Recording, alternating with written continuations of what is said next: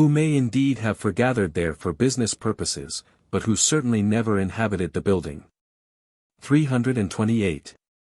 Chapter 20 The Supreme Hour. To Dr. Feckenham Mary assigned the melancholy task of announcing her hopeless position to Jane Grey. This duty he performed on February 8, the day before that originally fixed for the execution, at the same time exhorting her to prepare for death.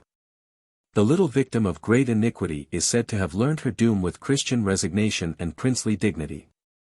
She did not fall into a consternation as when her accession to the throne was announced to her at Chaon, but listened, dry-eyed, to the worthy prelate's awful words. The call to another world was more welcome, doubtless, to her weary spirit than had been that other summons to an earthly throne. Her life, she told Feckenham, had long been a living death, and the sooner it ended the better. I am ready to receive death patiently, she said, and in whatever manner it may please the Queen to appoint. True, my flesh shudders, as is natural to frail humanity, at what I have to go through, but I fervently hope the spirit will spring rejoicingly into the presence of the eternal God, who will receive it. She pleaded for her husband. He was innocent, she said, and had only obeyed his father in all things. Finally, she expressed her desire to see a minister of her own religion, and prayed that during her last hours she might not be troubled by the presence of any Roman Catholic priest or prelate, since she had no time for that. Mary, however, was resolved that no minister of the Reformed religion should visit her cousin, but she had made a judicious choice in sending Dr. Feckenham, a liberal-minded man of the gentlest manners, to minister spiritual consolation to 329 her. Though the numerous pictures representing the tragic scene of Jane's death generally depict Feckenham as a dignified old man with a long white beard, he was in reality a short, stout, comfortable-looking, elderly gentleman, with a close-shaven red face, and twinkling eyes. A devout Catholic, he desired, no doubt, to convert his illustrious prisoner to his own faith, and even Pollino, who must have been well acquainted with all that the Catholic party had to say on the subject, says that Lady Jane and Feckenham held long conversations on the subject of the Eucharist, one on which Lady Jane held distinctly Protestant views, but there is no evidence that, as some historians allege, she ever engaged in a discussion on matters of faith and doctrines with Feckenham in a hall of the Tower set apart for that purpose, and in the presence of an assembly of learned Catholic prelates and theologians. We may be sure that any controversy between Lady Jane Grey and Dr. Feckenham, either in the last week of her life or at any other time, took place in the privacy of her own apartment. Florio, the Protestant Italian historian, who has written a life of Lady Jane Grey, concocted out of Fox's Book of Martyrs and other similar works, prints at the end of his book a dialogue between Lady Jane and Feckenham on the subject of transubstantiation, and this conversation is also given in Harris Nicholas's Literary Remains of Lady Jane Grey. This is most likely a report dictated by someone to whom Jane communicated the substance of what passed between herself and the Benedictine. Dr. Feckenham has left his own account of what took place, and admits that in the course of several lengthy conversations with Jane on matters of dogma, by means of which he had hoped to convert her to Catholicism, he had been deeply impressed by her gentleness, her dignity, and her evident sincerity. Feckenham obtained the respite of 3 days, generally given in such cases, and the execution was postponed until Monday, February 12. On his informing Jane of what he had done, she is said to have replied, "Alas, sir, I did not intend what I said to be reported to the Queen, nor would I have you think me covetous for a moment's longer life. For 330 I am only solicitous for a better life in eternity, and will gladly suffer death, since it is Her Majesty's pleasure." Feckenham, it appears, had misunderstood the phrase, "she had no time for that," as meaning that Jane might be disposed to listen to his religious teaching if allowed more time for its consideration, and had therefore requested the respite granted by the council. But she proved no more amenable to the worthy priest's arguments on the last day than on the first. Lord Guilford Dudley, unlike his stoical wife, received his sentence with a flood of tears. Of all the victims of this terrible tragedy, he was, in truth, the most inoffensive. The poor lad had done no harm, except to obey the instructions of his father and mother, especially in respect to his foolish attempt at Brussels, which was probably the real cause of his condemnation, and there was nothing. Now that his father was removed, to be gained by putting him to death. Except by his marriage, he was not connected with the royal family, he was therefore not in the line of succession, and his liberation would not have involved the slightest danger to Queen Mary or her throne. His execution may be described as a useless murder, even a darker stain on Mary Tudor and her advisers, the Emperor Charles V, his agent Simon Renard, and the Council, than that of Lady Jane Grey, who certainly might have been used again in the near future, as the tool of some unscrupulous statesman. Mary, as we have said, was herself perfectly willing, almost to the last, to spare both Guilford and his wife, but their chance of pardon was ruined by the Duke of Suffolk's abortive rebellion. Had he obeyed Mary's orders, put himself at the head of her troops, remained loyal, and defeated the rising in the Midlands, as Huntingdon eventually did, his children's lives would doubtless have been spared by the grateful sovereign. The original order, as we have seen, was that Jane and Guilford should perish together on Tower Hill. Harris Nicholas seems to think the plan was abandoned because the council dreaded the effect of the prisoner's youth and innocence on the populace. This view has been adopted by other writers, but the real motive of the change was a matter of political etiquette. Lady Jane was of the blood royal, and 331 therefore entitled to be executed within the precincts of the Tower, on the green where the two queens of Henry VIII and the old Plantagenet princess, Margaret of Salisbury, had been beheaded. Guilford, on the other hand, on the paternal side of even plebeian origin, could only be decapitated without the Tower. On the evening of the day originally fixed for the execution, Friday, February 9, Jane wrote the following letter to her father, in which she herself holds him responsible, through his rashness, for her death. Father, although it hath pleased God to hasten my death by you, by whom my life should rather have been lengthened, yet can I patiently take it, that I yield God more hearty thanks for shortening my woeful days, than if all the world had been given into my possession, with life lengthened at my own will. And albeit I am well assured of your impatient dolours, redoubled many ways, both in bewailing your own woe, and especially, as I am informed, my woeful estate. Yet, my dear father, if I may without offence rejoice in my own mishap, herein I may account myself blessed, that washing my hands with the innocence of my fact, my guiltless blood may cry before the Lord, mercy to the innocent. And yet, though I must needs acknowledge that being constrained, and, as you know well enough, continually essayed, yet, in taking the crown upon me, I seem to consent, and therein grievously offended the Queen and her laws, yet do I assuredly trust, that this my offence towards God is so much the less, in that being in so royal estate as I was, my enforced honour never mixed with mine innocent heart. And thus, good father, I have opened unto you the state in which I presently stand, my death at hand, although to you it may seem woeful. Yet to me there is nothing that can be more welcome than from this vale of misery to aspire to that heavenly throne of all joy and pleasure. With Christ our Saviour, in whose steadfast faith, if it be lawful for the daughter so to write to the Father, the Lord that hitherto hath strengthened you, so continue to keep you, that at last we may meet in heaven with the Father, Son, and Holy Ghost. Amen. I am, your obedient daughter till death. Jane Dudley. 332 Jane probably spent Sunday, February 10, in prayer and meditation, or perhaps as an unwilling listener to Feckenham's exhortations. The next day Gardiner, preaching before the Queen, then at Whitehall, blamed her for what he considered her leniency. He asked a boon of the Queen's Highness, that like as she had before extended her mercy particularly and privately, so through her lenity and gentleness much conspiracy and open rebellion was grown. According to the proverb nimia familiaritas perit contemptum, which he brought then in, for the purpose that she would now be merciful to the body of the commonwealth, and conservation thereof, which could not be, unless the rotten and hurtful members thereof were cut off and consumed.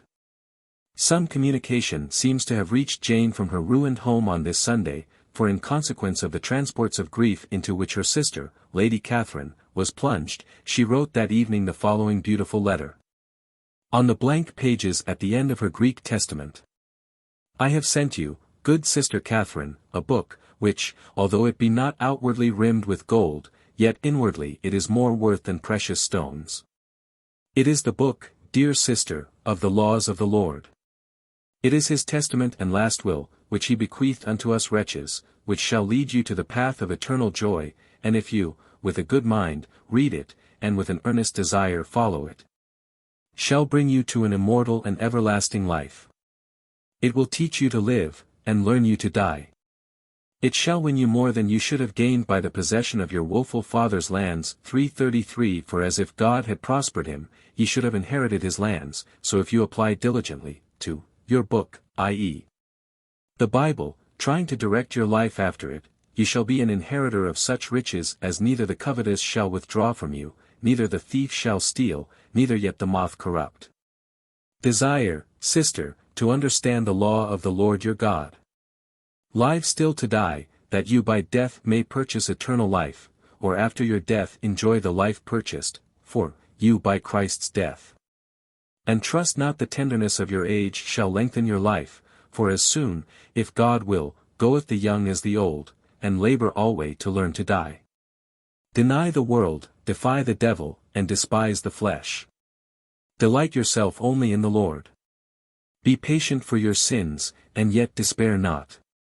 Be steady in faith, yet presume not, and desire with St. Paul to be dissolved and to be with Christ, with whom even in death there is life. Be like the good servant, and even at midnight be waking. Lest when death cometh and stealeth upon you, like a thief in the night, you be with the evil servant found sleeping, and lest for lack of oil ye be found like the first foolish wench, and like him that had not on the wedding garment. And then be cast out from the marriage. Resist, sin, in ye, yourself, as I trust ye do, and seeing ye have the name of a Christian, as near as ye can, follow the steps of your Master Christ, and take up your cross, lay your sins on his back, and always embrace him. And as touching my death, rejoice as I do, and assist, perhaps, consider, that I shall be delivered of this corruption, and put on incorruption, for I am assured that I shall for losing of a mortal life find an immortal felicity. Pray God grant you, and send you of his grace to live in his fear, and to die in the love. Here is an illegible passage, perhaps made so by fast falling tears, neither for love of life, nor fears of death. For if ye deny his truth to lengthen your life, God will deny you, and shorten your days. And if ye will cleave to him, he will prolong your days, to your comfort in his glory, to the which glory God bring mine and you hereafter, when it shall please God to call you. 334 Farewell, good sister, put your only trust in God, who only must uphold you. Your loving sister, Jane Dudley. The precious volume containing this letter is fortunately the property of the nation, deposited in the MS. Department of the British Museum. In the British Museum there is also a small and beautiful MS vellum prayer book, imperfect in 1 or 2 pages. 4 inches in length, and nearly 2 inches thick, bound in red morocco, and richly ornamented, it contains 35 distinctly Protestant prayers. The catalogue of the Harleian collection states that it was perhaps written by the direction of Edward Seymour, Duke of Somerset and Protector of England, upon his first commitment to the Tower of London. And that the last 5 prayers were added after his second commitment, which ended in his execution. On the margin of several pages, not more than 3 lines occupying the same leaf, are a series of interesting autographs. The first of these is in the hand of Lord Guilford Dudley, and runs as follows. Your loving and obedient Son wisheth unto your grace long life in this world, with as much joy and comfort as ever I wish to myself. And in the world to come, joy everlasting to your most humble Son till his death. G. Dudley. It has been conjectured from this inscription that Guilford presented the book to his father-in-law, on the occasion of his wedding with Lady Jane. Unless the inscription was addressed to his father, Northumberland. It is also supposed that the Duke of Suffolk, having received it from Guilford, left it behind him after his release from his 3 days' imprisonment in the Tower. Others say that Sir John Gage, Constable of the Tower, gave it himself to his prisoners, so that they might write something in it for him to keep in remembrance of them. It was certainly in Jane's possession for some time, for she carried it with her to the scaffold. And it contains in her hand, a solemn farewell to, and prayer for, her father, in the following terms. 335. The Lord comfort your grace, and that in his word, wherein all creatures only are to be comforted. And though it hath pleased God to take ij of your children, yet think not, I most humbly beseech your grace, that you have lost them, but trust that we, by leaving this mortal life, have won an immortal life. And I, for my part, as I have honored your grace in this life, will pray for you in another life. Your Grace's humble daughter, Jane Dudley. Shortly before proceeding to her execution, Jane's kindly jailer, Sir Thomas Bridges, begged her to give him something to keep in memory of her. Whereupon she offered him this very prayer book, and at his request wrote in a third sentence. Forasmuch as you have desired so simple a woman to write in so worthy a book, good Master Lieutenant, therefore I shall as a friend desire you, and as a Christian require you, to call upon God, to incline your heart to his laws, quicken you in his ways, and not to take the word of truth utterly out of your mouth. Live still to die, that by death you may purchase eternal life, and remember how the end of Methuselah, who as we read in the scriptures was the longest liver that was of a manner, died at the last. For, as the preacher saith, there is a time to be born and a time to die, and the day of death is better than the day of our birth.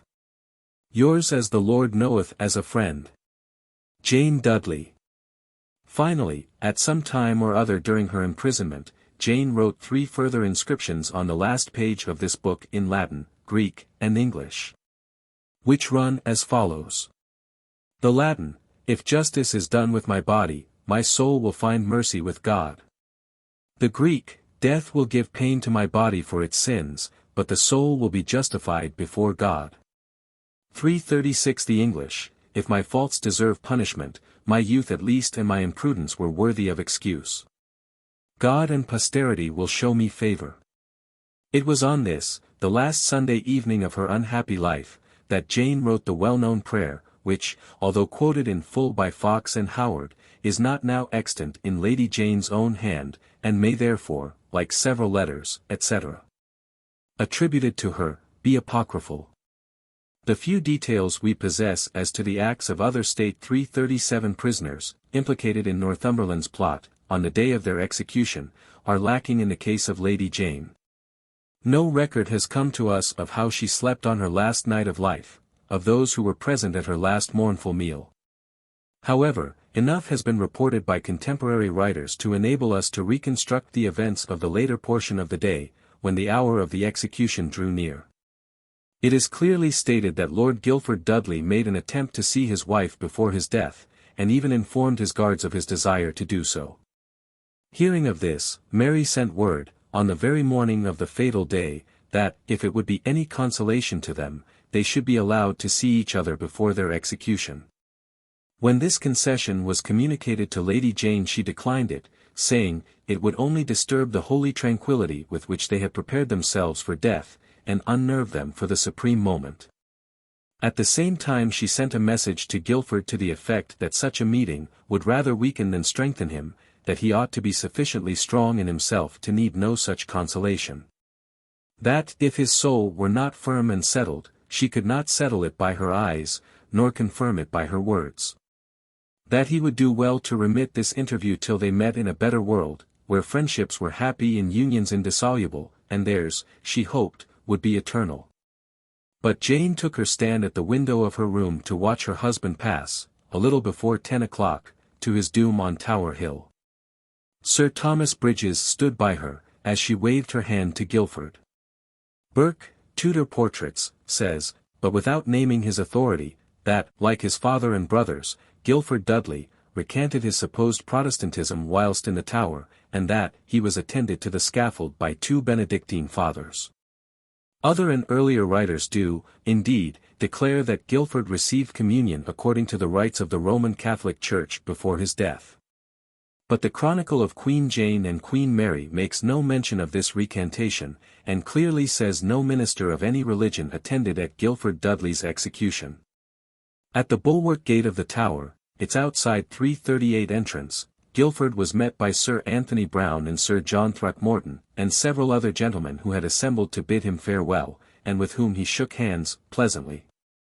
Here, too, Sir Thomas Offley, the Sheriff of Middlesex, in accordance with precedent, took charge of the prisoner. The mob that in those days invariably assembled to witness such sinister functions, was on Tower Hill in its hundreds, nay thousands, to see the poor boy beheaded. He looked very handsome, in his suit of black velvet slashed with dark-colored cloth. His tall and youthful figure impressed the people most favorably, and a murmur of sympathy ran through the motley throng. Guilford did not attempt to make a speech. He knelt down and said his prayers, simple prayers he had learnt as a child, and, it was said, he shed some tears at the thought of dying so young.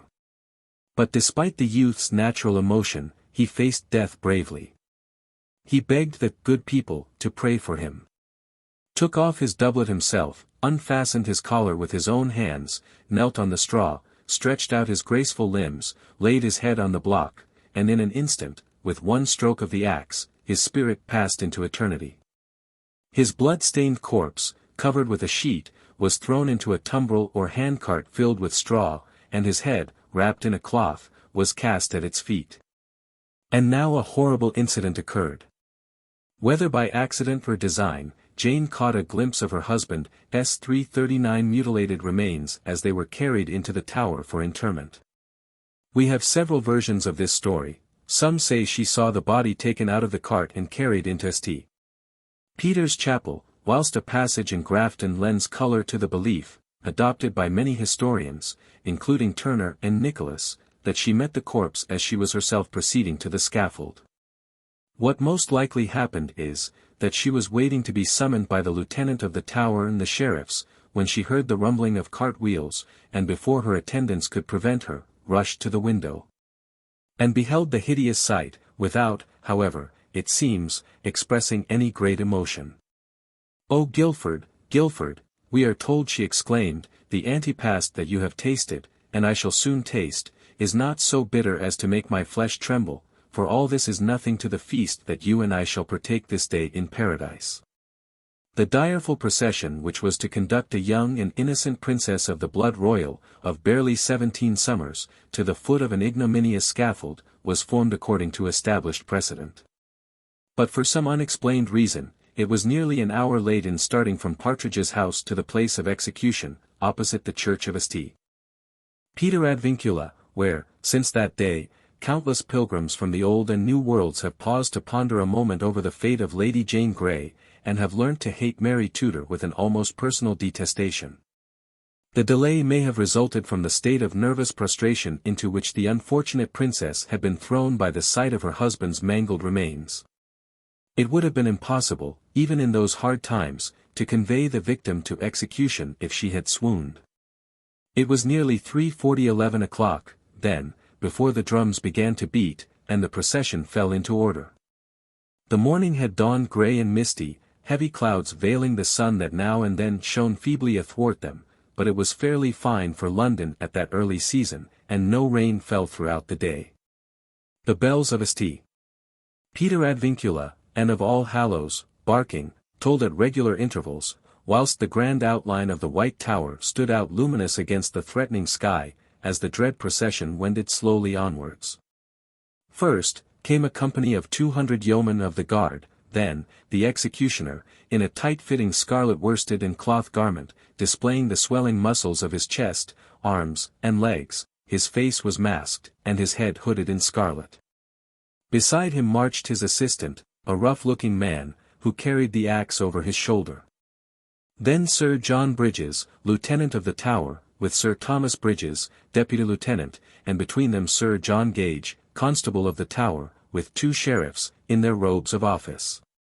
Lastly, the young prisoner herself, dressed as on the occasion of her trial at the Guildhall in the same black cloth dress, edged with black velvet, a Marie Stuart cap of black velvet on her head, with a veil of black cloth hanging to the waist, and a white wimple concealing her throat. Her sleeves edged with lawn, neatly plaited round the wrists.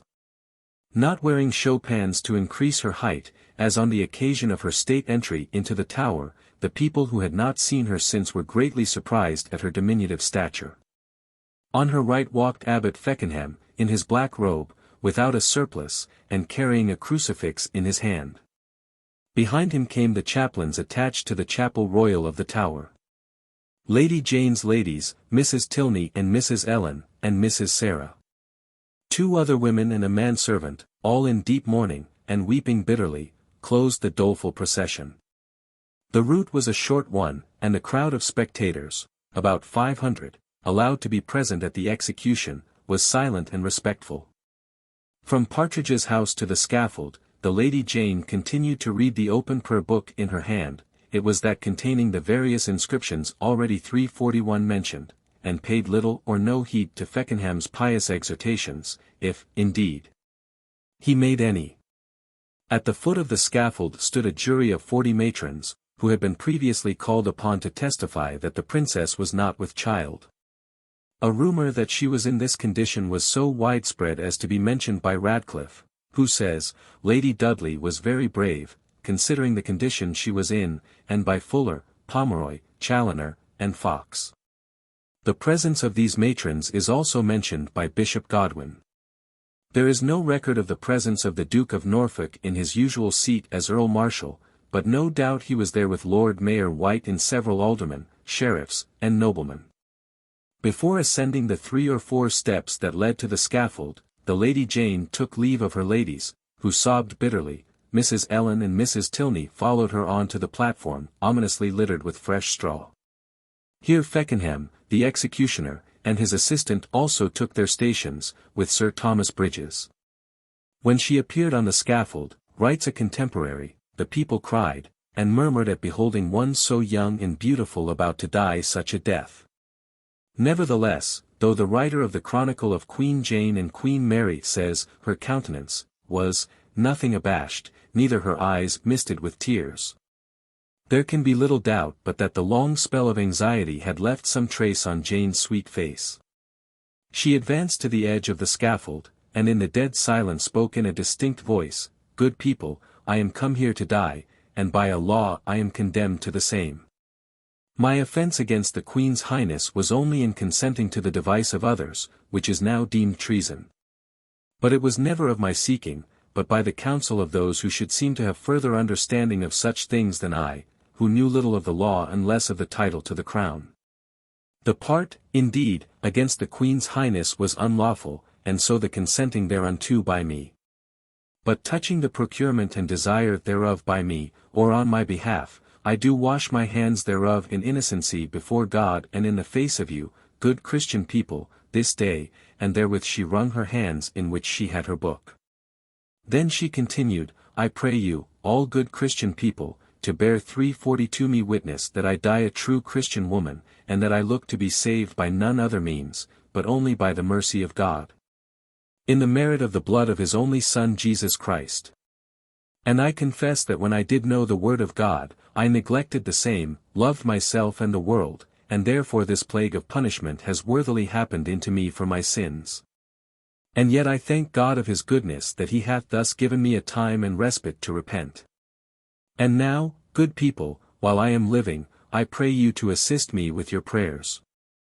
Lady Jane's relative, Lady Philippa de Clifford, in her little-known report, adds that, after a pause, and wiping 343 her eyes, she, Jane, said in a firmer voice, Now, good people, Jane Dudley bids you all a long farewell. And may the Almighty preserve you from ever meeting the terrible death which awaits her in a few minutes. Farewell, farewell, for evermore. Jane, when she had finished speaking, was much affected, and hid her face upon the neck of the old nurse who attended her on the scaffold. This nurse must have been Mrs. Ellen, into whose arms she threw herself when she first perceived the towering figure of the masked executioner, garbed from head to foot in scarlet. Clinging to the aged woman, the poor girl sobbed convulsively. Growing calmer, after a while, she knelt down, and asked Feckenham what prayer she should recite. Shall I say this psalm? Probably pointing to her prayer book as she did so. Yes, answered he. And then, as she and many of the people knelt, he said the 51st Psalm, the Miserere, in Latin, Jane repeating it after him in English. This done, she rose, and said very courteously to Dr. Feckenham, God will abundantly requite you, good sir, for all your humanity to me, though your discourses gave me more uneasiness than all the terrors of approaching death. Bishop Godwin says, just before she knelt down, Lady Jane embraced the venerable prelate and thanked him for his kindness to her. She then gave her handkerchief and gloves to Mrs. Tilney. And turning to Sir Thomas Bridges, said gently, you asked me for a parting memory of me, and handed him the prayer book which she had been using and in which she had written her farewells. The supreme moment had arrived. Without the assistance of her two female attendants, who were too completely overcome to assist her, she untied the collar of her gown. The executioner offered to help her, but she curtly desired him to desist, and turning to her ladies, spoke a few words to them. Mastering their emotion, they took off her outer dress, leaving her in her kirtle, or under gown with close-fitting sleeves. They also removed her headdress, described by the old chroniclers as a froze paste, and kerchief, giving her at the same time a handkerchief to tie over her eyes. Then the executioner knelt and besought her pardon. She replied 344 simply, most willingly. Now came what was perhaps the most painful episode of the horrible ceremony, the pause of 5 minutes, for the Queen's mercy. The poor girl had to stand, with the ghastly preparations for her approaching death about her, for a space of time which, brief as it really was, must have seemed an eternity to her, waiting for a clemency she no longer expected nor desired. But no white wand was waved, there was no mercy for Jane Grey. The 5 minutes ended, the executioner motioned the unfortunate princess to take her place upon the straw, and she, noticing the block for the first time, began to tremble a little, and said, as she knelt down, I pray you dispatch me quickly. Adding, will you take it off before I lay me down? No, madam, replied the executioner. With her own hand she bound the handkerchief about her eyes, and being now in that darkness from which death would soon release her, lost consciousness of where she was, and groping about for the block, asked eagerly, where is it? What shall I do? Where is it? Someone guided her to the fatal spot, and the 9 days queen, laying herself down with her fair head upon the block, stretched out her body, and cried aloud that all might hear her, Lord, into thy hands I commend my spirit.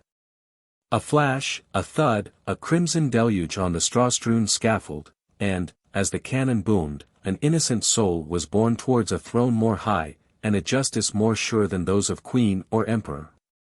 345 There are several conflicting accounts of what subsequently happened.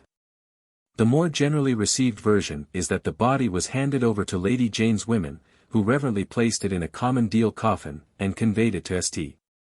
Peter ad Vincula, precisely as the women of Anne Boleyn and Catherine Howard had conveyed the mangled remains of those slaughtered queens.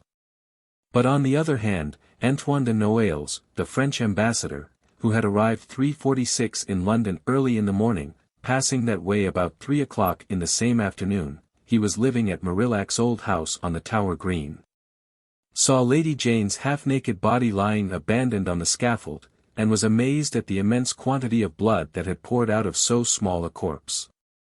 Peter de Renzi tells us her remains were left for hours half-naked on the scaffold streaming with blood, and were placed in a deal coffin. It would seem indeed that, in death as in life, Lady Jane Grey, the moment fortune turned against her, was abandoned by all those, even by her own mother, who by reason of natural ties should have rallied round her in the hour of need. Thus after death her bleeding remains were treated with corresponding neglect, the puppet which was to have made Northumberland's fortune was thrown aside, with none to care for it, when once its purpose failed. This unusual treatment of the body may not, however, have proceeded entirely from heartlessness, but from the difficulty and uncertainty as to the nature of the religious service to be said over the remains of one who, though born a Catholic, had died a heretic. St. Peter's Chapel having been lately restored to the Catholics, Jane could not be buried there without ecclesiastical license, and to obtain this, Feckenham probably had to see Queen Mary, or get some sort of permit from Archbishop Heath. But, granting all this, the corpse might, at least, have been decently covered. The delay as to the burial of Jane Grey's corpse may have given rise to the popular report that it was transported to Bradgate, and interred there. There is no question, however, that the body was eventually conveyed into the church of St. Peter ad Vincula and buried in the vault which already contained the mangled remains of so many of her contemporaries. Many years ago, a very small and 347 broken coffin was discovered in this vault, containing the remains of a female of diminutive stature, with the head severed from the body. The skeleton, which crumbled to ashes immediately it was exposed to the effect of the atmosphere, was surmised to be that of Lady Jane Grey, and the dust was enclosed in an urn and placed immediately under the oval inscription in the chancel above, which records her death. Yet in Leicestershire, the tradition still persists that the body was brought to Bradgate late at night, and secretly interred in the parish church. And with this tradition, of course, is connected the legend of the coach with the headless occupant, said to appear before the gates of Bradgate on the anniversary of Lady Jane's death. Thus, in blood and in neglect, ends the tragic story of Lady Jane Grey, one of the most popular heroines in our history, the helpless victim of circumstance, and of the soaring ambition of a singularly masterful and unscrupulous man. 348. Chapter 21 The Fate of the Survivors. The reforming leaders, who had so flattered Lady Jane Grey when they saw a chance of her becoming queen, do not seem to have felt much concern at her death. In a letter of April 3, 1554, addressed to Bullinger, Peter Martyr says, Jane, who was formerly queen, conducted herself at her execution with the greatest fortitude and godliness. Bircher, writing on March 3, 1554 to Bullinger, casually remarks, I have heard, too, that the Queen has beheaded his, Suffolk's, daughter Jane, together with her husband, that Jane, I mean, who was proclaimed Queen. Lastly, a less well-known reformer named Thomas Lever wrote to Bullinger in the April of 1554, that Jane had been beheaded. As to the imperial ambassadors, Montmorency Marnix, Jehan Scheffer, and Simon Renard, they were one and all jubilant over the death of Lady Jane, her father, and Northumberland. There was not much sympathy ever expressed for Lady Jane among the people. No doubt her execution was the main topic of chatter in all the taverns of London, as well in the little darksome dens, down by the wharves, where seafaring men congregated, as in the luxurious hostelries in Cheapside, the Strand, Holborn, and Westminster, where rich gossips forgathered. But of demonstrative sympathy there was none. Yet the erection on that fateful Monday of some 50 gibbets intended for the hanging of the Wyatt rebels did impress the hardened populace with a sense of horror and anxiety. It marked the beginning of the reaction against Mary, which set in violently a few months later on with the burnings in Smithfield, to blast her name forever by the fearful epithet of bloody. Let us give a parting glance to the remaining actors in 349 this tragedy. Jane's father, Henry Grey, Duke of Suffolk, was brought to trial for high treason in Westminster Hall on February 17. The indictment was for levying war against the Queen, adhering to Sir Thomas Wyatt, in order to depose the Queen and set the crown on his daughter Jane, and having opposed the Earl of Huntingdon when the latter was in command of the Queen's forces. The Duke's defence was, that he had not attempted to proclaim Jane during his expedition of January 1554, and had only gone out to rouse the people against the Spaniards, which, as a peer of the realm, he claimed he was entitled to do. As to the accusation of opposing Huntingdon, he answered that he did not know that nobleman was acting under the Queen's orders. He also took refuge behind his brother Thomas, who, he said, had advised him to go into the country, where he would be safe among his tenants, whereas if he remained in London he would be sent to the Tower again. This feeble defence was not accepted. And Henry Fitzalan, Lord Maltravers, Lord Arundel, the Queen's Lord Steward, who had brought the record into court, pronounced sentence of death, as a traitor, on that Henry Grey who had so greatly injured his sister, Lady Catherine Fitzalan, his first and neglected wife, from whom he was never legally divorced. He had his hour of revenge at last. The Duke was much confounded at his condemnation. Contemporaries inform us that when he left the Tower he went stoutly and cheerfully enough, but when he re-entered Traitor's Gate his countenance was heavy and pensive. He had not to wait long for his coup de grace. On the following Friday, February 23, he was brought out of the Tower, between 9 and 10 in the morning, to be executed on Tower Hill. He had some trouble with Dr. Weston, the Roman Catholic priest Mary had appointed to accompany him to the scaffold. When they arrived at its foot, the Duke refused to listen to him, and even went so far as to prevent his ascending 350 the steps. Dr. Weston, however, insisted in the Queen's name, whereupon, with an expressive gesture of resignation, Suffolk submitted to his presence, but the attempt to change his religious convictions failed utterly. Dr. Weston told him in a loud voice that the Queen forgave him, to which the Duke replied, "God save her grace," and the people murmured, and some said they hoped he, Weston, would have a like pardon. The Duke at last made a brief speech, saying simply, "Masters, I have offended the Queen, and her laws, and thereby I am justly condemned to die, and am willing to die, desiring all men to be obedient. And I pray God that this my death may be an example to all men, beseeching you all to bear me witness that I die in the faith of Christ, trusting to be saved by his blood only, and by no other, trumpery, the which died for me. And for all men that truly repent and steadfastly trust in him. And I do repent, desiring you all to pray to God for me, that when ye see my breath depart from me, you will pray to God that he may receive my soul." After this, kneeling and raising his hands in supplication to heaven, he repeated the Miserere, the very psalm his daughter had said under like circumstances a week or so before. Then, rising, he continued, also as she had done, saying, "Into thy hands, O Lord, I commend my spirit." Just as he was about to make his final preparations for death, a very human incident occurred. A man to whom he was deeply in debt stood up and asked him, "Who will now pay me my money?" "Well," quoth the Duke, "ask not me now, but go and see my officers, who will, I doubt not, satisfy you." On this the man departed, saying, "God save your soul, sir." Suffolk now removed his cap and neckcloth, and to the headsman's usual appeal for forgiveness, replied, "God forgive thee, and I do. And when thou dost thine office, I pray thee, do it quickly, and God have mercy on thee."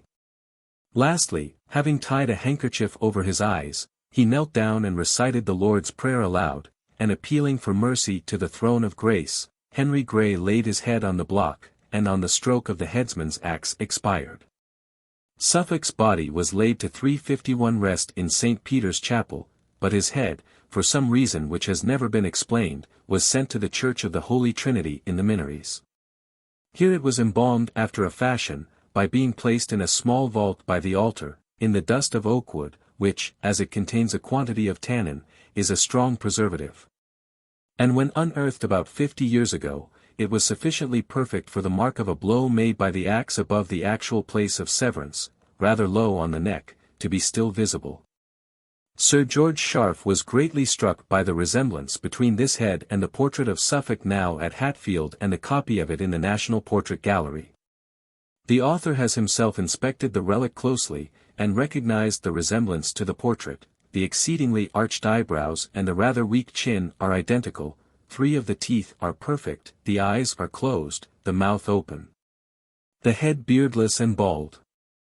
Lady Jane's uncle, Lord Thomas Grey, shared the fate of his brother of Suffolk and of Lord Leonard Grey. At the time of the Duke's rising, he attempted to escape to the continent by way of Wales.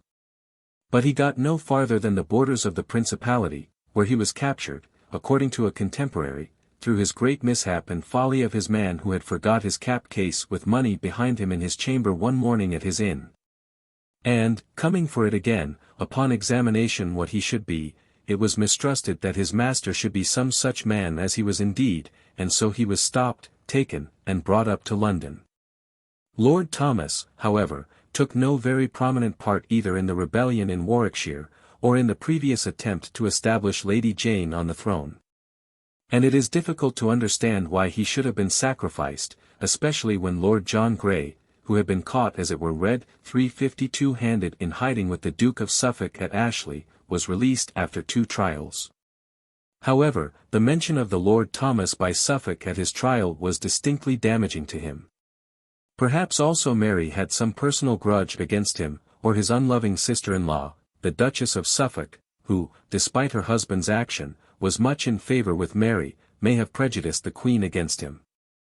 According to Noailles, Thomas Grey frankly avowed his determination to see Courtenay, Earl of Devonshire, king, or to be king himself.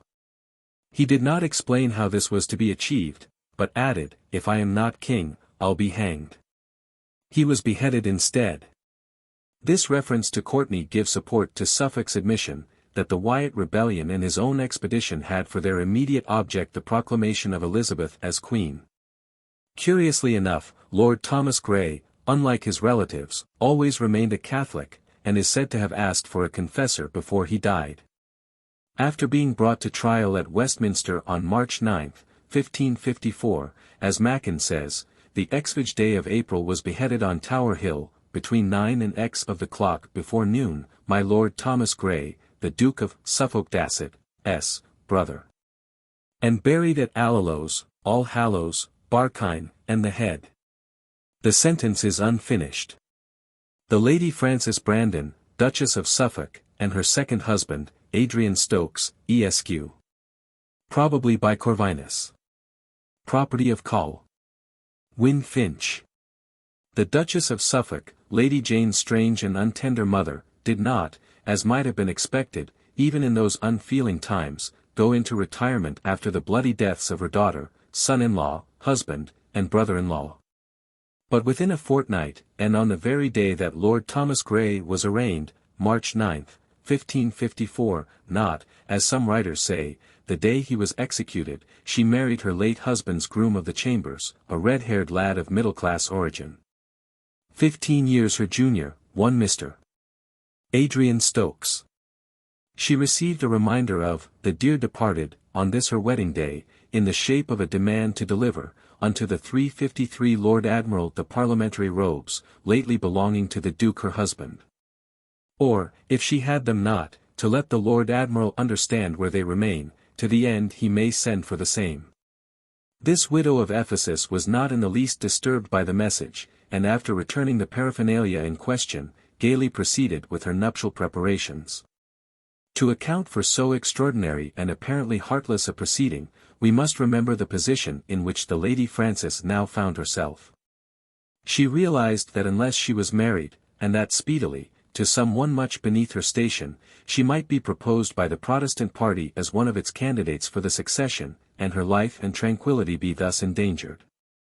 Her marriage with one who was little better than a menial rendered this impossible, and besides, she was a Tudor, she may have been really in love with her red-haired Mr. Stokes.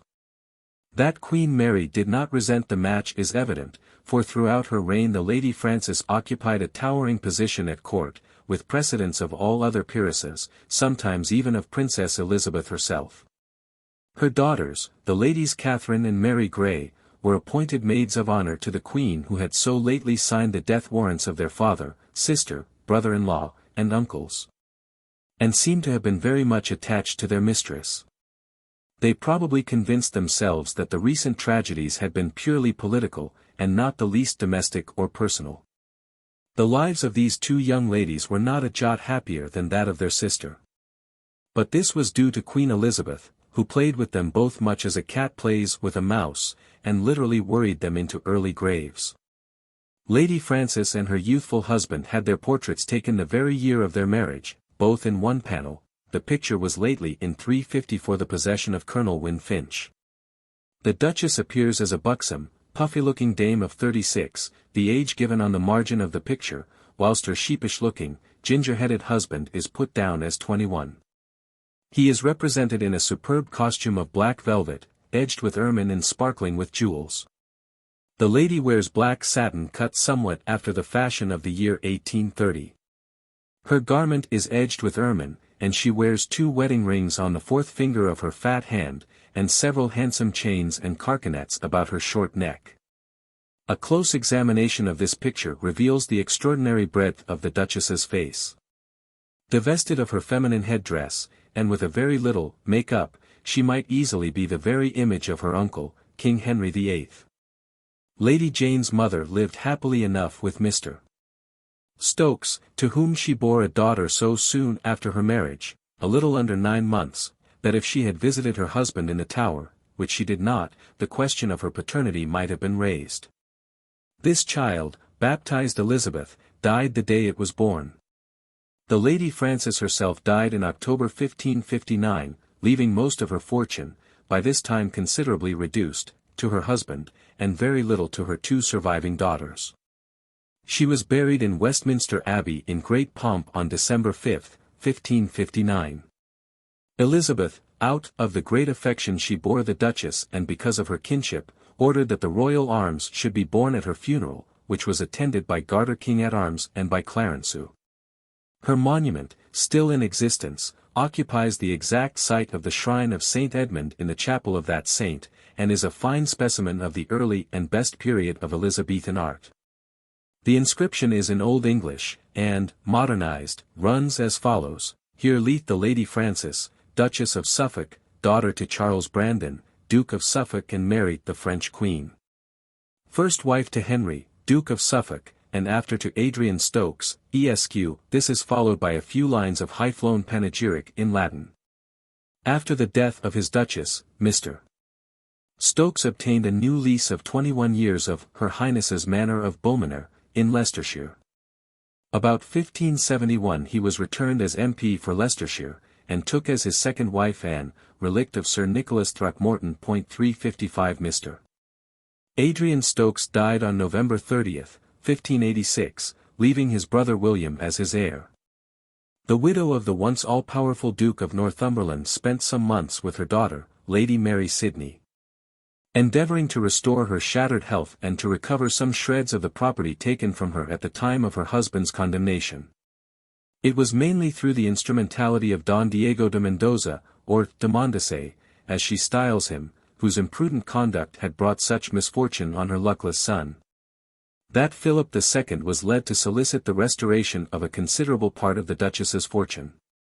She also obtained permission to inhabit the empty manor house at Chelsea, where she endeavoured to collect some of the magnificent furniture which had once adorned the royal mansion, Durham House, in the Strand, recovering, amongst other things, a set of green curtains shot with gold thread and certain carved chairs and tables. But peace and shelter, even combined with a measure of comfort and independence, availed not to restore her broken health. And on January 22, 1555 the famous Duke of Northumberland's widow died broken-hearted at Chelsea Manor in her 46th year. Her will is one of the most curious extant. After declaring it written entirely in her own hand, without the advice of one learned in the law, she bequeaths to the Lord Diego de Mondesay, that is beyond the sea, the little book clock that hath the moon in it, etc. And her dial, the one leaf of it the almanac and the other side, the golden number in the middle. What would we not give for a glimpse of this curious little clock or dial? To Sir Henry Sidney she leaves the gold and green hangings in the gallery at Chelsea, to her daughter, Mary Sidney, her gown of black barred velvet, furred with sable, to her daughter, Catherine Hastings, a gown of purple velvet, and a summer gown. To the Duchess of Alva, her green parrot, having nothing else worthy of her, to Elizabeth, wife of Lord Cobham, a gown of black barred velvet, furred with lizards. The document ends with the following quaint directions: My will is earnestly and effectually, that little solemnities be made for me, for I had ever have 1,000-folds my debts to be paid, and the 356 poor given unto. Then any pomp to be showed upon my wretched carcass. Therefore to the worms will I go, as I have afore written in all points, as you will answer it afore God, and you break any one jot of it, your will hereafter may chance be to as well broken. After I am departed from this world, let me be wound up in a sheet, and put into a coffin of wood, and so laid in the ground with such funerals as pertaineth to the burial of a corpse. I will at my year's mind, i.e. anniversary of her death, have such divine service as my executors shall think meet, with the whole arms of father and mother upon the stone graven, nor in any wise to let me be opened after I am dead. I have not loved to be very bold afore women, much more would I be loath to come into the hands of any living man, be he physician or surgeon. She was buried in Chelsea Parish Church on February 1, 1555, 2 heralds attending the funeral, at which there was a brilliant display of escutcheons and banners, etc. Her tomb is against the south wall of the church, and is under a Gothic canopy, supported by pillars of mosaic. It bears a long inscription, together with effigies of the Duchess and her 5 daughters, kneeling. A similar plate with her 8 sons on it has been torn off. 357 The Duchess of Somerset, the Protector's widow, followed the example of my Lady of Suffolk, and ensured her personal tranquillity by contracting a mésalliance with Mr. Newdigate, son of that Mr. Newdigate to whom, as recorded in an early chapter of this work, Lord Latimer, Catherine Parr's second husband, used to let his house furnished. The Duchess had been released from the Tower with other notable prisoners when Mary first entered its precincts. She was much beloved by that Queen, who used to address her as, "My good Nan," and this despite the fact that the Duchess was an ardent Protestant. She died in her 90th year, and was laid to rest under a monument which is reckoned as one of the finest in Westminster Abbey. Catherine, Dowager Duchess of Suffolk, Charles Brandon's fourth and last wife and Lady Frances' stepmother, had followed the prevailing custom and married her secretary, Mr. Bertie, or Bartie, a gentleman of fair family in little means. Her Grace was one of the first Englishwomen of noble birth to embrace the principles of the Reformation, and greatly incensed Queen Mary by doing so. This lady's mother, Lady Willoughby d'Eresby, was Queen Catherine's closest friend, and a staunch Catholic, a fact that probably increased the Queen's resentment against the Duchess and her second spouse. And a hint that he might be arrested on a charge of heresy sent Mr. Bertie flying to Flanders. He had not the kindness to inform his wife of his intended flight, and she, feeling herself forsaken and in danger in London, escaped one foggy morning from her house in the Barbican and followed in the wake of the truant, whom she found at Basel, where their famous son, Peregrine, the brave Lord Willoughby, was born. After Elizabeth's accession, the Duchess returned to London with her children by Mr. Bertie and that gentleman himself. She was favourably received by the Queen, 358 who saddled her, however, with many unwelcome obligations, among them the custody of her step-granddaughters, the Ladies Catherine and Mary Grey. The Duchess, who was on friendly terms with Cecil, kept up a constant correspondence with him. And even after the lapse of nearly 500 years, her humorous descriptions of people and things raise not a smile only, but a hearty laugh. She was, in fact, considered the wittiest woman of her day. Catherine, Dowager Duchess of Suffolk, died late in the reign of Elizabeth. Queen Jane's secretary, Sir John Cheek, was arrested on 27 or July 28, 1553, Strype says, together with the Duke of Suffolk, and committed to the Tower. There he remained a close prisoner. On 12 or August 13 an indictment as a traitor was made out against him, which brought forth a private letter to him from Cranmer, with whom he was on intimate terms. In this epistle Cheek is described as one who had been none of the great doers in this matter, i.e. of the accession of Jane, against her, Queen Mary. In 1554 Sir John Cheek was, after his estates had been confiscated, released from the Tower and given a license by the Queen to travel abroad, whereupon he made no delay in getting to Switzerland and thence to Italy. 359. Appendix Iconography of Lady Jane Grey and her family, etc. The painted portraits of Lady Jane Grey are exceedingly scarce, and probably not a single one of them is authentic. On the other hand, very early and almost contemporary engraved portraits are fairly numerous. The oldest of these latter is one by E. V. Wingard. It bears a certain resemblance to the portrait of her grandfather, the Duke of Suffolk, by Jacobus Corvinus, in the possession of Sir Frederick Cooke at Richmond. Although Wingard engraved it in the middle part of the reign of Elizabeth, when many persons were still living, the Queen herself included, who had seen Jane Grey, and who could have set him right, he attributes the original to Hans Holbein, who died in London of the plague, according to recent discovery, in 1543, that is to say, when Jane was but 6 years old. A fact which renders it impossible for him to have painted any of the numerous portraits attributed to him of Edward VI as a lad in his teens, Edward being born in the same year and month as Lady Jane. The portrait of Jane Grey from which Wingard engraved is evidently by some other artist who painted in the style of Holbein, presumably one of his pupils. It must be remembered that in our own time people are constantly attributing to Gainsborough and Reynolds portraits they could not have painted. So in the 17th century it was the fashion to attribute every portrait of the early part of the preceding century to Holbein, whose great name was remembered, whilst those of his lesser contemporaries were forgotten. 2. In the Earl of Stamford and Warrington's collection there is a very ancient portrait of Lady Jane Grey, engraved by Lodge. It is not well painted, but is none the less extremely interesting. The features are small and delicate. The costume 360 is rich but simple, and the pretty neckerchief is fastened at the bosom by a bunch of flowers. 3. Another frequently engraved portrait of Jane Grey, also attributed to Holbein, and engraved in George Howard's Life of Lady Jane Grey, was for many years in the possession of the late Mr. Wenman Martin, of Upper Seymour Street. The costume is exceedingly rich. 4. Probably on account of its excessive prettiness, the celebrated picture called Jane Grey, in the possession of Lord Spencer, at Althorpe, is likely to remain the most popular likeness of Lady Jane. It represents a sweet-looking young woman of about 16, seated by a window, reading an illuminated missal. By her side, on a table, stands a richly chiseled goblet or chalice. The dress is of ruby velvet, made very plain, and with hanging sleeves of a darker material. It was engraved in the last century by Dibdin, as the frontispiece of the Decameron, a work which certainly has no association whatever with the poor little 9 Days Queen.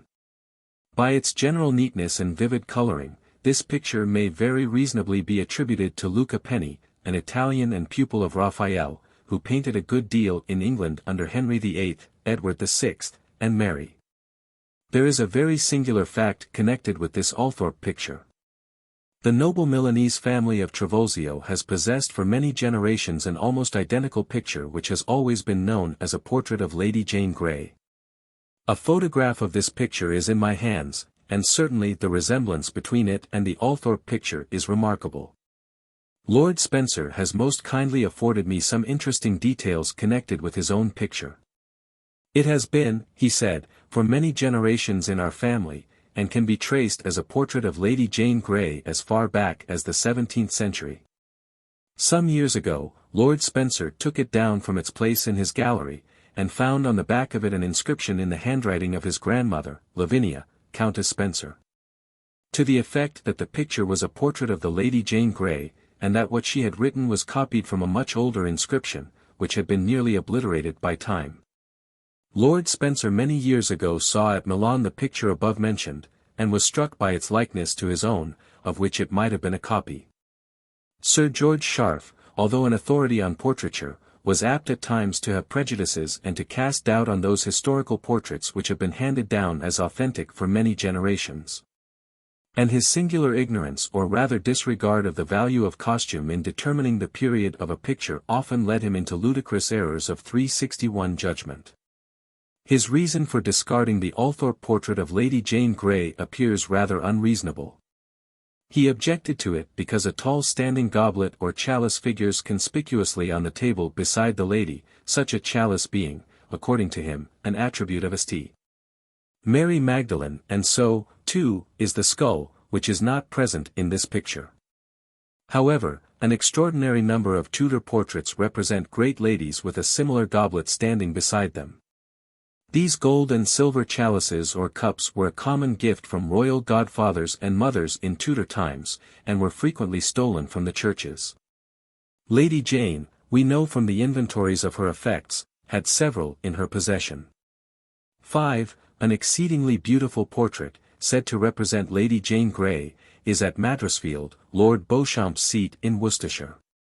The face bears a resemblance to that in the engraving by Wingard, and the costume is undoubtedly one that Lady Jane might have worn, and consists of a rich velvet gown, cut square at the neck and filled in with soft lawn and lace. Her headdress is very elaborate and graceful. Her expression is sweet and noble. This picture is wrongly ascribed to Lucas van Heer, and is more likely to have been painted by Street. Independently of its historical interest, it is a beautiful picture. On the other hand, its companion, supposed to represent Lord Guilford Dudley, is absolutely wrong. It represents a tall young gentleman with strongly marked features and a vapid expression.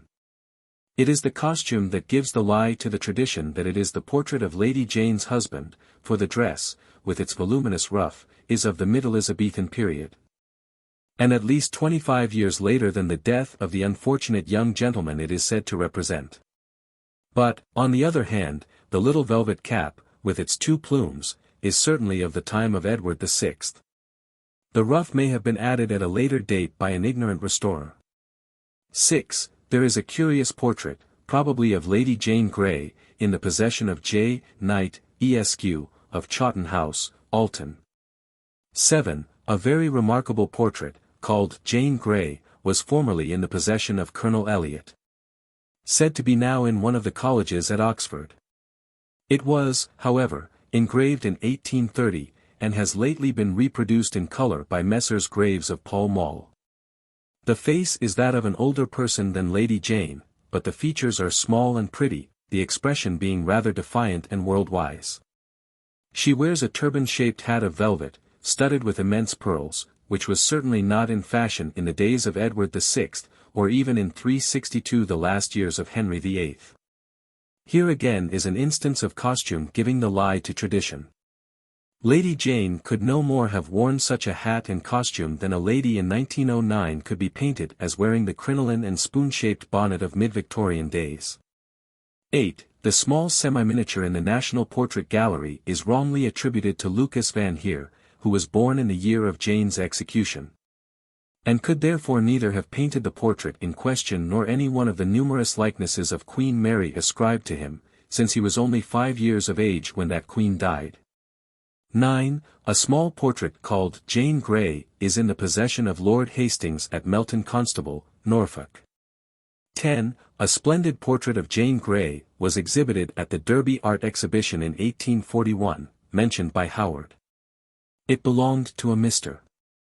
Harrington, who inherited it from 2 ancient ladies, the Mrs. Grey of Derby, in the possession of whose family this picture had been for many generations. 11. There is a sweetly pretty contemporary Tudor portrait, reputed to be that of Lady Jane Grey, in the possession of Colonel Horace Walpole, at Heckfield Place, Hants. The Wingard engraving has been frequently reproduced. In the print room at the British Museum there are no less than 6 variations of it. There are also engravings, more or less apocryphal, of Lady Jane by G. W. Krause and G. C. Schmidt, 1782. Engraved and fanciful portraits. Jane Grey, by G. Smerton, 1824. Lady Jane Grey, by G. Buckland, 1776. Lady Jane Grey, by Sherwin.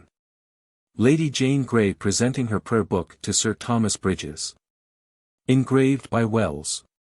1786. Lady Jane Grey as Queen. By J. P. Symonds. Lady Jane Grey, from a contemporary miniature at Strawberry Hill, by Virtue. The original is now in the National Portrait Gallery. Lady Jane Grey. From a portrait in the possession of the Marquis of Buckingham. No name of engraver. She wears a velvet gown open at the throat to display a double chain with pendant cross. On table, large gold chalice. Paul Delaroche has painted 2 famous historical pictures, representing events in the last days of Lady Jane Grey's life, her farewell to Guildford and her execution. They have been frequently engraved. 363. Portraits of Lady Jane's mother, father, and grandfather. Frances Brandon, Duchess of Suffolk, and her second husband, Adrian Stokes, dated 1554. Small half-lengths of the Duchess of Suffolk on the left, and Adrian Stokes on the right. She wears a black dress with tags and jewels, gold-edged ruffs at neck and wrists, black jeweled hoods, 2 necklaces of pearls, one with pendants, right hand resting on cushion and holding glove, left holding ring. He wears a light-colored embroidered doublet, black fur-lined surcoat slashed and with tags, ruffs at neck and wrists edged with pink, chain round neck, right hand on hip, left holding gloves, sword at his side. Above her head, Etatus 36, above his, Etatus 21. Dated MDLIV. Panel, 19.5 times 27 inches. Probably by Corvinus. This picture was engraved by Virtue. Colonel Wynne Finch. Frances, Marchioness of Dorset. A superb Holbein drawing. H.M. the King, at Windsor. Frances Brandon, Duchess of Suffolk. Miniature. Was lent to the Tudor exhibition by Lord Willoughby d'Eresby. There are fine portraits of Charles Brandon, Duke of Suffolk, in the National Portrait Gallery, and in the possession of Sir Frederick Cooke. There is also a fine portrait by Corvinus of Henry Grey, Marquis of Dorset, in the National Portrait Gallery, and another in the possession of G. P. Boyce, Esq. A portrait of Catherine, Baroness Willoughby d'Eresby, and Duchess of Suffolk, is in the possession of her descendant, Lord Willoughby d'Eresby. Bibliography of Lady Jane Grey. In literature, Lady Jane Grey has been a popular heroine. She figures in The Tower of London, by Harrison Ainsworth. Jane Grey, French novel, by Alphonse Brat. Lady Jane Grey, by Philip Sidney. The life story of Lady Jane is told in Jean Grey, by Me. De Genlis. The Chronicle of Queen Jane and Queen Mary. Lives of Lady Jane Grey, by Howard, Agnes Strickland, in Tudor and Stuart Princesses, and Dr. Harris Nicholas. There is a fine elegy of Lady Jane Grey by Sir Thomas Challoner, one of the best Latin writers of the reign of Elizabeth, the original of which is preserved in the Bodleian Library. It is contained in the collection called the Illustrium, January 2. 68, page 33. 364. Janna lut patrium profuso sanguine culpum. Vivere foenesis digna puella dies. Illa sut phoenix, marito dicenda mainbat. Or placens venerio, pilatus arte placens. Culta fut, formosa fut, divina movebat. Sop viros facies, sop loquila viros. Vidicet facium. Porterit procus improba sun. Audicet culti verba. Modestus era, etc. Lady Jane Grey's tragic fate has been several times dramatized. John Dudley, Duke of Northumberland, A Tragedy, by Scriptor Ignotus. London, 1686. Lady Jane Grey, by J. W. Ross, 1882. Independently of Rowe's tragedy, Lady Jane Grey, there is the German tragedy of von Sommer, entitled Johanna Grey, and Jane Grey, an opera epilogue, acted February 25, 1723, for the benefit of Mrs. Stirling at Dublin. The literary works attributed to Lady Jane Grey are 1. 4 Latin epistles, 3 to Bullinger, and 1 to Lady Catherine Grey. The originals of the first 3 are preserved at Zurich, the other is in the King's Library, British Museum. 2. Her conference with Feckenham, probably apocryphal, although quoted by such early writers as Fox and Florio. 3. A letter to Harding, doubtful. 4. A prayer for her own use in prison. 5. 4 Latin verses scratched on her prison walls with a pin. These will be found on page 336. 6. Her speech on the scaffold. 7. The complaint of a sinner. 8. The duty of a Christian. 9. The annotations in the famous prayer book. 10. A fragment of a letter has been recently found, and is printed in Volume 7 of the State Papers, Edward VI. Domestic Series. Addenda.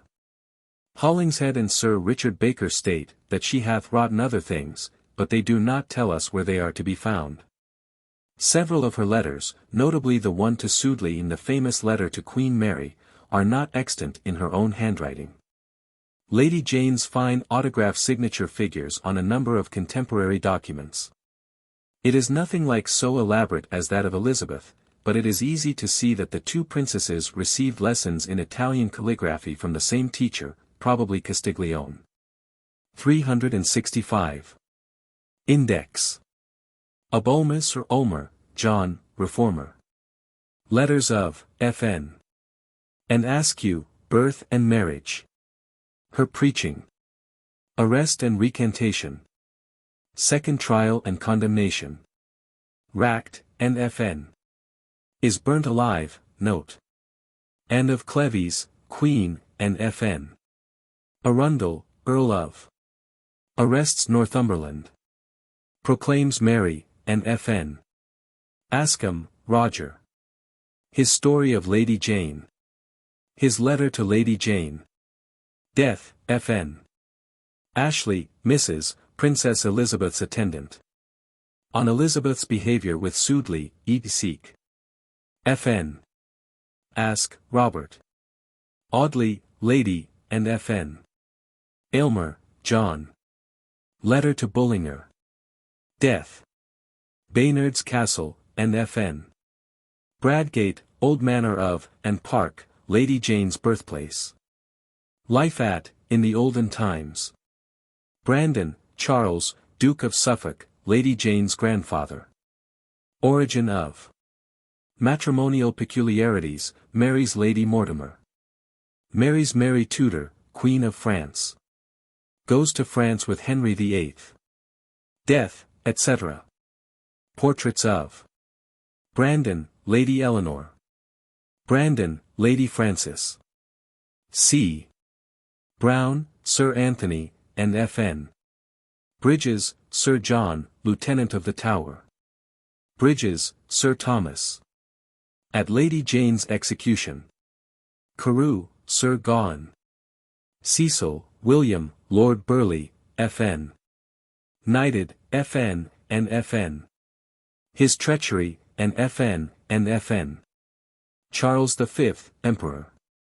Supports Northumberland, and F.N. Abandons Northumberland, F.N. Urges Lady Jane's execution, F.N. Cheek, Doctor, afterwards Sir John, and F.N. Knighted, F.N. Acts as Queen Jane's Secretary of State, F.N. Imprisoned, F.N. Writes to Lord Oxford and leaves the Tower. Imprisonment, recantation, and death, and F.N. Chelsea, Manor House, F.N. Council, the Privy, letters of, to the Commissioners in Brussels, F.N. To Princess Mary. Obtains leave to depart from the Tower. Proclaims Mary Queen. Attends St. Paul's. Retires to Westminster. Its submission to Mary. Its treachery to Queen Jane considered, and F.N. Coverdale, Dr. Miles, as Jane's tutor. At Catherine Parr's funeral. Cranmer, Thomas, Archbishop of Canterbury. Connection with the Reformers. His interview with Edward VI about the succession. His conduct towards Lady Jane. The original charge against, F.N. 366. Indictment against. At Edward VI's funeral. Trial of. Devise, for the succession drawn up. Jane named in. Council object to. Signed. Text of. Diego de Mendoza, Don, and F.N. Accepts Guilford Dudley as king. Probably influenced by Northumberland and the Suffolks. Dissolution of the monasteries, disastrous effect of. Dorset, Henry Grey, Marquess of, afterwards Duke of Suffolk, Lady Jane's father. Marriage of. Negotiations with Sherrington and Sudeley about parting with Lady Jane. Welcomes reformers. Correspondence with Sudeley about Jane. Has fresh negotiations with Sudeley and Sherrington for the purchase of Lady Jane, nature of the affair. Also negotiations with Somerset. Conclusion of negotiations with Sudeley, the money paid. Supports Sudeley. Goes to live in London. Letter to Bullinger. Created Duke of Suffolk, F.N. Goes to Sheen, and F.N. Social intercourse with the Dudleys. Coerces Jane into marrying Guilford Dudley. Gives the council leave to depart from the Tower. Is ordered to give up the Tower, signs Mary's proclamation. Announces her downfall to Queen Jane. His subsequent movements. Raises revolt against Mary, his defeat and betrayal, F.N. The injury done to Queen Jane's caused by this revolt, fn. Trial and defense. Execution. Burial. His head, and fn. Portrait of Dorset, Margaret, Dowager Lady, and fn. Dorset's, residences of the, in London.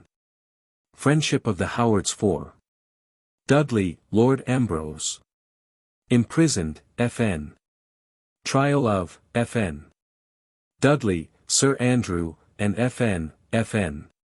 Condemnation and recantation, and fn. Dudley, Edmund. Dudley, Guilford. C. Dudley, Henry, fn. Trial of, fn. Dudley, John. C. Dudley, Lord Robert, fn. Durham House. Edward VI, King, birth, and fn. Never Prince of Wales, fn, and fn. Learns of his father's death. His movements at that time, fn. Enters London. Writes to Catherine Parr on her marriage. Infancy.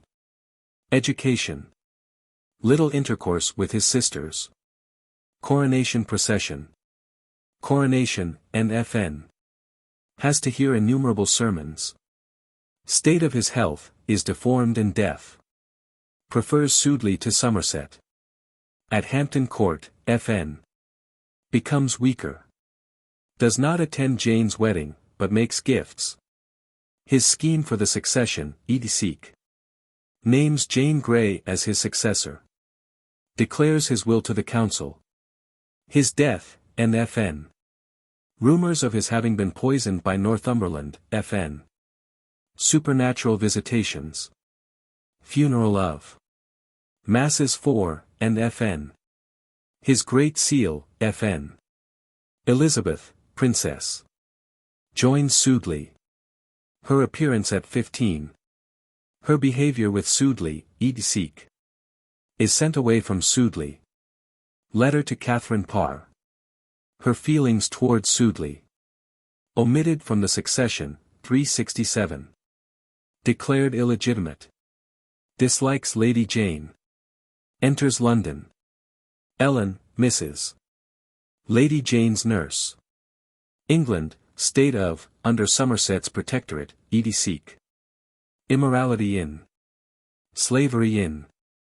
Feckenham, doctor, afterwards abbot, and fn. Announces hour of her death to Lady Jane, and fn. Appearance of, fn. Fitzpatrick, Barnaby, and fn. Frances Brandon, Lady, Marchioness of Dorset, afterwards Duchess of Suffolk, Lady Jane's mother. Birth and baptism. Marries Henry Grey, Marquis of Dorset. Her appearance, children, etc. Letter to Sudeley. Falls ill. Proposes a marriage between Lord Hertford and Jane. Pays homage to Lady Jane as Queen. Enters the Tower with Queen Jane. Marries Adrian Stokes. Portrait of. Appearance, gives birth to a child, dies, her monument. Gage, Sir John, Constable of the Tower, fn. Gardiner, Bishop. Endeavours to overthrow Catherine Parr. Henry's anger against, and fn. Omitted from Henry VIII's will. Urges Jane's execution. Gates, Sir Harry, condemnation and recantation. Gates, Sir John, fn. Condemnation. Execution. Geraldine, fair, birth and antecedents, and fn. Her beauty, connection with the Earl of Surrey, marriages, etc. Funeral. Greys of Groby, family of. Grey, Thomas, Marquis of Dorset. Grey, Lord Thomas, Lady Jane's uncle.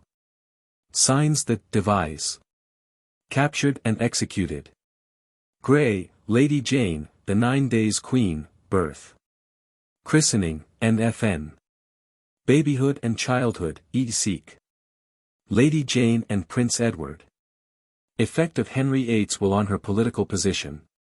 Goes to Seymour Place. Her life there. Proposal of marrying her to the Earl of Hertford. Life at Chelsea. At Sudeley Castle, Essex. As chief mourner at Catherine Parr's funeral. Goes back to Bradgate. Letter to Lord Sudeley. Returns to Sudeley's charge at Hanworth. Goes again to Seymour Place. Returns to Bradgate.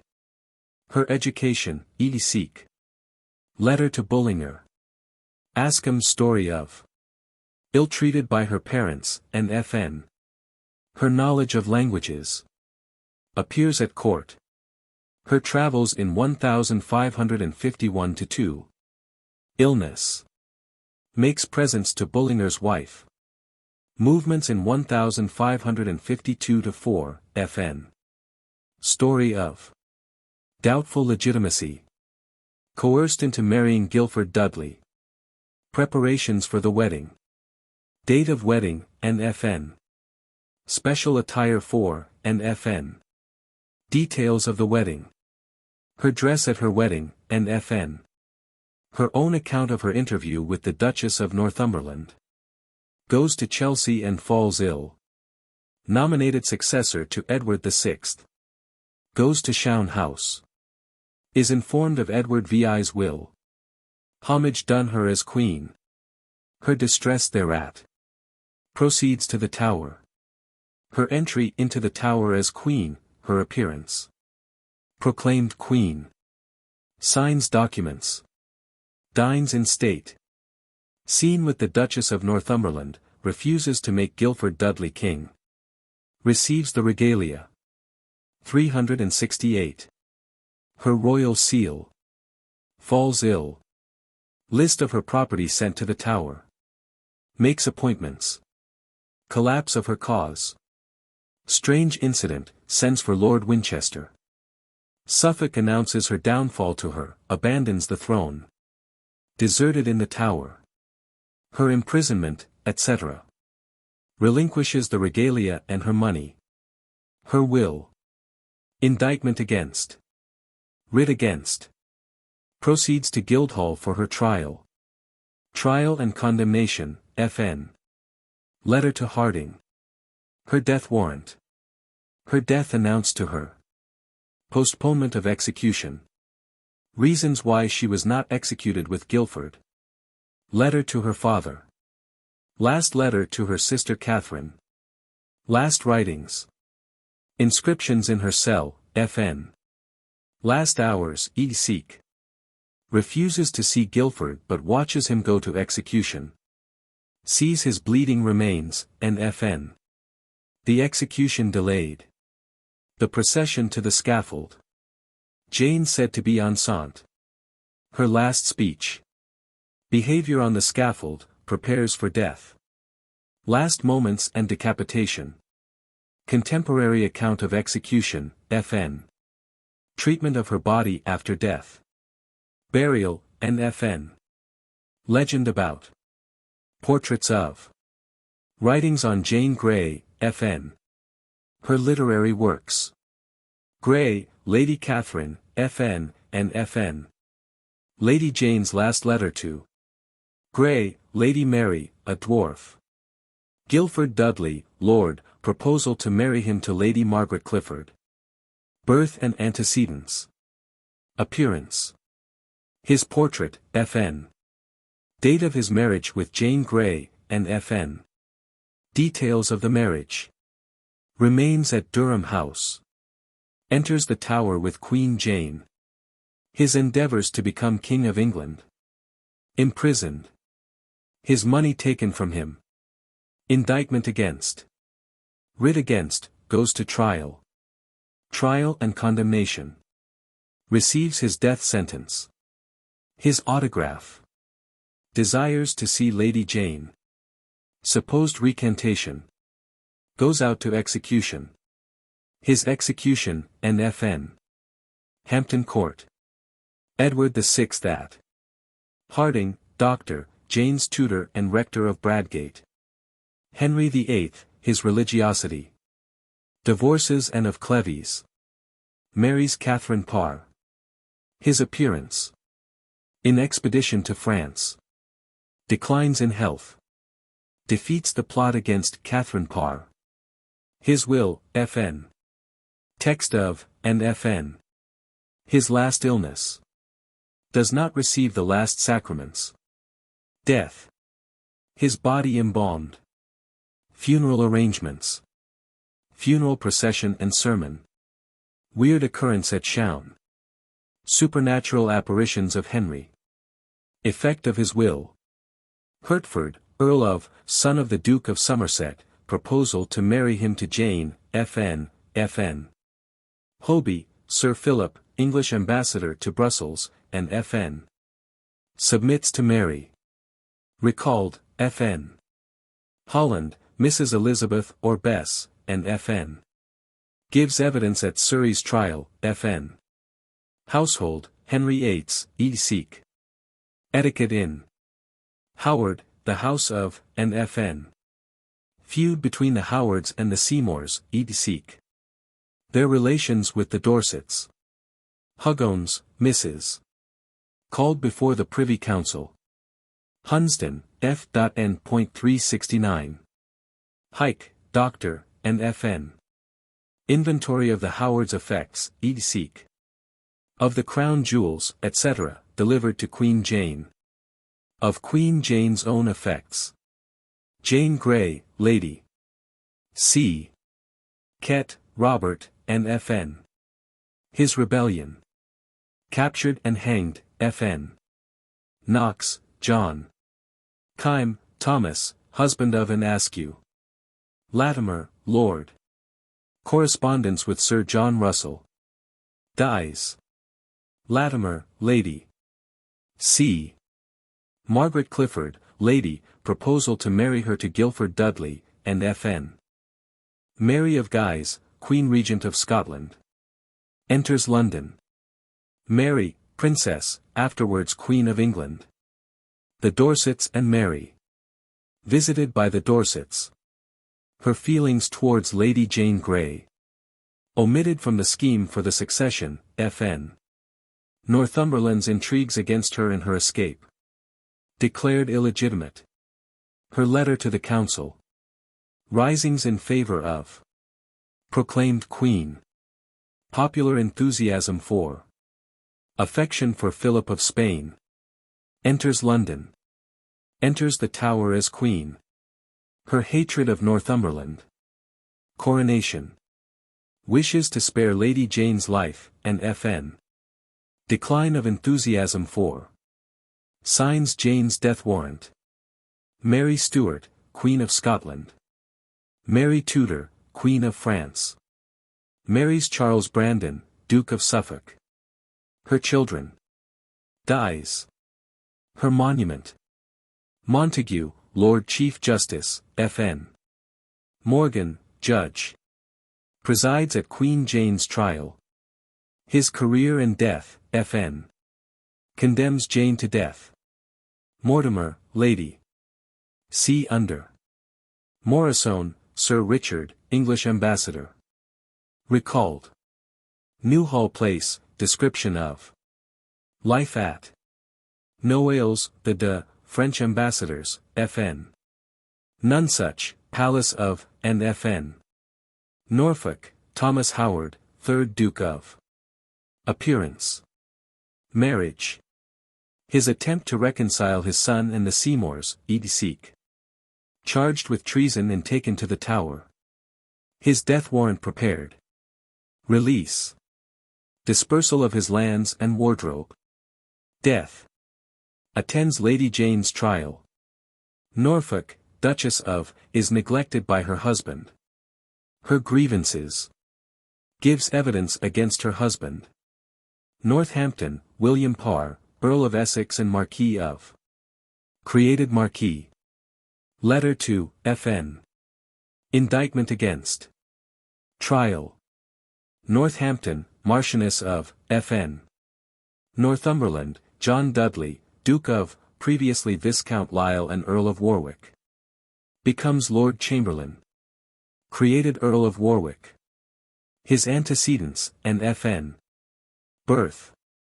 Goes to France. His wife. His intrigues.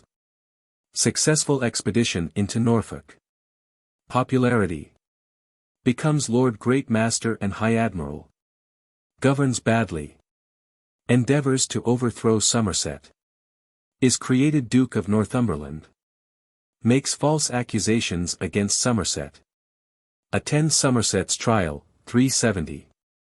Position improved by Somerset's death, and Fn. Interferes with Princess Mary's religion, Fn. Social intercourse with the Suffolks. Induces Edward VI to nominate Jane Grey as his successor, Fn. Coerces the council. Tyrannises over every one, Fn. Rumors that he had poisoned Edward VI, Fn. Intrigues to destroy Princess Mary. Informs Jane that she is queen. His schemes for changing the state religion. His farewell dinner. Takes command of Queen Jane's forces against Mary, and leaves London with them. Sends for reinforcements and retires to Cambridge. Made prisoner. Brought to the Tower. Indictment against. His bad health. Mary's hatred for him. His trial and condemnation, and Fn. His recantation, and Fn. Pathetic letter to Arundel. His sincerity in changing his faith, F.Ns. His execution postponed and the probable reason, Fn. Leave-taking of Guildford. His execution. Curious account of, Fn. Burial. Lady Jane's opinion of him. His family, Fn. Northumberland, Duchess of, disliked by Lady Jane. Antecedents. Quarrels with Lady Jane. Does homage to Jane as Queen. Has a violent scene with Queen Jane in the Tower. Her bequests to Don Mendoza, Fn. Pleads for her husband to marry. Quarrels with the Duchess of Suffolk. Her existence after the Duke's execution. Death. Her will. Strange last directions. Funeral. Owen, Dr. George, and Fn. Paget, Sir William, Fn. Palmer, Sir Thomas, Fn. Condemnation. Execution. Parr, Catherine, Queen, previously Lady Latimer, birth. First marriage. Her appearance, and Fn. Her education, writings, etc. First dealings with Henry VIII. Her marriage with Henry VIII. Public opinion on. Her writings. Her connection and encouragement of an Askew, note. Is nearly arrested for heresy. The plot against, Seek.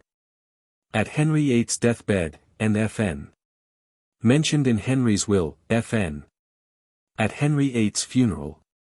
Her liaison with Thomas Seymour. Marriage to Seymour. Indignation of the Somersets at the marriage. Her life at Sudeley Castle. Gives birth to a child. Her last days, Seek. Makes her will. Death and funeral. Parr, the family of. Parr, Sir Thomas. Partridge, Nathaniel, Lady Jane's warder, and Fn. Pembroke, William Herbert, Earl of. Penn, Mrs. Sybil, Prince Edward's nurse, and Fn. Proclamation of Queen Jane, and Fn, and Fn. Reformers, the Swiss and other. Their letters. Lady Jane Grey and the Reformers. Their ways and opinions. Their comments on Lady Jane's execution. Religion, in England, return of Catholicism, and Fn. State of, in the first year of Edward VI's reign. Under Edward VI. Northumberland schemes anent a change in. Renard, Simon, the Imperial Ambassador. Richmond, Mary, Duchess of, Earl of Surrey's sister. Gives evidence against Surrey. Repentance and death. Ridley, Bishop, and F.Ns. 371. Russell, Lord John, Privy Seal, and Fn. Connection with Sudeley, Fn. Sandys, Dr. Preaches before Northumberland, Fn. Seymour, Dowager Lady. Death, and Fn.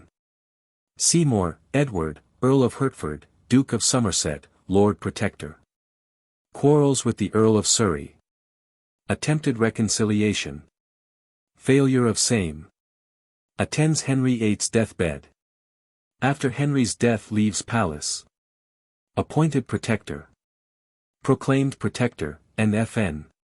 Assumes the office of Treasurer, etc. His intrigues. Indignation at Thomas Seymour, Sudeley's, marriage, quarrels with him. Is created Duke of Somerset. Dines with Sudeley and Warwick.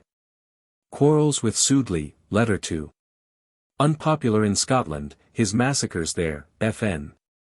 Unpopular in England. His loose morals. Risings against his maladministration. Takes refuge at Hampton Court. Assumes higher rank. Flies to Windsor. Arrested and sent to the Tower. Confesses his guilt, is fined and released. Regains his lost position. Return of unpopularity. Second arrest, trial. Sentence to death. Scene at his execution. Decapitation and burial. His character considered. Contemporary letter about him. His prayer book. Seymour, the family of. Feud between the Seymours and the Howards, etc. Sherrington, Sir William, and Fn. Fn. Sheen, ex-priory of, and Fn. Sidney, Lady Mary, Northumberland's daughter. Sent to Jane by the Council, Fn. Shown House, and Fn. Life at. Homage paid to Lady Jane at. Somers, Will, Court Jester, and Fn. Somerset, Edward Seymour, Duke of. C. Somerset, and Stanhope, Duchess of. Quarrels with Catherine Parr, Fn. Imprisoned, Fn. Her prison fare. Second marriage, friendship for Mary, death. Stanfield Hall, Lady Jane's dower, F. N. Stokes, Adrian, Lady Frances Brandon's second husband, and Fn. Death. Sudeley Castle, in olden times. Jane Grey's room at. Sudeley, Thomas Seymour, Lord. At Henry VIII's death. Becomes Lord High Admiral. His intrigues to obtain possession of Lady Jane Grey. His London residence, and Fn. Obtains wardship of Lady Jane. His appearance, morals, and early intrigues. Endeavours to marry a princess. His courtship of Catherine Parr. Marriage with her. Gets Edward VI to countenance this marriage. The marriage made public. Indignation of the Somersets thereat. Created Baron Sudeley. His improper behavior with Princess Elizabeth, etc. Rumors about the same, and Fn. Intrigues against the Protector. Is arrested but released. Conduct during Catherine Parr's illness. Effect of her death. Rights to Dorset relinquishing Jane. Intrigues to again obtain possession of Lady Jane, on payment of money, and interviews Dorset. Negotiations concluded. Pays for Jane and takes her back to Hanworth with him. Again plots to marry a princess. Tries to obtain the protectorship. Arrested. Evidence against him. Condemned to death, 372. Beheaded. Sermon on. Fate of his child, Fn. Suffolk, Catherine, Duchess of. Portrait of. Suffolk, Duke of. C. Suffolk, Duchess of. C. Surrey, Earl of Surrey, the poet Earl. His many talents. Appearance. Riotous life. Brought before the Privy Council, and Fn. Committed to prison. Quarrels with Edward Seymour, then Lord Hertford. Makes impolitic remarks. Again summoned before Privy Council. His trial. Execution.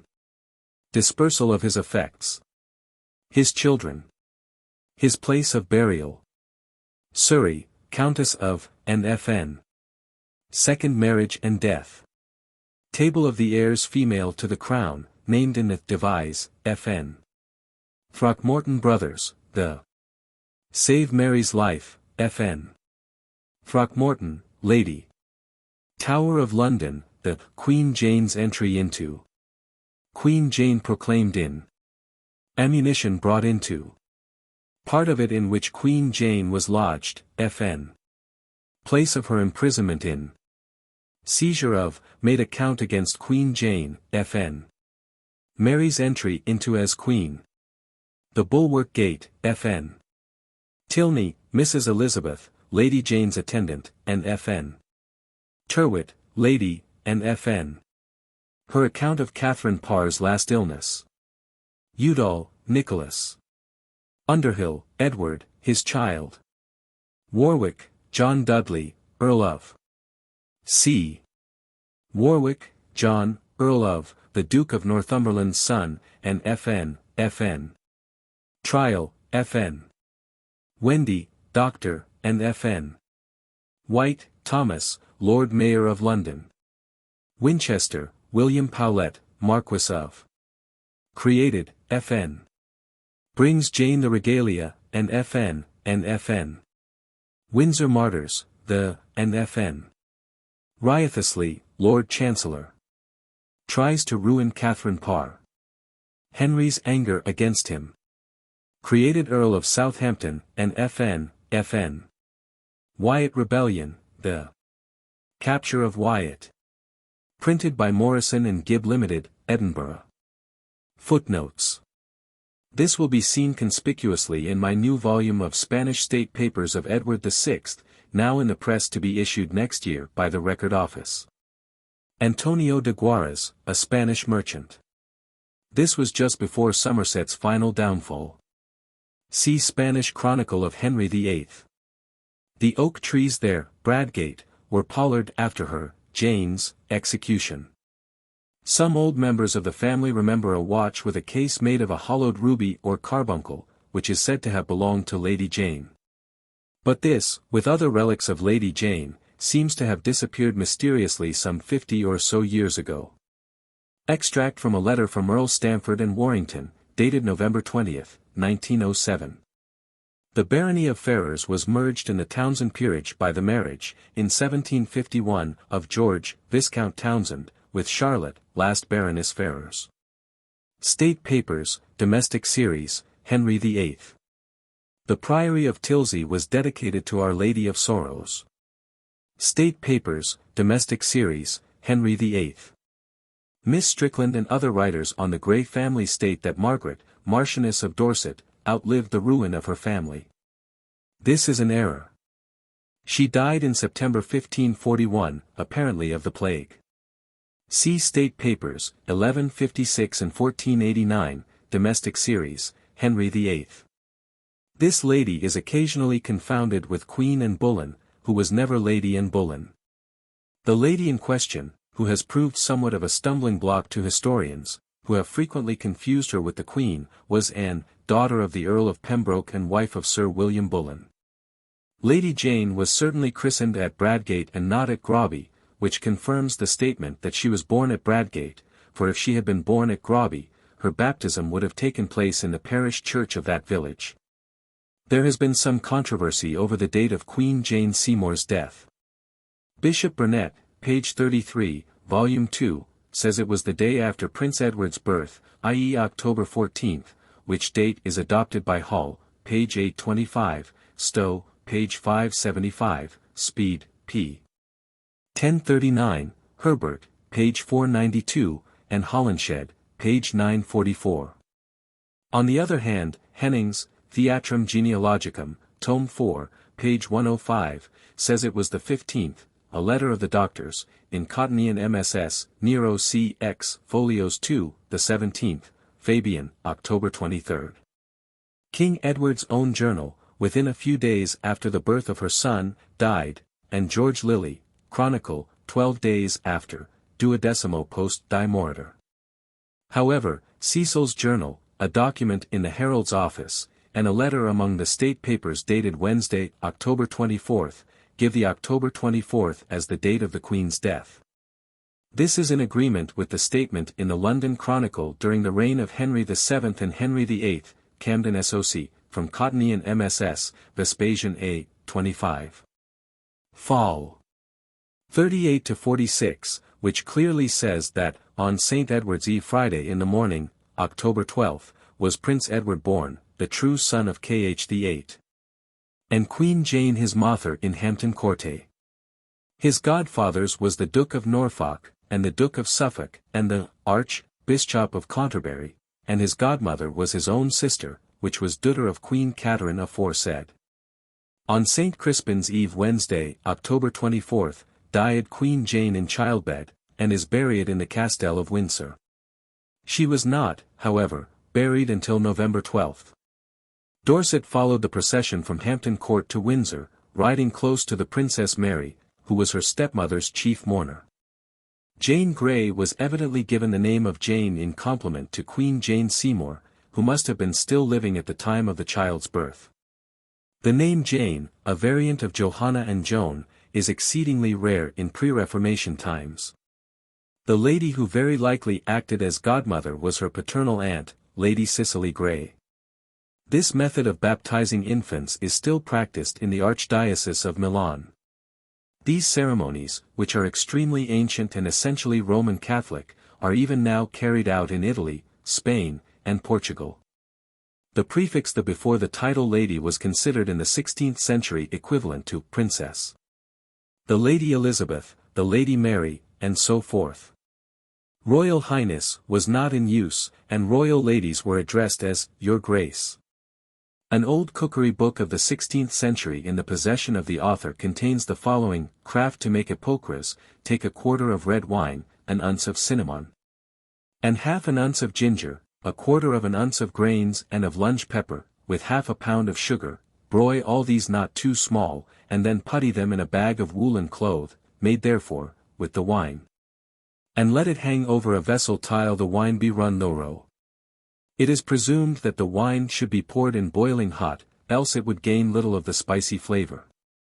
Dorset, when he became Duke of Suffolk, incurred the censure of the reformers under Edward VI for his sinful encouragement of players and other like vagabonds. In Lent and Advent, and during Passion and Rogation weeks, meat was only served once a week. Sir Thomas Cardan's account for sums disbursed for the household expenses of Anne of Cleves in 1552 gives us a curious insight into the manner and expense of lighting a gentlewoman's house in the middle of the 16th century. Anne was residing at a manor at Dartford, and Sir Thomas supplied her with 35 pounds of wax lights, 6s and 4s to the pound at once. Per pound, 100 crickets, or candles to be stuck on an iron spike, at 6d. Per pound, staff torches 1s. 4d, per dozen. And of white lights, 18 dozen at 9s. Per dozen. Loosely MSS, edited by A. J. Kemp. This detestable game is still a favorite in parts of Cuba, but generally with a goose substituted for the duck. The writer saw it played there in 1879. The fact that this house was the Dorset's usual town residence is proved by the Marquess's distinctly stating that Seymour, when he fetched away Jane Grey, came to him immediately after Henry VIII's death at my house in Westminster. Coaches, properly so called, were introduced into England in 1601. The gentlewomen in cloak and safeguards. Stage directions to the Merry Devil of Edmonton. Stripes memorials. Queen Catherine Parr was buried in the chapel at Sudeley Castle, which fell into ruins late in the 17th century. The monument having become much dilapidated, the then Vicar of Sudeley, 1786, had the curiosity to open it and examine the condition of the body, which was found to be in a perfect state of preservation. The corpse measured 5 feet 3 inches. The coffin, 5 feet 10 inches, the width being 1 foot 4 inches. In the broadest part, and the depth 1 foot 5½ in. The Queen must therefore have had a very slight figure. The body was fully dressed in a court costume of the period of cloth of gold and velvet. There were untanned leather shoes upon the feet. The profusion of light golden hair was quite remarkable. Of course several locks of it were snipped off and preserved as relics, one of them being still exhibited at Sudeley. Another lock of Catherine Parr's hair was in the possession of Lord Bennet, who showed it to the author. It was very bright in colour and exceedingly curly.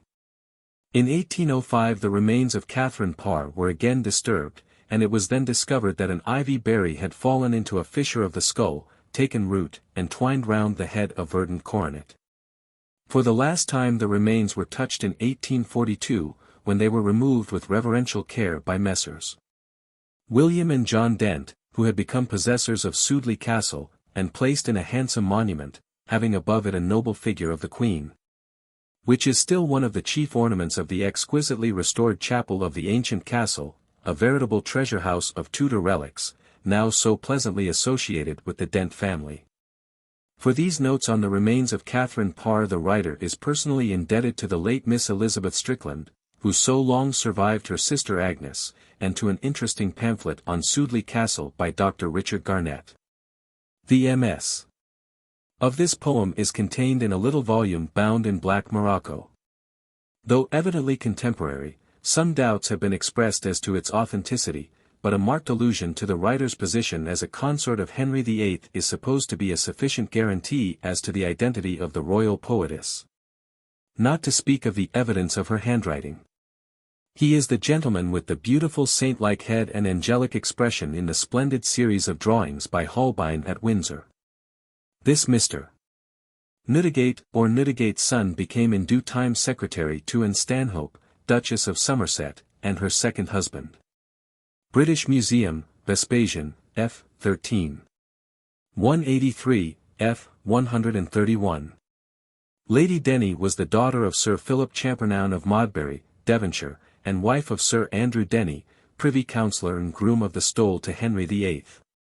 Her husband predeceased her on September 10, 1549, and she herself died on May 15, 1553. Lady Fitzwilliam was the daughter of Sir W. Sidney and wife of Sir William Fitzwilliam of Milton, Northamptonshire, Master of the King's Bench. Sir H.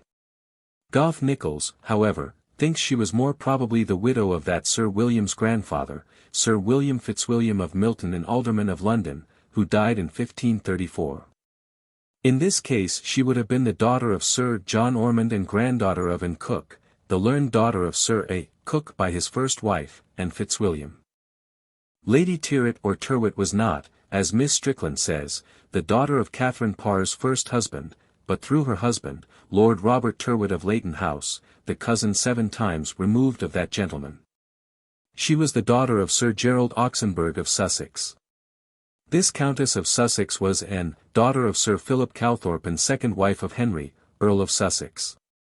She was sent to the Tower in April 1552 on a charge of witchcraft, and for having said that a son of Edward IV was yet living. Lodged in the lieutenant's apartments, she was liberated by order of the Duke of Northumberland in the following September, after 6 months' imprisonment. In all probability the offence of which this lady was accused was merely that of having predicted the young King Edward VI's early death. There were some very curious rumours circulating in London concerning the divorce of Anne of Cleves. Cranmer granted the divorce on the plea that the Queen was still Virgo intacta. But 2 honest citizens, letter from Shopweest to Charles V, were arrested on December 9, 1541 on a plea that they published particulars of Queen Catherine Howard's inchastity, and said the whole thing was a judgment of God. And that the Lady of Cleves was the King's real wife. And that she was in the family way by the King, notwithstanding rumours to the contrary. That it was not true the King had not behaved to her like a husband, and that she was gone away from London and had had a son in the country last summer. Robert Testwood was a chorister belonging, with Marbeck, to the Chapel Royal, Windsor. Parsons was a priest, and Henry Filmer was a tailor. Marbeck, who is said to have had a very fine voice, was a fairly well-educated man, who at the time of his arrest had made some progress with a translation of Calvin's works.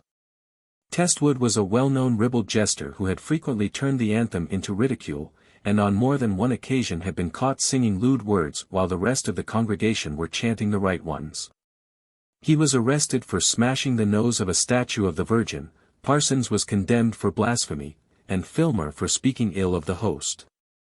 He had said that if transubstantiation were true, he had eaten 20 gods in his time. The royal household was considerably reduced by Somerset in the first year of Edward VI, but in Elizabeth's day it was again augmented in every department. And was the most terrible and disastrous legacy the great Queen bequeathed to her Stuart successor. The only other example of such an extraordinary plethora of court officials and retainers is to be found at the court of France under Louis XIV and Louis XV's unhappy successor, and they were a great factor in bringing about the revolution. Harl. 1419, the above account of Henry's palaces and their contents is taken from this important MSS, the Household Expenses, State Papers, Royal Society's Papers, Temp. Henry VIII, and from the very curious Trevelyan Papers, Camden Society. Also from that admirable work, The History of Hampton Court Palace, by Ernest Law, May. These tapestries were duplicates of those still preserved in the Vatican, the cartoons for which are at the South Kensington Museum. They remained in Whitehall till the death of Charles I, when they were sold to Don Alfonso de Cardenas, and passed at his decease to the House of Alva, which in turn sold them to Mr. Peter Tupper, who brought them to England in 1823. In his house they remained until they were resold to Mr. William Trull. In 1863 they were exhibited at the Crystal Palace, and came very near destruction in the fire which devastated the tropical department. Their subsequent fate is unknown, but as recently as 1889 the writer saw 2 of the series in a shop in Wardour Street. In 1890 a series of finely painted cartoons, evidently by Raphael and his pupils, representing scenes from the Acts of the Apostles, identical with these, came from Russia, and were exhibited by the late Mr. Martin Kolnaghi and afterwards sold to an American financier. The Palace of Nonsuch stood near the site of the old manor house in the village church of Chuddington, near Cheam, in Surrey.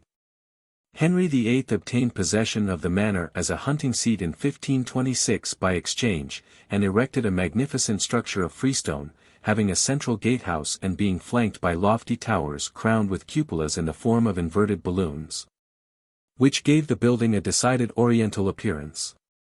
The writers of the 16th century are profuse in their laudations of this royal residence, and speak in the most glowing terms of its beautifully furnished apartments, which contained works of art worthy of ancient Greece or of Rome. And of its lovely gardens, its orchards stocked with the choicest of fruit trees, and its extensive park laid out in avenues ornamented by artificial fountains. Its luxuriousness and beauty soon acquired for the new palace the proud appellation of Nonsuch. Henry VIII never quite completed it, but in Mary's reign it passed to the Earl of Arundel, who carried out the original intentions of its founders. Queen Elizabeth frequently resided at Nonsuch, but whether as guest or tenant is uncertain. Charles II presented it to the Duchess of Cleveland, who completely demolished the palace and disparked the lands. Possibly the Virgin of the Rocks, now in the National Gallery. At the Hermitage Museum, St. Petersburg. Lately in the possession of the Duke of Norfolk, and now belonging to the nation. Windsor Castle. There were several of these allegorical tables, 1 or 2 of which survive to this day in ancient contemporary engravings. Among the astronomers was the learned Nicholas Crager. William Parr was also a student of astronomy. The state papers contain some mention of astronomical instruments purchased for him. Needless to say, this astronomy was really only astrology under another name. Will Summer, or Summers, court jester to Henry VIII, and apparently continued in that office by Edward VI, was originally in the service of Richard Farmer, Esq., of Easton Newton, Northampton. This gentleman was, in consequence of his having sent 2 groats and some articles of clothing to a priest convicted of denying the king's supremacy, found guilty of a praemunire and deprived of his estates. The distress to which his former master was thereby reduced attracted the attention of Will Somers, who during the king's last illness availed himself of his privileged position to let fall certain remarks concerning him. which so worked upon the king's mind that Henry was induced to restore to Mr. Farmer what remained of his estates. Will Somers was an excellent musician and had a very fine voice. This sort of slavish homage excited the sarcasm of the ambassadors. Soranzo, the Venetian envoy, tells us he once saw Princess Elizabeth kneel 5 times before venturing to address her brother Edward. The household inventories of the Queen's rooms contain mention of innumerable pillows and cushions richly covered with silk and satin, and also of costly counterpanes. This Oriental custom of using soft pillows may have been introduced into England by Catherine of Aragon. In England as in Spain the sovereign only was allowed a chair. Political influence of this period no doubt seconded the good offices of Queen Catherine in favor of Princess Mary. Her cousin the Emperor was no longer an enemy, but an ally. This is the beautiful letter beginning La Nemica Fortuna, which, although written by an English princess, is, in its way, a very masterpiece of Italian epistolary literature. It may have been written under the auspices of the famous Balthazar Castiglione, who taught Elizabeth the Italian language. After her accession Queen Mary ordered this work to be recalled. State Papers, Domestic Series, Henry VIII, 1544-5. Lord Parr of Horton died in 1545. Some very interesting particulars unknown to English historians of the siege of Boulogne and of the sojourn of Henry VIII, Suffolk, Surrey, and their merry men in Picardy, will be found in Les Archives de la Ville de Boulogne. Histoire de la Ville de Montreuil-sur-Mer, by F. Leplon, Memoirs de Martin de Bellamy, Michaud, Paris, 1838, Inventaire de l'Histoire de France, by Le Comte Jean de Serra, in a very curious little volume entitled Le Château de Hardelot. Also in Notre Dame de Boulogne, by l'Abbé Hainera, published by Hamine, Boulogne-sur-Mer, 1898, and in the Spanish Chronicle of the Reign of Henry VIII, translated by Major Martin Hume. Full particulars of the reasons for and the progress of this disagreement will be found in Volume 8. Of the Spanish State Papers of Henry VIII, Volume 7 and 8, edited by Major Martin Hume. See for evidence of this fact a curious document included in the notes to the Journal of Edward VI, who himself informs us that his father drove away anybody who appeared before him in mourning. Speed. See Privy Council Papers, 1546. And Askew's Narrative. It is but fair to the reputation of both rich and riotously to state that Anne herself admits that she sat talking with both for 2 hours immediately after the torture, which she could not possibly have done if it had been very severe. The text of the full confession of Mrs. Askew will be found among the State Papers for 1545, numbers 390, 391. This scene must have taken place, not at Windsor, as stated by Fox, for Henry never was there after the early spring of 1546, but at Hampton Court. The allusion to his striking gardener's name out of his will must refer to some of the many wills he made before his last, in December of the same year. In this gardener's name was not struck out, but simply omitted. Dar. Thoby's name was not omitted in the last will, but he was absent abroad at the time of the king's death. See at the end of this chapter.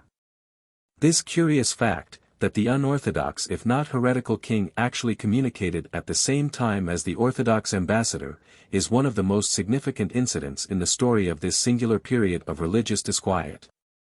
Among the members of the House of Howard who were prisoners in the Tower at this time were Agnes, Dowager Duchess of Norfolk, the Lord William Howard and his wife and sister, the Countess of Bridgewater, and Lord Thomas Howard. Surrey's younger brother, who was imprisoned for marrying Henry's niece, the Lady Margaret Douglas, without the royal consent. For an account of these processions see Mackin's Diary, the Diary of Henry Mackin, edited by John Gough Nicholas, FSA, Camden Society, pages 63, 107, etc. Also note, page 399. The Lord Mayor, who was at the arraignment of Queen Anne Boleyn, afterwards said that he could not observe anything in the proceedings against her, but that they were resolved to make an occasion to get rid of her, thus corroborating the opinions of Sir Thomas Wyatt and other witnesses. When quite a lad, the Duke married the Princess Anne Plantagenet, youngest daughter of Edward IV and sister to Queen Elizabeth of York. By this royal alliance he became uncle by marriage to Henry VIII. Anne, Duchess of Norfolk, died of consumption in 1512, and shortly afterwards her widower married again. This lady was the second daughter of the unfortunate Duke of Buckingham, who was executed on a public charge of combined sorcery and treason, in the first years of Henry VIII's reign. Elizabeth Holland was the daughter of John Holland of Reedon Hall, Norfolk, chief steward and afterward secretary to the Duke of Norfolk. Her mother was a Hussey, niece of Lord Hussey of Sleaford, beheaded for the part he took in the Pilgrimage of Grace. Sir John Seymour, father of Queen Jane, was a man of note in his day. He was born in 1474, and was a doughty soldier, fighting well at the sieges of Terouenne and Tournai, and at the Battle of the Spurs. On his return to England he was appointed Sheriff of Wells, Dorset, and Somersetshire. In 1515 he obtained the constableship of Bristol Castle. His wife, Marjorie Wentworth, was the daughter of Sir Henry Wentworth of Nettlestead, Suffolk, whose grandfather married a granddaughter of Hotspur, Henry Percy, and was thus descended from Edward III. Sir John Seymour died in 1517. Realizing the suddenness of their rise to power, Hayward says of the Seymour brothers, Life of Edward VI, page 82, that their new lustre did dim the light of men honoured with ancient nobility. Little is known of William Pickering except that he was a boon companion of Lord Surrey. See Courtships of Queen Elizabeth by Martin Hume. Holbein's fine sketch of Lady Surrey shows her to have been distinctly homely, but extremely intelligent-looking. An examination of the Privy Papers shows that Surrey was originally brought before the council on a charge of eating flesh on days of abstinence, a grave offence, and one against the law, but at that period of frequent occurrence. Since no less than 9 joiners had been a few days previously arrested and severely reprimanded, and even heavily fined, for the offence of eating meat in public on Friday. Surrey pleaded guilty, but in extenuation declared he had received an ecclesiastical dispensation. With regard to the second charge, of riotous conduct, he declared himself deserving of punishment, but threw himself on the mercy of the court, alleging, in extenuation of his misdemeanor, his youth and hot-blooded disposition. He is said to have written an abject apology, but, though the letter is extant, it is not in his handwriting, and may therefore be a forgery. The occurrence took place on the night of January 21, 1544. M. Edmond Baptiste, Vie de deux gentilhommes poètes du temps de Henri VIII. Surrey, in his metrical satire, makes use of the same whimsical excuse for shooting with a bow through citizens' windows. Says he, "This made me with a reckless breast to wake thy sluggards with my bow. A figure of the Lord's behest, whose scourge for sin the Scriptures shew." This ball was, it appears, given for the purpose of conciliating the Seymours and at Surrey's express request. It must have been a picturesque function, with its rich costumes, its splendid but rather roughly expressed profusion and hearty welcome. Just such a ball as this old Capulet gave on that ever-memorable night when Juliet first met her Romeo. Was it to dance the Volta or the Salta with him that Surrey invited the angry Countess? These, the two most fashionable dances of the period, had been but recently introduced from France and Italy. The latter resembled, and very closely too, our modern waltz, only in the Salta the gentleman lifts the lady from time to time an inch or so from the ground, as in the German hop waltz. Yet there is one, the most delightful kind. A lofty jumping, or a leaping round. When arm in arm, two dancers are entwined. And which themselves, in strict embracements bound. And still their feet, an anapest do sound. An anapest is all their music's song. Whose first 2 feet are short, the rest are long. Sir John Davies Orchestra. See also for an account of the Volta, the Orlando Furioso of Boiardo, Book 15. Stanza 43. These two dances, the Volta and the Salta, were introduced into Scotland by Madeline de Valois, the first wife of James V, and gave terrible offence to the Unco Guid folk of Auld Reekie. See State Papers, Domestic Series, Henry VIII, 1542-3. Also Miss Strickland's excellent biography of Catherine Howard in the Lives of the Queens of England, and the Wives of Henry VIII, by Martin Hume. The Duke's Second Son. Herbert's Henry VIII. These are the volumes he desired to have delivered to him whilst imprisoned in the Tower.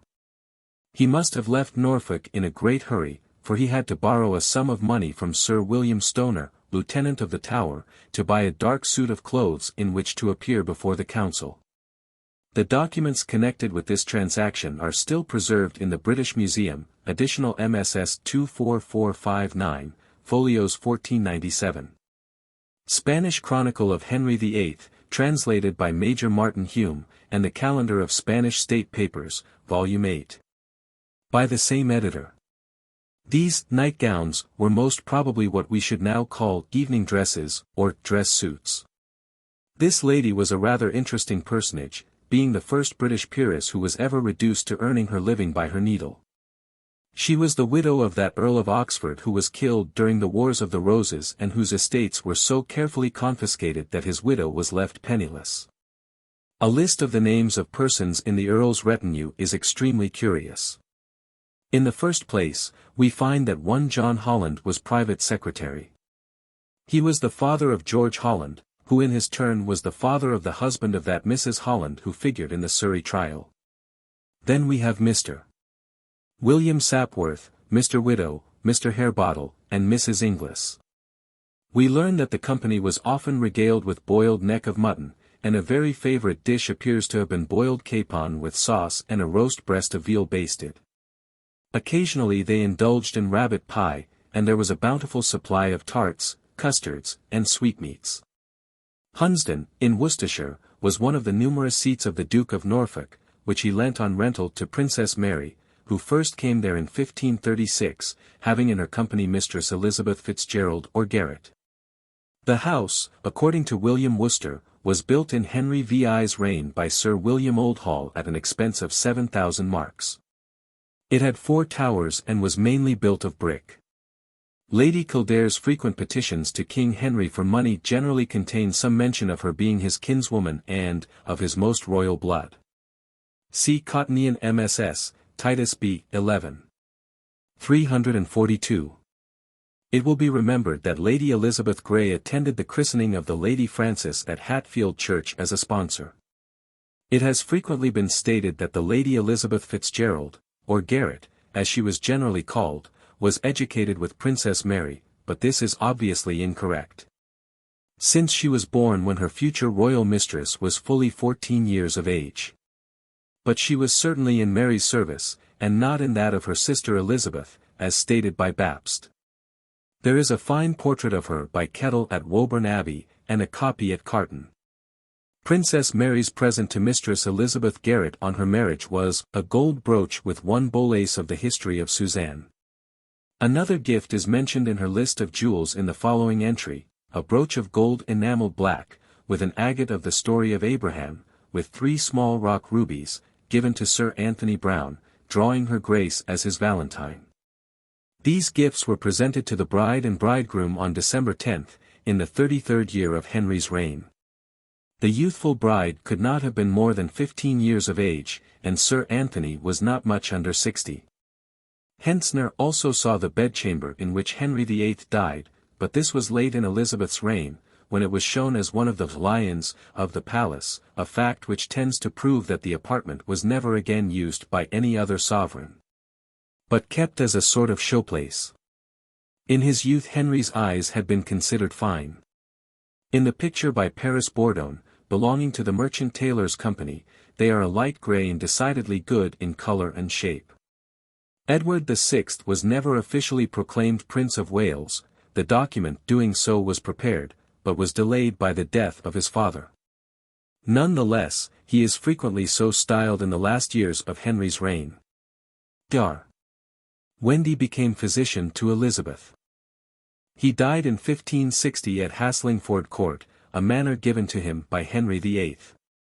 Dr. Gale was living as late as 1586. He wrote a curious work entitled The Office of a Chirurgeon, which gives a dreadful picture of warfare in the 16th century. See for an account of this rare work, once possessed by the author, The Medical Biography, page 65.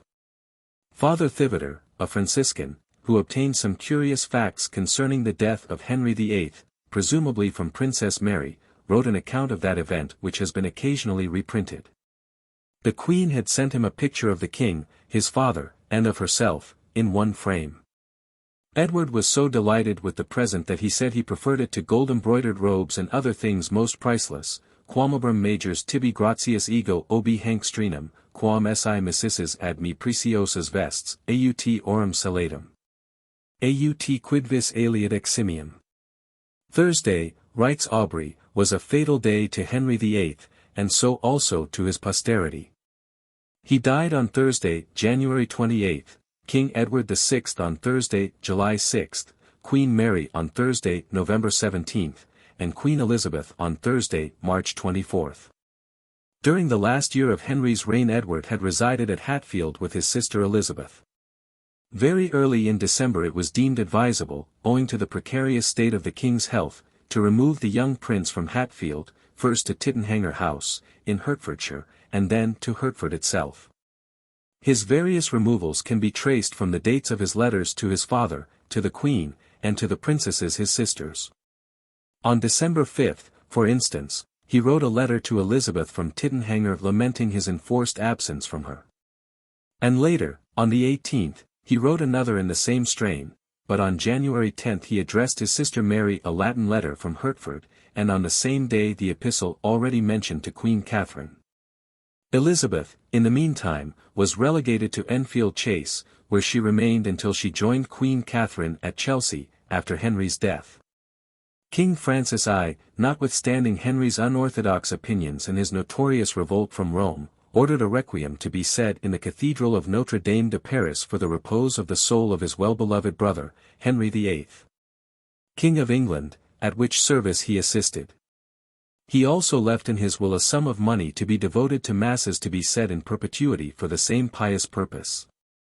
A mass is still offered every year in the Metropolitan Church of Paris for the repose of the soul of our bluff King Hal, the custom having survived even the Reign of Terror. These noble ladies were not present in any official capacity, but simply to pray for the soul of the departed king. It was not the custom for women to attend the funeral of a male, except as an act of devotion. They wore on these occasions black cloth gowns and black cloaks and hoods or silk scarfs. This costume was general at funerals, and especially in the country, until the end of the first half of the last century. Her separate establishment was formed early in March, and she then took up her residence at Chelsea. But she may well have hovered between Whitehall and the Manor House for some weeks after the king's death, whilst her future residence was being put in readiness for her. The king's will was dated December 26, 1546, and revoked all other previous wills that he might have made. The original was not in Henry's own hand, but written in a book of stout paper, and was, it is said, signed by His Majesty's stamp as well as his autograph. It should be remembered that because the Act of Attainder against the Duke of Norfolk had merely a stamp affixed to it by Paget, the said attainder was in 1553 treated as null and void, and the Duke, after his liberation, at once resumed his seat in the House of Lords. This significant allusion to any other wives he might have, inclines one to think that had His Majesty lived to 70 or 80, he may have contemplated having 12 instead of 6 wives. King Henry's will is said to have been inspired not only by the Earl of Hertford and his party, but by the Queen, Catherine Parr. This, however, is scarcely probable, since if she had had a hand in the matter she would assuredly have caused a paragraph to have been inserted appointing her regent during the minority of her stepson. Marillac, the French ambassador, informs us in his Notes that when Catherine discovered that she was not so nominated she gave way to a great outburst of indignation and temper. See the Loseley MSS, edited by A. J. Kemp. John Murray, 1835. His position as protector was not officially ratified until March 22. As a matter of fact, the royal corpse was, owing to its weight, not enclosed in a lead shell until it reached Windsor, so that the chronicler has made a mistake. But the fact that it was in a mere wooden case lends support to the above horrible story. Strype, it is true, declares in his memorials, which include a very minute account of Henry VIII's funeral, that the body was enclosed in lead before it was placed in the coffin, thus unintentionally supporting the story of the leakage of blood. But the plumber's bill for the soldering of the leaden coffin of King Henry VIII at Windsor is still extant among the royal household receipts and expenses. After the execution of Thomas Seymour, this fine mansion was purchased for £41 SXS. 8d. By Henry Fitzalan, Earl of Arundel, whose only son, Lord Maltravers, was a paragon of learning and accomplishments. He predeceased his father by nearly 20 years. On the death of the Earl of Arundel the property passed to his daughter, Mary, Duchess of Norfolk, and through her the ground rents are still payable to the Premier Duchy of England. The unfortunate Philip Howard, Earl of Arundel, who was attainted for his religious opinions in the reign of Elizabeth, and who died in exile, lived here for some time. In the 18th century the famous Arundel marbles, now at Cambridge, were to be seen at Arundel House, which was finally pulled down and a number of rather mean streets built on its site. Quite recently the property has been immensely improved, and in fairly artistic taste. One or two very fine hotels, the Howard and the Arundel, for instance, have been erected on the site of the old palace. The colonial and American guests at these excellent establishments will perhaps be interested to know that favorite heroine of history, Lady Jane Grey, dwelt hereabouts. State Papers, 1537, under Seymour. It is possible that Henry VIII intended, when he married Jane Seymour, not to allow his mother-in-law to interfere in his concerns. Some such thing happened with regard to Lady Wiltshire, and Bullen's mother, who is very little heard of after her daughter's marriage. Lord Hertford clandestinely married Lady Jane Grey's second sister, Lady Catherine, and was imprisoned for many years in the Tower by Elizabeth's order for venturing to marry an heiress to the throne. When this proposal was eventually made to the boy king, he was highly indignant, and remarks in his journal that it was his intention to choose for his queen a foreign princess well stuffed and jeweled, meaning that his bride should be endowed with a suitable dower and a regal wardrobe. Lady Jane Seymour died early in the reign of Elizabeth, one of whose maids of honor she was, and is buried in Westminster Abbey. Hayward, Life of Edward VI, describes Sudeley as fierce in courage, courtly in fashion, in personage stately, in voice magnificent, but somewhat empty in matter. The Queen alludes here not, as generally supposed, to the Lady Frances Brandon, but to her stepmother, the witty Duchess Catherine, who uses this curious expression in one of her letters.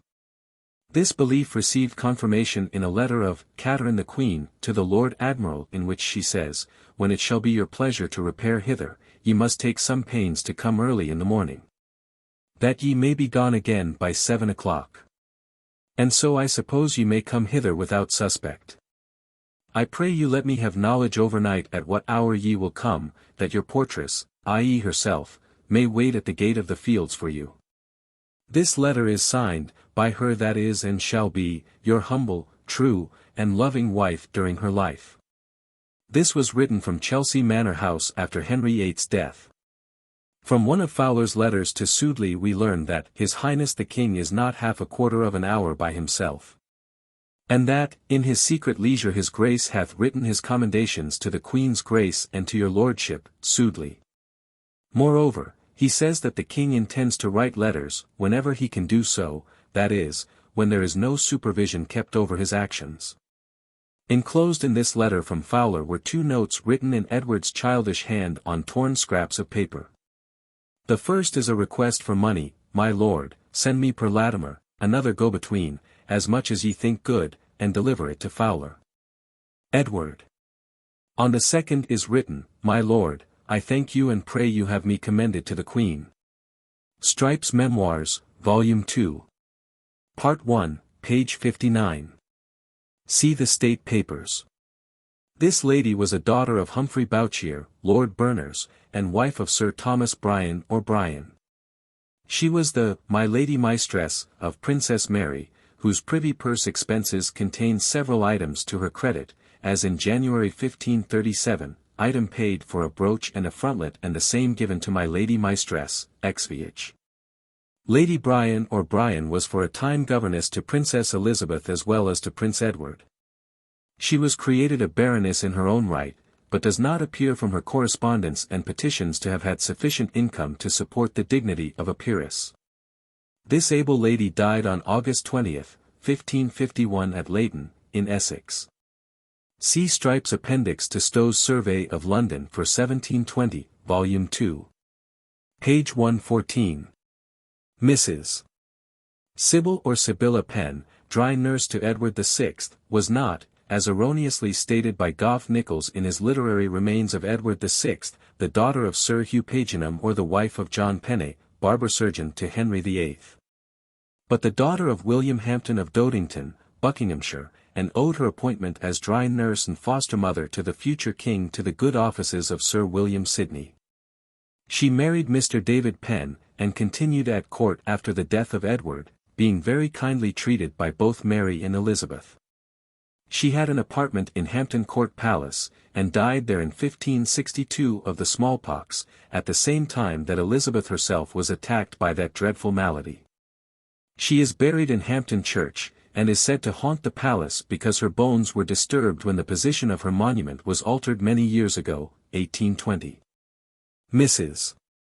Penn's spirit was greatly displeased at this removal, and forthwith took to haunting the palace she had inhabited for so many years. Her ghost has been seen ascending the stairs as recently as 1896, when she nearly scared the attendant out of his wits. The well-known sketch by Holbein signed Mother Jack is supposed to be a portrait of this lady, but Sir Richard Holmes, the late learned librarian at Windsor Castle, disputes this opinion, and attributes another portrait to her. See Ernest Law's History of Hampton Court Palace. George Bell and Sons. Tudor period, page 197 etc. Edward's friend and companion, Barnaby Fitzpatrick, was the eldest son of the Irish chieftain, Barnaby Gilpatrick, Lord of Upper Ossory, who made his submission to the king in 1537, and was created a baron by his old title in 1541. Barnaby's mother was the widow of Thomas Fitzgerald, a grandson of the Earl of Desmond. Barnaby, who was brought up with Edward, was sent for a year's education to the French court, whilst there he received many letters from his royal friend. On his return to England Barnaby Fitzpatrick continued to enjoy the king's favour. After Edward's death he entered the service of Mary and went to fight in Scotland. Under Elizabeth, Barnaby, who had by this time become Baron of Upper Ossory, fought for the Queen in Ireland, and actually slew Oge O'Morda, or Rory O'More, one of the great rebels of the day. Barnaby Fitzpatrick died in 1581 without issue, and was succeeded by his brother, Florence, whose descendants enjoyed the title of Upper Ossory until the extinction of the peerage in 1818. See for further particulars of his career John Gough Nichols' Literary Remains of Edward VI, page 64. Printed for the Roxburgh Club. Sir John Cheek was an early forerunner of President Roosevelt, for not only did he reform the pronunciation of Greek, but he actually instituted a reform of English orthography. His suggestions for the simplification of our writing were very curious and worth detailing.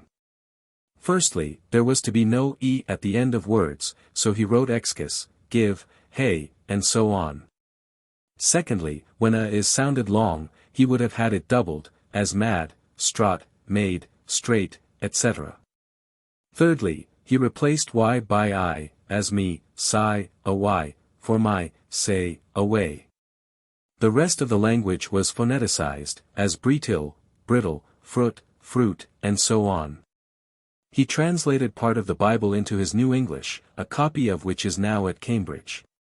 Wriothesley, having now become Earl of Southampton, evidently hoped to represent for some time in the Privy Council the old faith, i.e.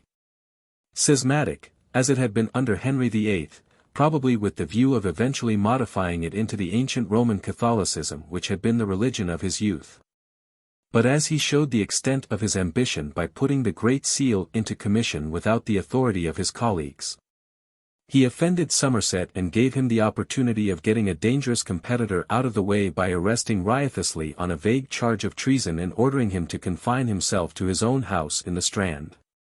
With the same intention of clearing the board, the Protector had Winchester also arrested and thrown into the Tower. There is a very minute account of Edward VI's coronation, from an MS.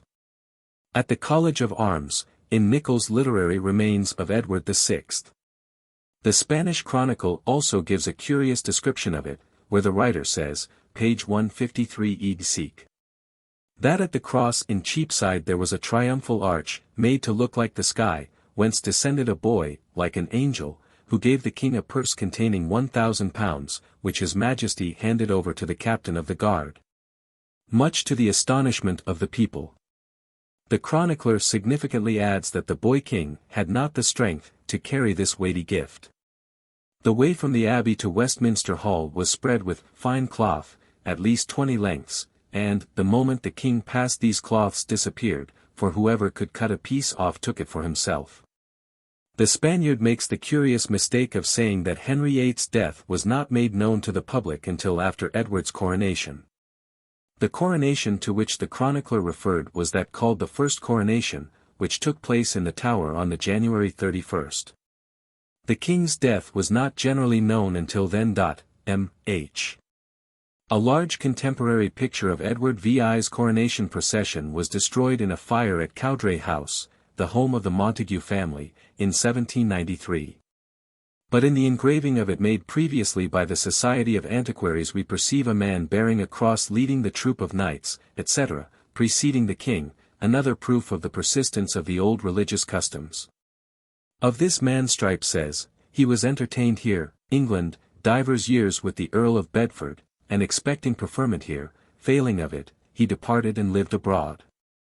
This certainly does not put Master Peter's reason for coming to this country in quite such a good light as his description of himself as an exile from Italy, by reason of his confession of the doctrine of the gospel. See Strype's Annals, 3. I. 660. Original letters relative to the English Reformation, written during the reigns of King Henry VIII, etc. Edited for the Parker Society by the Reverend Hastings Robinson, D.D., FSA Cambridge, 1847. They are generally called the Zurich Letters. And Bullen was very dark. Froude mentions her blonde tresses, but they were really raven black, her eyes were black and velvety. Elizabeth's hair may have been black, but the habit of dyeing the hair golden and Venice red was universal, even for children, at this period. The magnificent portrait by Lucas de Heer at Hampton Court represents the young queen with dark hair and eyes. Considerable confusion exists as to the identity of some of these historical houses. Messrs.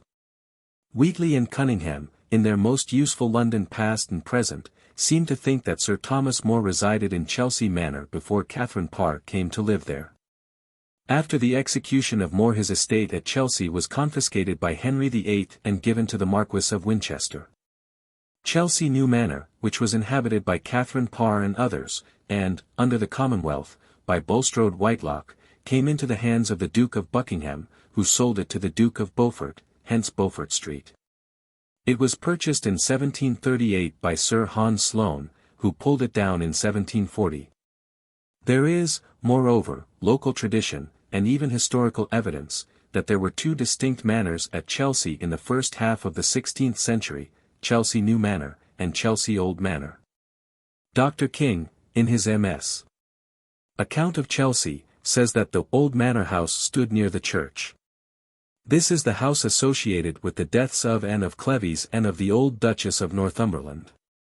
He mentions another house, Chelsea New Manor, standing on that part of Cheyne Walk which adjoins Winchester House, and extends as far as Don Saltero's Coffee House. This house was built by Henry VIII as a nursery for his children, and here Catherine Parr lived.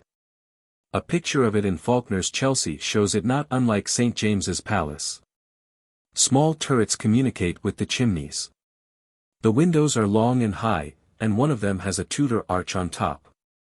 On the site of the present Durham House, Durham Terrace, the town residence of Sir Bruce and Lady Seton, there stood, not so many years ago, an ancient wainscoted house with a fine staircase, rather mysteriously connected by report with Jane Grey, who, according to a local tradition, lived here before she was made queen. In the beginning of the century this house was made a fashionable school for young ladies, but was pulled down in 1860 to make room for the present mansion. Mr. Richard Davies' Pageant of London, Volume 1, page 379. Deposition of Mrs. Ashley in the Hatfield State Papers.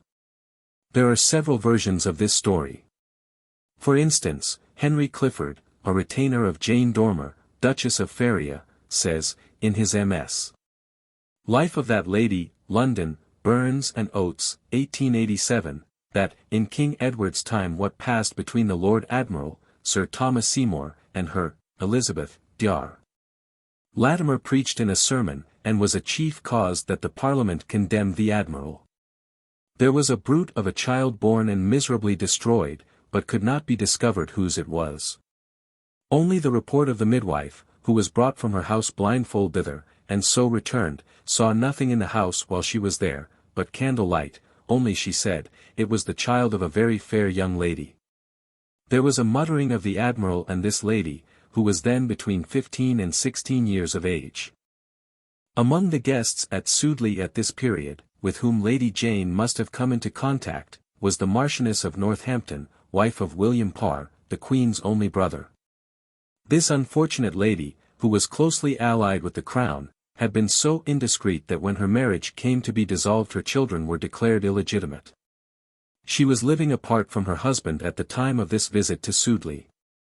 The Tudor great ladies were distinctly mixed in their love affairs, and Lady Northampton has been saddled with perhaps the worst reputation of any woman of her time. Yet the Spanish Chronicle, which, as already remarked, contains much personal backstair gossip, reveals some curious facts about this lady's behavior, and shows that a great part of the blame rests on the Marquis her husband, who, on altogether insufficient evidence, accepted a story of her having misconduct herself with a manservant. See the Chronicle of King Henry VIII of England, etc., the Spanish Chronicle, chapter 62. Page 137 Seek, translated by Major Martin Hume. Inventory of Furniture and Other Goods at Sudeley Castle. Dated 1547-8. See Latimer's Sermons in Strype's Memorials. Haynes State Papers, page 104. Robert Huyck, or Hwick, was an M.A. of Oxford.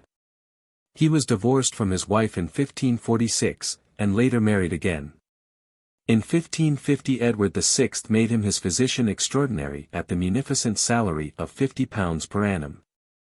Huyck was greatly in favour with Elizabeth, and she gave him a house near Enfield. He died near Charing Cross Inn, it is believed, 1581. This interesting account shows how many Catholic customs still survived. The offering here mentioned is evidently a relic of the offertory at the Requiem Mass, otherwise explained. And the candles also are distinctly a part of Roman Catholic ritual, though Coverdale's account of their signification is not altogether that given by Catholics. The Te Deum is no longer sung or said at either Catholic or Anglican funerals. The fact that the writer of this account mentions that the whole service was done in one morning shows that the brevity of the new form of worship was somewhat of a novelty to people accustomed to the long series of dirges and masses accompanying burials in Catholic times. Sir Walter Besant says, on page 154 of his London in the time of the Tudors, before the coming of the Puritans the funerals continued with much of the old, Catholic, ritual. Froude says, the Lady Frances, now that the Queen was dead, no longer thought the Admiral's house a becoming residence for her daughter and sent for her. The Lady Frances did nothing of the sort. Sudeley himself first suggested the Lady Jane's removal to her parents' custody. Hatfield MSS. Hatfield MSS. Hatfield MSS. Sir William Sherrington or Sherrington was one of the most benighted frauds of this age, albeit a very successful one. He was born about 1495, and was of good Norfolk family. In 1546 he became Vice-Treasurer of the Bristol Mint, being created a Knight of the Bath at Edward VI's coronation. Once installed in this office, he made a sort of corner in West Country church plate, which he bought cheap from the Somerset villagers, and coined into testons or shillings of 2/3 alloy. By this means, and by shearing and clipping coins, falsifying the account books of the mint, the originals of which he destroyed, and by other cheating, he managed to amass £4,000, an enormous sum in those days, in 3 years. Probably fearing that Sudeley, whose friend he was, might reveal these affairs to his brother the Protector, Sir William lent the Lord Admiral money, placed the Bristol Mint at his disposal, and, as we shall see, helped him in his nefarious schemes. He bought manors in Wiltshire from the king for £2,808, but he was arrested on 19th January 1548-9. He was questioned in the Tower, but denied the charge of conniving at Sudeley's intrigues. In February, however, he turned traitor to the Lord Admiral and admitted all, throwing himself on the king's mercy. He was pardoned in acts of December 30, 1549 and of January 13, 1550. He now somewhat settled down, buying back with a part of the purchase money given by the French for Boulogne, which money had got into his hands, his confiscated manors and lands. Some of which he presented to the king, likely enough the reason why Latimer, in a sermon preached before his Majesty in 1551, described this admitted cheat as an honest gentleman and one that God loveth. Sherrington got himself appointed Sheriff of Wiltshire, and died in 1551. There is a portrait of him by Holbein in the Royal Library at Windsor. He was married 3 times, but left no children. V. Dorset's deposition in the Hatfield MSS. Nothing could be more forcible as a proof of the manner in which Sudeley, in the style of the Duke of Northumberland at a later period, threatened and bullied any who dared to oppose him, than the following story. About the time that he was endeavouring to supplant his brother in Edward's affections, he tried to induce the boy king to write a letter for him to the Parliament, which was to meet in the November of that year. It was suggested that Parliament might not grant his demands. Whereupon, said my Lord of Sudeley, I will make it, if that be so, the blackest Parliament that has ever been seen in England, blackest, perhaps meaning, the most humbled and depressed, Parliament ever seen. Which shows that Sudeley was sufficiently self-confident to believe that he could coerce whole bodies of administrators at his will. Sudeley's nefarious assistant, Sherrington, Sir Thomas Parry, John Fowler, and Mrs. Ashley were all imprisoned in the Tower at the same time as Sudeley. Sudeley's connection and connivance at the frauds perpetrated by Sir William Sherrington was also made account of his indictment. Queen Elizabeth stated at a later date that, the Admiral's life would have been saved had not the Council dissuaded the Protector from granting him an interview. In face of these statements, there would seem to be little doubt that the Protector, if left to himself, might have visited a less severe sentence on his brother. The Protector's wife evidently bore in her time a very bad reputation for intriguing and interference, for Hayward, Life of Edward VI, p. 82, says the troubles between Sudeley and his brother were mainly due to the quarrel, already mentioned, between Catherine Parr and her ladyship, to the unquiet vanity of a mannish, or rather a devilish woman, Lady Somerset. For many imperfections intolerable, but for pride monstrous. As to the unfortunate Seymour's infant child, we learn that after his death it was carried to Somerset's house at Shown, whence, after a short time, it was conveyed to the Dowager Duchess of Suffolk, at Grimsthorpe, in Lincolnshire. She had been at one time the dearest friend of Catherine Parr. Here the child had a governess, Mrs. Aglionby, and was also attended by a nurse, 2 maids, and many other servants, in accordance with her high rank. The Duke of Somerset had promised that a certain pension should be settled on his niece, and that her nursery plate and furniture, which had been brought up from Sudeley to Shown House, should be sent after her to Grimsthorpe. He pledged his word on this point to the Duchess of Somerset's gentleman, Mr. Bertie, who subsequently married his mistress, the Dowager Duchess of Suffolk, but the promise was never redeemed. The Duchess herself did not show much maternal tenderness to the child of her quondam friend. In the 2nd year of Edward VI she wrote a curious letter to Cecil, begging him to relieve her of the guardianship of the child of the late Queen. She says, the late Queen's child hath lain, and yet doth lay in my house with her company about her, wholly in my charge. Then she accuses Somerset of not sending money for the child's maintenance, and adds, and that ye may better understand that I cry not before I am pricked, I send you Mistress Glenborough's, the governess's, letter unto me, who, with her maids, Neurice, and others daily call upon me for their wages, whose voices mine ears may hardly bear, but my coffers much worse. She declares she is ill, and hopes that the child will be removed at an early date. There is a very long list in the Lansdowne MSS of plate, hangings, and even musical instruments, belonging to this child, which the Lord Protector took and never restored. Cecil paid little attention to the Duchess's application. In all probability he never answered her letter at all. At a later date she wrote to the Marquis of Northampton, the infant's uncle, and begged him to receive her. He behaved even more heartlessly than the Duchess, declaring he would neither receive the child or her attendants at his house.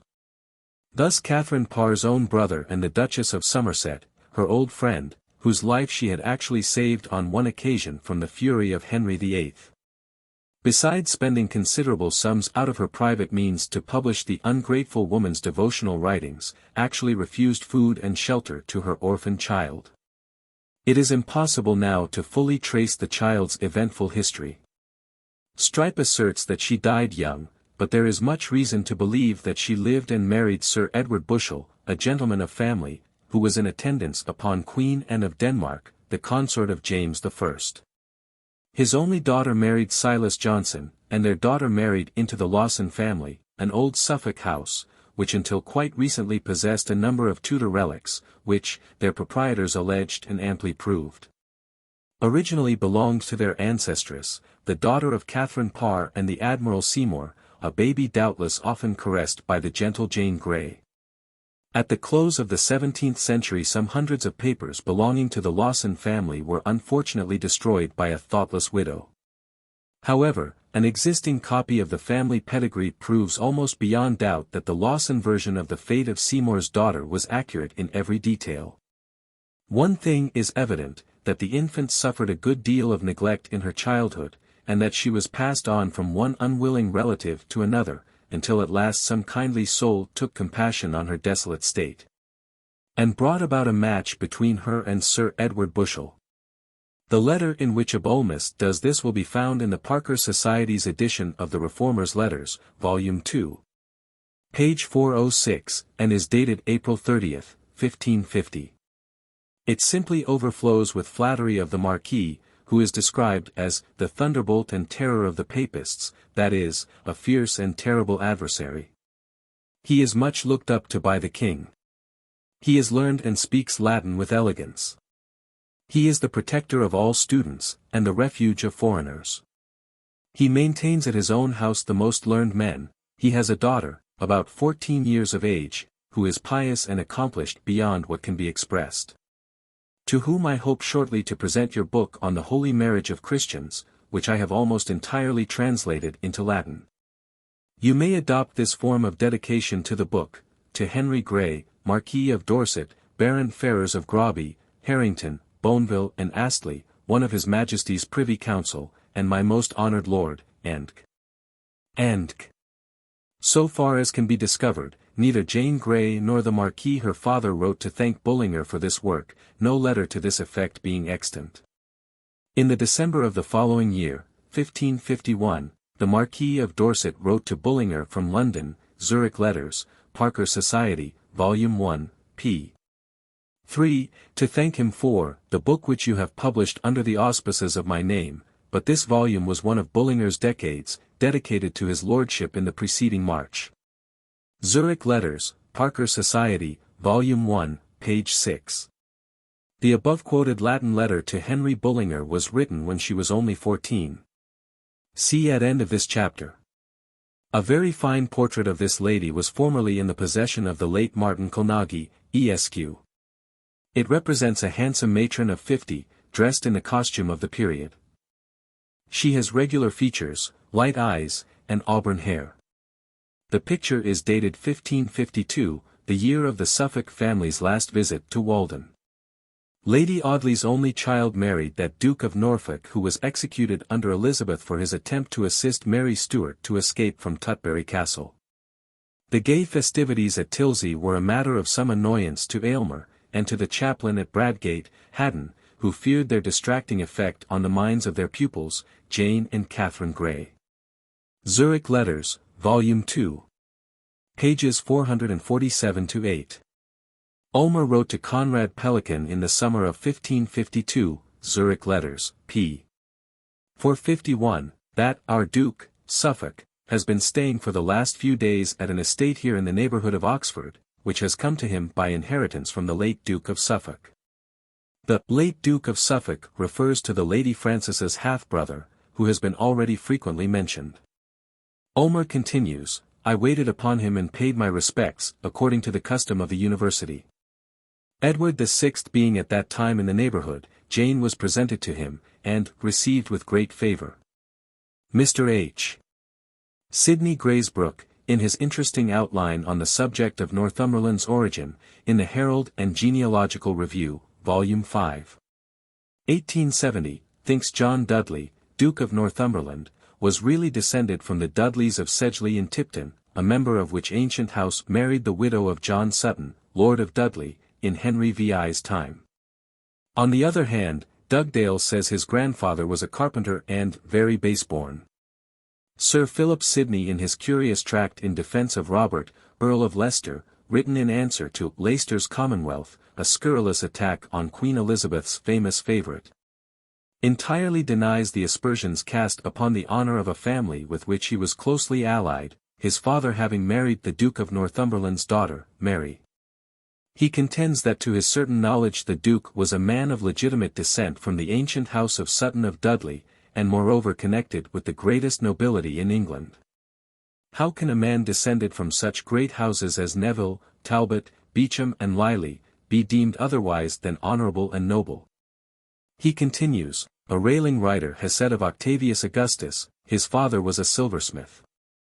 Another Italian declares, the falsehood, that Hugh Capet was descended of a butcher who was his father.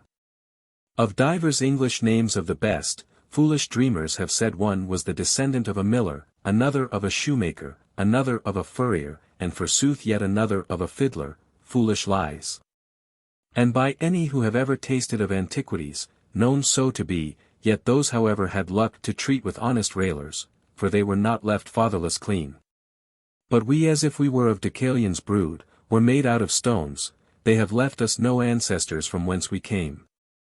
Edmund Dudley was the father of this younger brother of the same Lord Dudley, and would have been Lord Dudley, if the Lord Dudley had died without heirs. His father was married to the daughter and heir of Bramshot in Sussex. This Dudley's father is buried with his wife at Arundel Castle and left land to Edmund Dudley and so to the Duke my grandfather, in Sussex. Philip Sidney ought certainly to have known the true descent of his family, especially since they were to acquire the title of Leicester from the Dudleys. It will be remembered that the Duke of Suffolk filched the title of Lisle from the Lady Elizabeth Grey, but on his relinquishing it, it was given to her eldest son, John Dudley.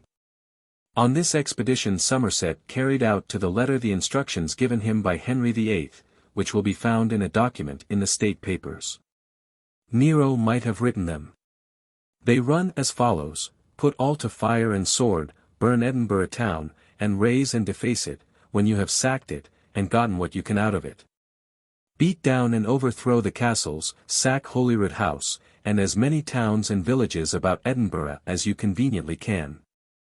Sack Leith, and burn and subvert it and all the rest, putting man, woman and child to fire and sword, without exception, when any resistance shall be made against you.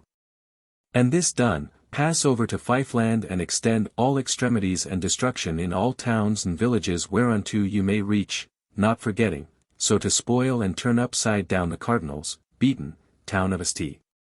Andrews, as the upper stone may be the nether, and not one stick stand upon another, sparing no creature alive within the same, specially such as, either in friendship or blood, be allied to the Cardinal.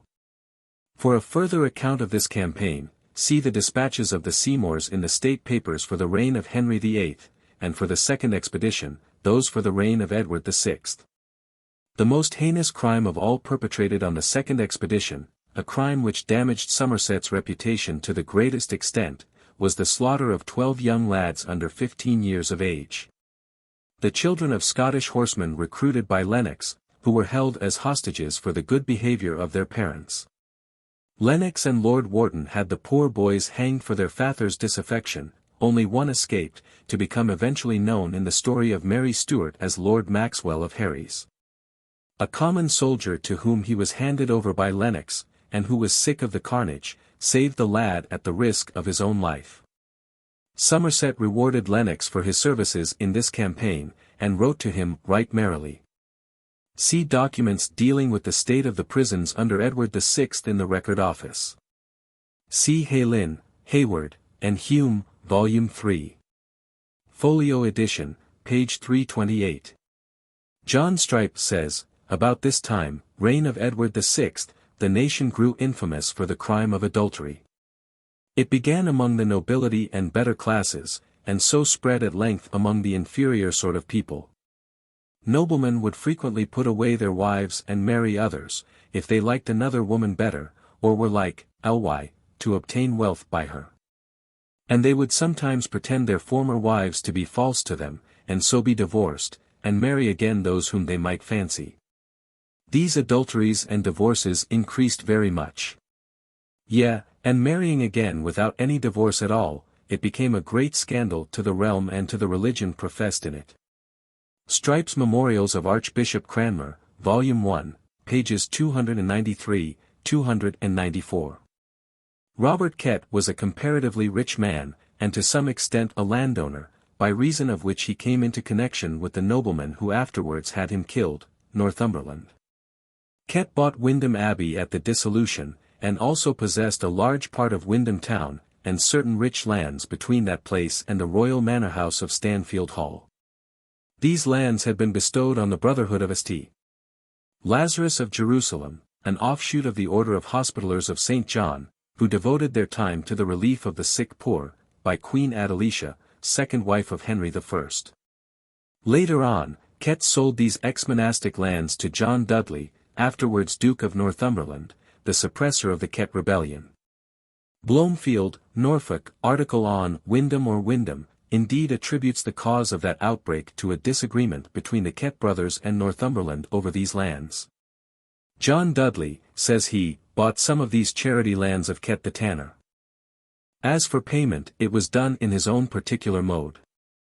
The two brothers, Kett, finding Dudley meant to pull down the magnificent tower, the preservation of which was most dear to their affections, raised the Norfolk poor, whom extreme misery had driven to discontent.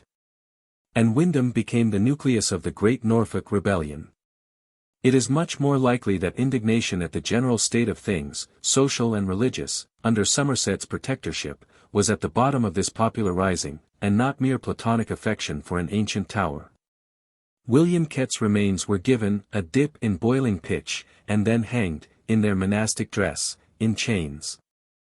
They continued, like a ghastly scarecrow, to ornament Windham Church until 1603, when they began to fall, bone by bone, the last piece coming away on the very day of Queen Elizabeth's death, March 25, 1603.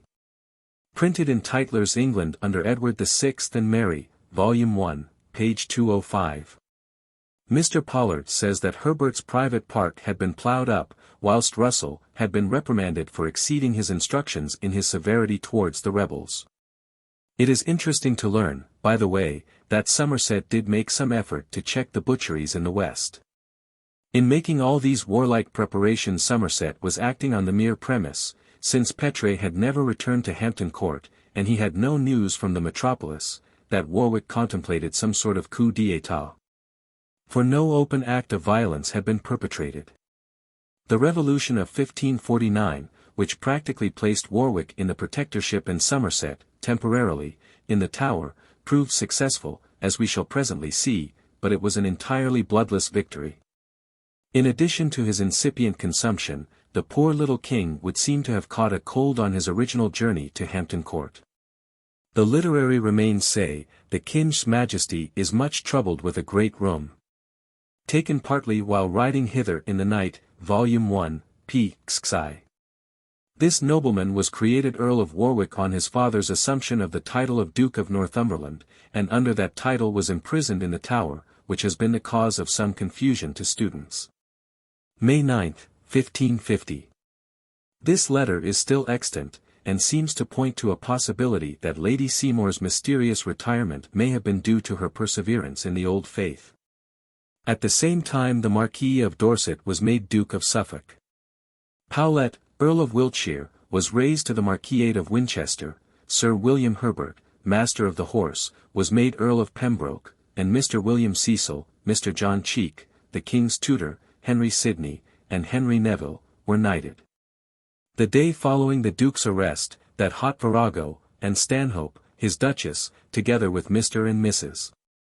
Crane, Sir Miles Partridge, Sir Thomas Arundel, Sir Thomas Holcroft, Sir Michael Stanhope, and others, were also arrested and conveyed to the Tower, where the Duchess remained a prisoner until the accession of Queen Mary. Wriothesley's Chronicle, 2. 63. Nevertheless, the death of Somerset seems to have rankled in the boy king's mind. On one occasion long afterwards, it is said, when Edward was enjoyed a match of archery with Northumberland and the king made a remarkably fine shot, the Duke exclaimed, "Well aimed, my liege." "But," replied the young king sarcastically, "you aimed better when you shot off the head of my uncle Somerset." Which proves that His Majesty fully realized Northumberland's share in that matter. There was, of course, the usual crop of infant prodigies and monsters which followed as portents after every notable decapitation. A dolphin was caught in the Thames, a child with 2 heads was born at Middleton in Oxfordshire. But although it had 4 arms it had only a leg, it caught cold and died, which was certainly fortunate for the nerves of the Middletonians. We find instances of this in the enthusiastic joy of the people at his suspected acquittal, in their excitement on thinking he was reprieved, and the fact that after the execution many dipped handkerchiefs and cloths in his blood, so that they might have some token to preserve of the memory of a man who had always been their friend. It is said that when, some 19 months later, Northumberland was going to execution in his turn, a woman shook one of these handkerchiefs stained with the blood of Somerset in his face, crying, "Behold the blood of that worthy man. That good uncle of that excellent king, which, shed by thy malicious practices, does now apparently revenge itself on thee." This is also a proof that the commonalty clearly understood how great had been Northumberland's share in bringing about Somerset's destruction. Zurich Letters, Noc Silvii. One gets a very fair idea of the improvement in Northumberland's position after the death of the Duke of Somerset from the letters of the Swiss and other reformers.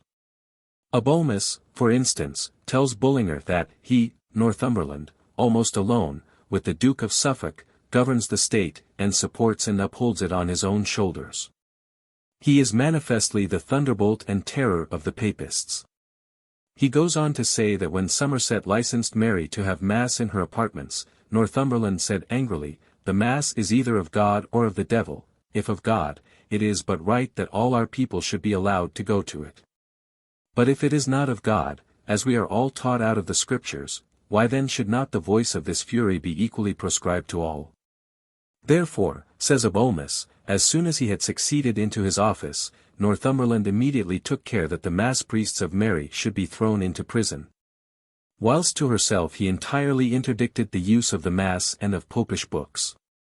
Zurich Letters, 2. 439, no wonder Mary did not love Northumberland. The movements of Lady Jane from January 1552 onwards appear to have been as follows. In January 1552 she was alternately at Tilsey and at Audley.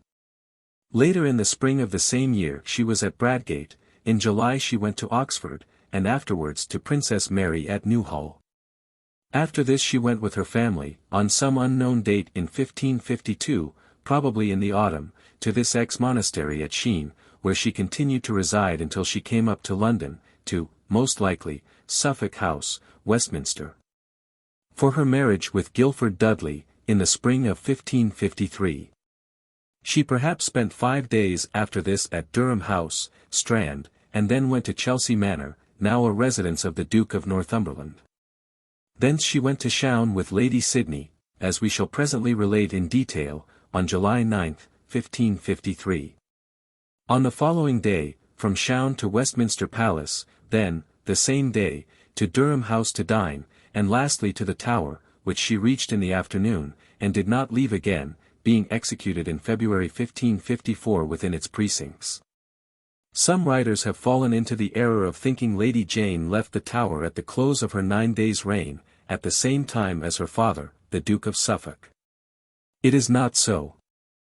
From the day Jane entered the fortress, July 10, 1553, to the day of her death, February 12, 1554, she never left it, except for the few hours of her trial at Guildhall. The Priory of Sheen was finally suppressed by Henry VIII in 1539, or rather, it surrendered its estates to the Crown about the time of the passing of the Act for the dissolution of the monasteries. Most of the ex-monks of this house died in prison in great misery. In 1540 the abandoned monastery was granted to Edward, Earl of Hertford, brother of Jane Seymour, who afterwards became the famous Duke of Somerset. After his attainder in 1551 it was granted to Henry Grey, Duke of Suffolk, Jane's father. The ruins of this building were visible as late as the middle of the 18th century. For further details about this house see Chancellor's History of Richmond, page 71. Sion has interest for yet another reason, for the nuns to whom it had formerly belonged, emigrated to Flanders in Henry VIII's time, to return to England early in the last century. And thus formed the only unbroken community of pre-Reformation religieuses in England. The history of Queen Jane says of Suffolk that, for as he had few commendable qualities, he was guilty of no vices. The negotiations for this marriage got so far that Sir Andrew, who was at this time master of the wardrobe, actually ordered certain splendid garments to be taken out of it for himself and the Lady Margaret to wear at the wedding. And this, needless to say, with the consent of Edward VI.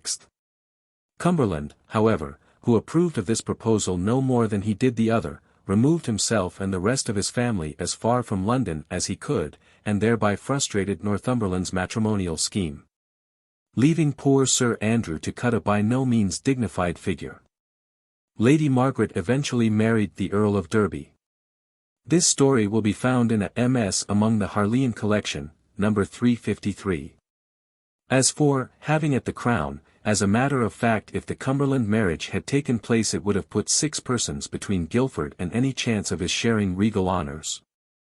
Or else the Duke would have had to find some plea for setting aside not only the Princesses Mary and Elizabeth, but also the Duchess of Suffolk and her 3 daughters.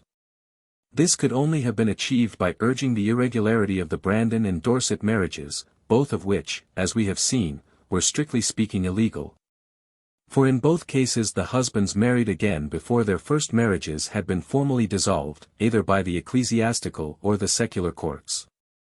On the death of Somerset, Lady Cromwell, widow of Thomas Cromwell, offered to take charge of his 4 daughters, which would have included the Lady and Seymour, the Duchess being, as we have said, imprisoned. Whether these ladies were in fact placed in Lady Cromwell's charge has never been ascertained. Bowardoe, a Venetian who was in England in 1553-6, wrote a historical pamphlet on the events he beheld. Edited by the celebrated Luca Cortile, it was printed and published by the Accademia di Venezia, in 1558, and has been frequently reprinted. Ascombe has told us how bitterly Lady Jane complained of her parents' brutal treatment of her even when there was little cause that they should ill-use their daughter so. And we may easily imagine their behavior when they had a more serious complaint against her. The only portrait of Guilford Dudley which the writer has ever seen is that at Madresfield attributed to Lucas Van Heer, who could not, however, have painted it, as at the time of Guilford's execution he was only 7 years of age. There is another objection to this picture. It is dated 1566, and Guilford was decapitated in 1553. Still the inscription may have been painted in at a later date, and the tradition that it is a portrait of Lady Jane's unfortunate consort may be correct. But the costume is more like that of the time of James I, so large a ruff not being worn in Guilford's day. There is also at Madresfield a portrait of Lady Jane Grey attributed to Lucas Van Heer. This is far more beautifully painted than its companion, and is in all probability by Luca Penny, who painted the alleged portrait of Lady Jane now in the possession of Lord Spencer at Althorpe, to which it bears a certain resemblance, both in costume and features. Nevertheless, Heylin says, in his Reformation, that, of all Dudley's brood he, Guilford, had nothing of his father in him. Fuller, Worthies, calls him a goodly and, for aught I know to the contrary, a godly gentleman, whose worst fault was that he was son to an ambitious father. The Northumberlands seem to have been in close touch with several Spaniards. It was due to the intercession of a Spanish noble that the Duchess obtained her liberty, and it was to the Duchess of Alva that she bequeathed her pet green parrot. The exact date of Jane's marriage is doubtful. Historians assign various dates ranging from the beginning of May to the beginning of June. Stowe contents himself with saying, 3 notable marriages took place at Durham Place in May 1553. Giulio Revilio Rosso of Ferrara, who obtained his information from Giovanni Michel, Venetian ambassador to England, 1554-7, and from Federigo Badoardo, Venetian ambassador to Charles V, speaks of Nelli fest dello Spirito Santo. Lo nace molto splendide e really, e con molto concorso di populo e tida, principali del regno. That is, on the feasts of the Holy Ghost, i.e. Whit Sunday, the very grand and regal espousals, took place, and with a great attendance of the people and of the leaders of the kingdom. Hutchinson, History of Durham, Volume 1. 430, says positively May 21st, and this agrees with the fest, i.e. feasts, or within the octave, of Whit Sunday. Polino also says it occurred on that day. Strype, Ecclesiastical Memorials, Book 2. Page 111, gives more details than most writers. He says, and a little before this time were great preparations making for the match, which was celebrated in May, of the Lady Jane with Guilford, Northumberland's son, and some other marriages that were to accompany that. As the Earl of Pembroke's eldest son with the Lady Catherine, etc. The 21st of May was only 6 weeks and 4 days before the declining Edward VI breathed his last, on July 6. Noailles, who is often very vague about his dates, fixes this triple wedding as taking place in July. Lord Herbert's marriage was not consummated on account of the youth of the parties. He relinquished the hand of the Lady Catherine Grey, and in 1561 she bestowed it on the Earl of Hertford. And for the more solemnity and splendour of this day, the Master of the Wardrobe had divers warrants, to deliver out of the King's wardrobe much rich apparel and jewels, as, to deliver to the Lady Frances, Duchess of Suffolk, to the Duchess of Northumberland, to the Lady Marchioness of Northampton, to the Lady Jane, daughter to the Duke of Suffolk, and to the Lord Guilford Dudley, for wedding apparel. Which were certain parcels of tissues, and cloth of gold and silver, which had been the late Dukes and Duchesses of Somerset, forfeited to the King Winky-Face. And to the Lady Catherine, daughter to the said Duke of Suffolk, and the Lord Herbert, for wedding apparel, and to the Lord Hastings, and Lady Catherine, daughter to the Duke of Northumberland, for wedding apparel. Certain parcels of stuff and jewels. Dated from Greenwich, the 24th of April. A warrant also there came to the wardrobe, to deliver to the King's use, for the finishing certain chairs for his Majesty, 6 yards of green velvet, and 6 yards of green satin. Another, to deliver to the Lady Mary's Grace, his Majesty's sister, a table diamond, with pearl pendant at the same. And to the Duchess of Northumberland, 1 square tablet of gold, enamelled black, with a clock, late parcels of the Duchess of Somerset's jewels. And lastly, another warrant to Sir Andrew Dudley, to take for the Lady Margaret Clifford, daughter of the Earl of Cumberland, and to himself, for their wedding apparel, sundry silks and jewels, this last warrant bearing date June 8. Strype's Memorials, pages 111-2, Book 2. The only description of the 3 weddings is that from the pen of Giulio Revilio Rosso, who lived at a later date. See the English translation of the Venetian State Papers. Contemporary account of an English wedding in the 16th century quoted by Howard in his Life of Jane Grey. The description of this headdress corresponds with the very beautiful and picturesque one she wears in the picture, reputed to be her portrait, now in the possession of Earl Beauchamp at Madresfield. There would seem to be some reason to think that Stanfield Hall, which was often visited by the Plantagenet kings, was part of the monastic lands purchased by Robert Kett, leader of the famous rebellion. His brother's remains, hanging on Wyndham Church, were visible from its windows. After Lady Jane's death, Stanfield Hall went to the Crown.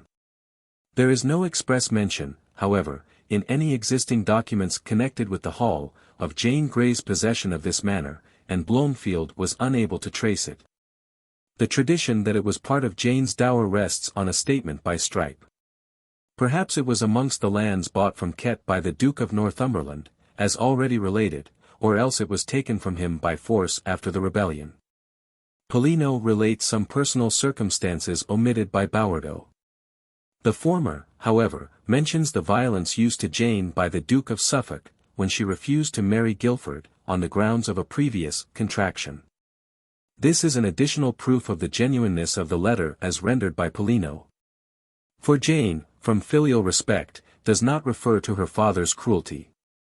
Several of these letters are included in the second volume of Tytler's England under Edward VI and Mary.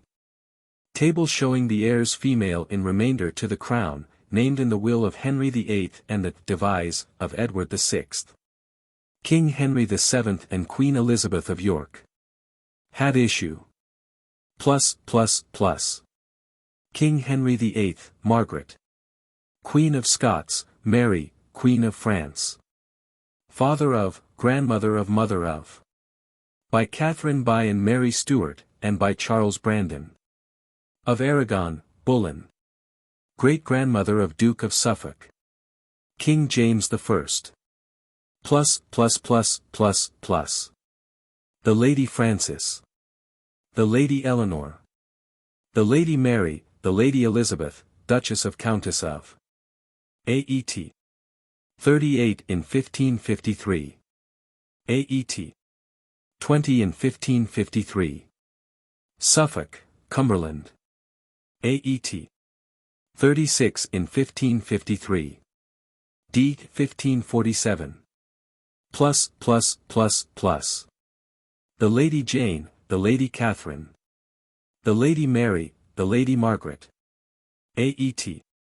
17 in to the Earl of to Thomas Countess of.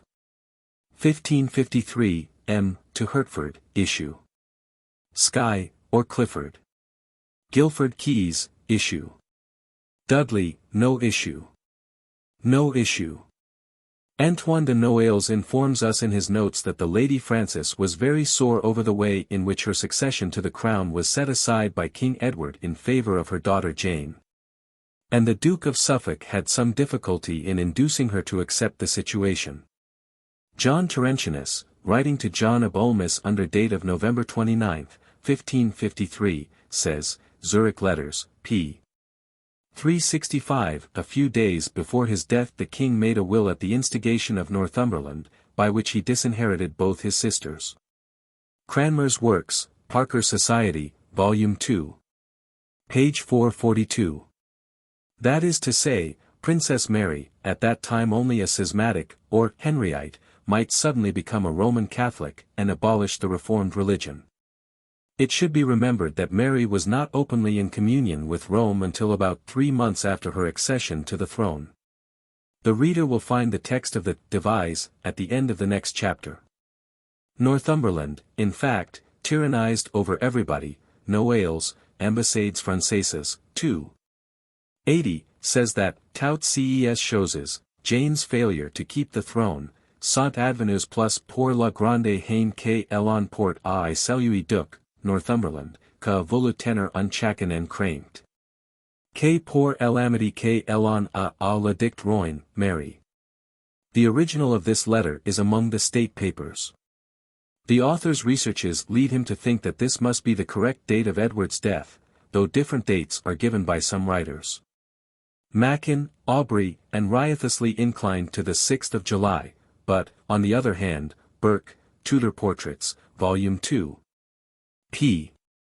398, says it was the 7th of that month, and the writer of the article on Edward VI in the Encyclopaedia Britannica, Volume 7.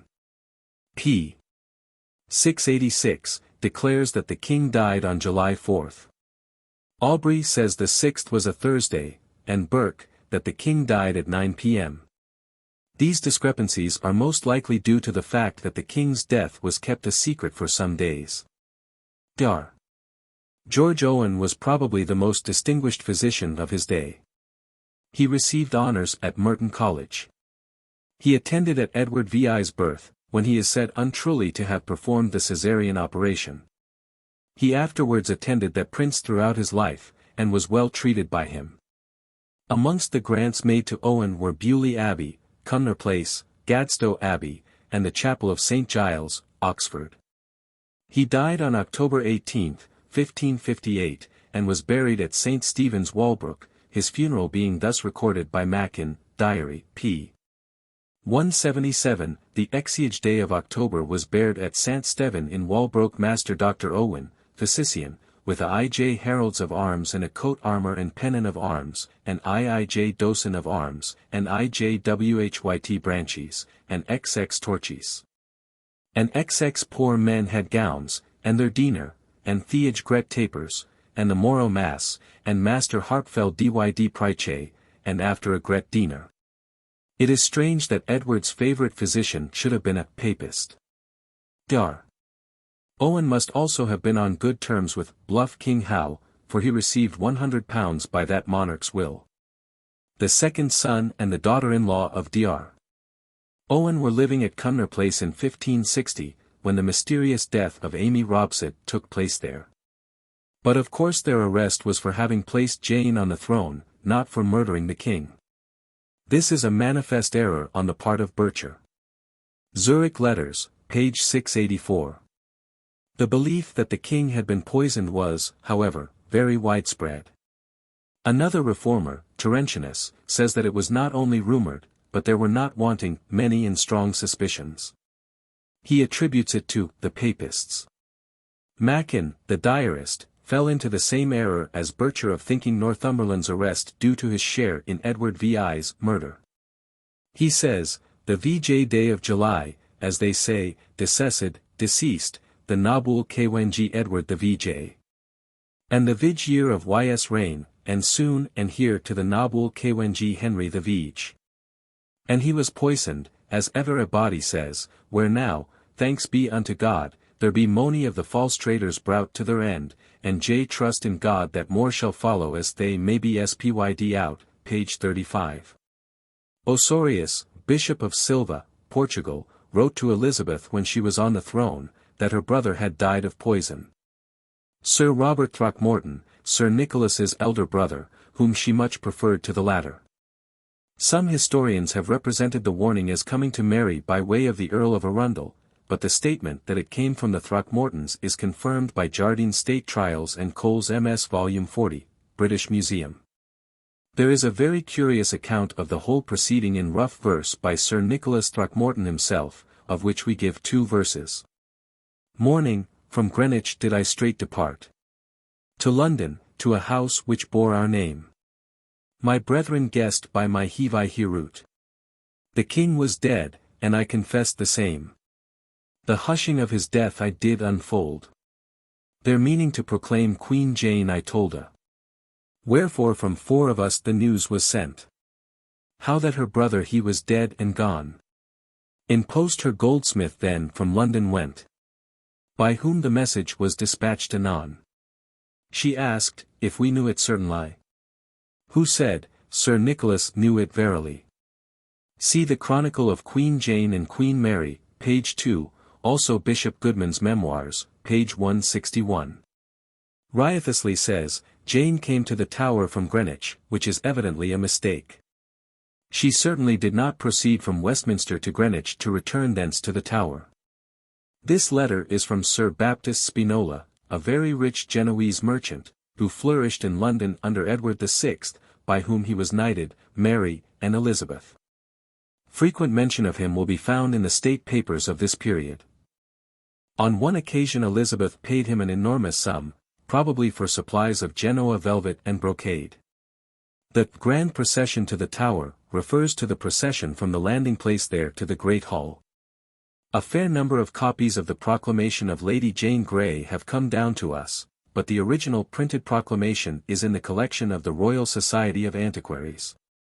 Herein the Lady Mary and the Lady Elizabeth are, as said above, stigmatized as bastards, whilst it calls upon persons of all degrees to be loyal to their lawful sovereign, i.e. Jane Dudley.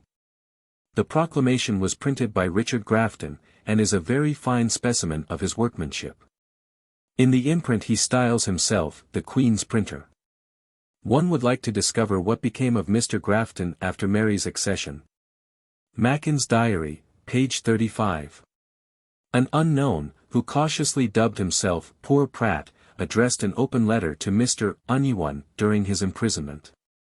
The writer, who was apparently a staunch supporter of Mary, informed his readers that, if England prove disloyal, evils will come on it, the gospel will be plucked away and the Lady Mary replaced by so cruel a pharaoh as the ragged bear, i.e.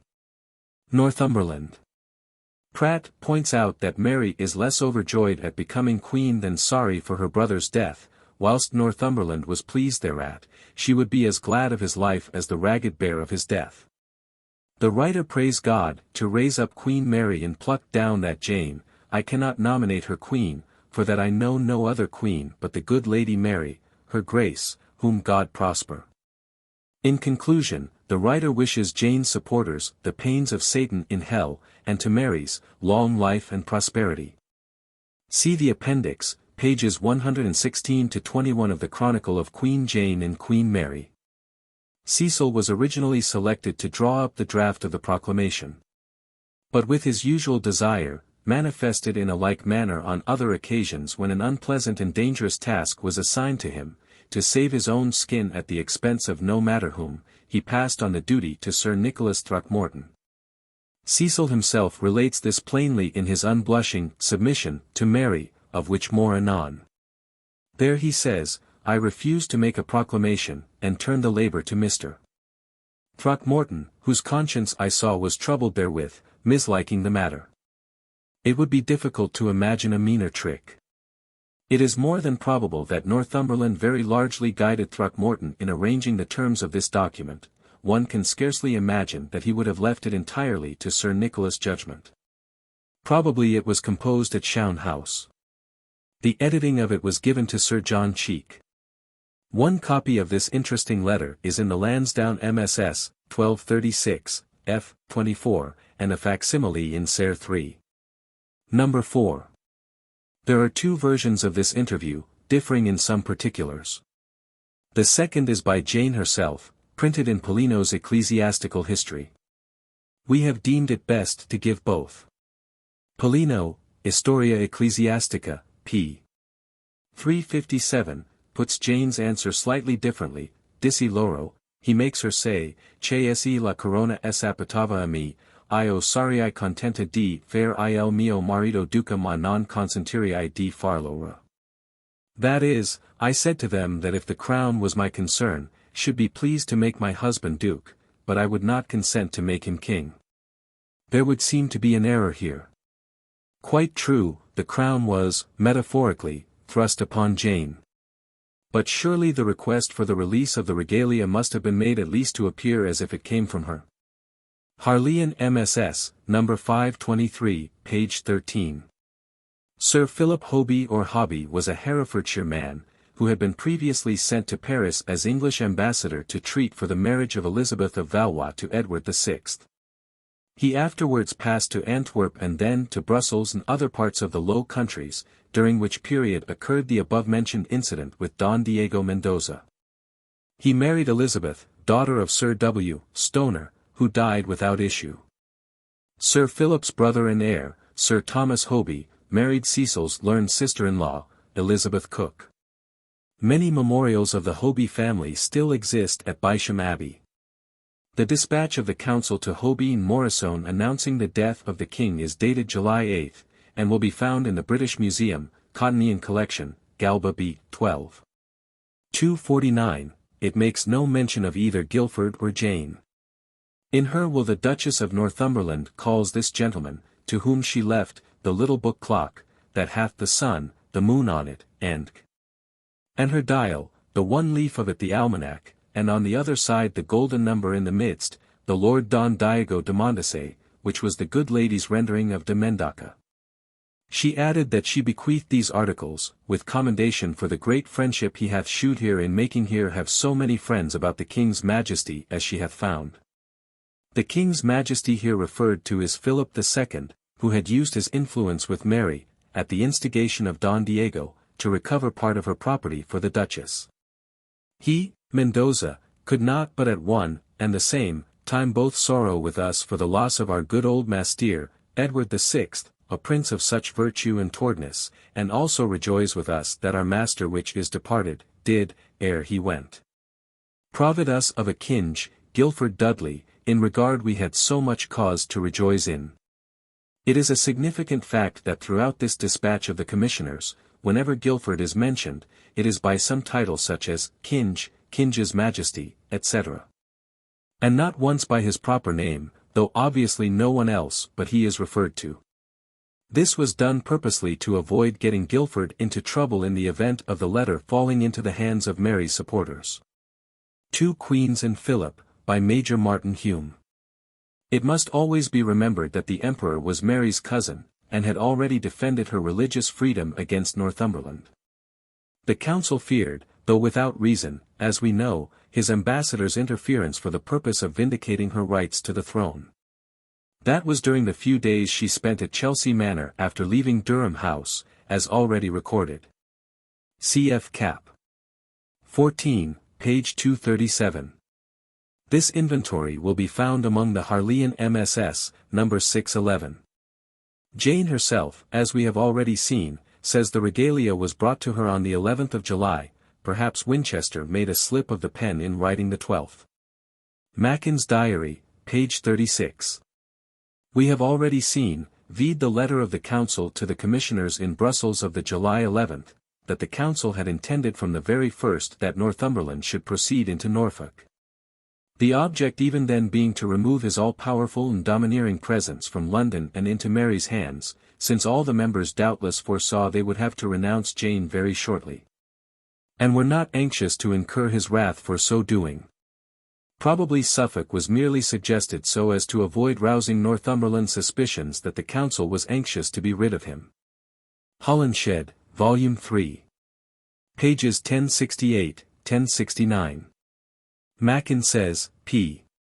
36, and IJ days after, the Zij day of July, the Duke, and divers lords and Knyghts went with him, and mony gentlemen and goners, and mony men of the guard and men of arms toward my Lady Mare Grace, to destroy her grace, and so to bury. And Allah was against Wym Sealf, for wise men forsook him. In this document, as in the indictment, Mary gives neither Jane nor her husband their legitimate titles. She calls the former Jane Dudley, and describes her as the wife of Guilford Dudley, Esquire, stating that Sherrington's successor has received his appointment by the traitorous abuse and usurpation of Jane Dudley, and other accomplices.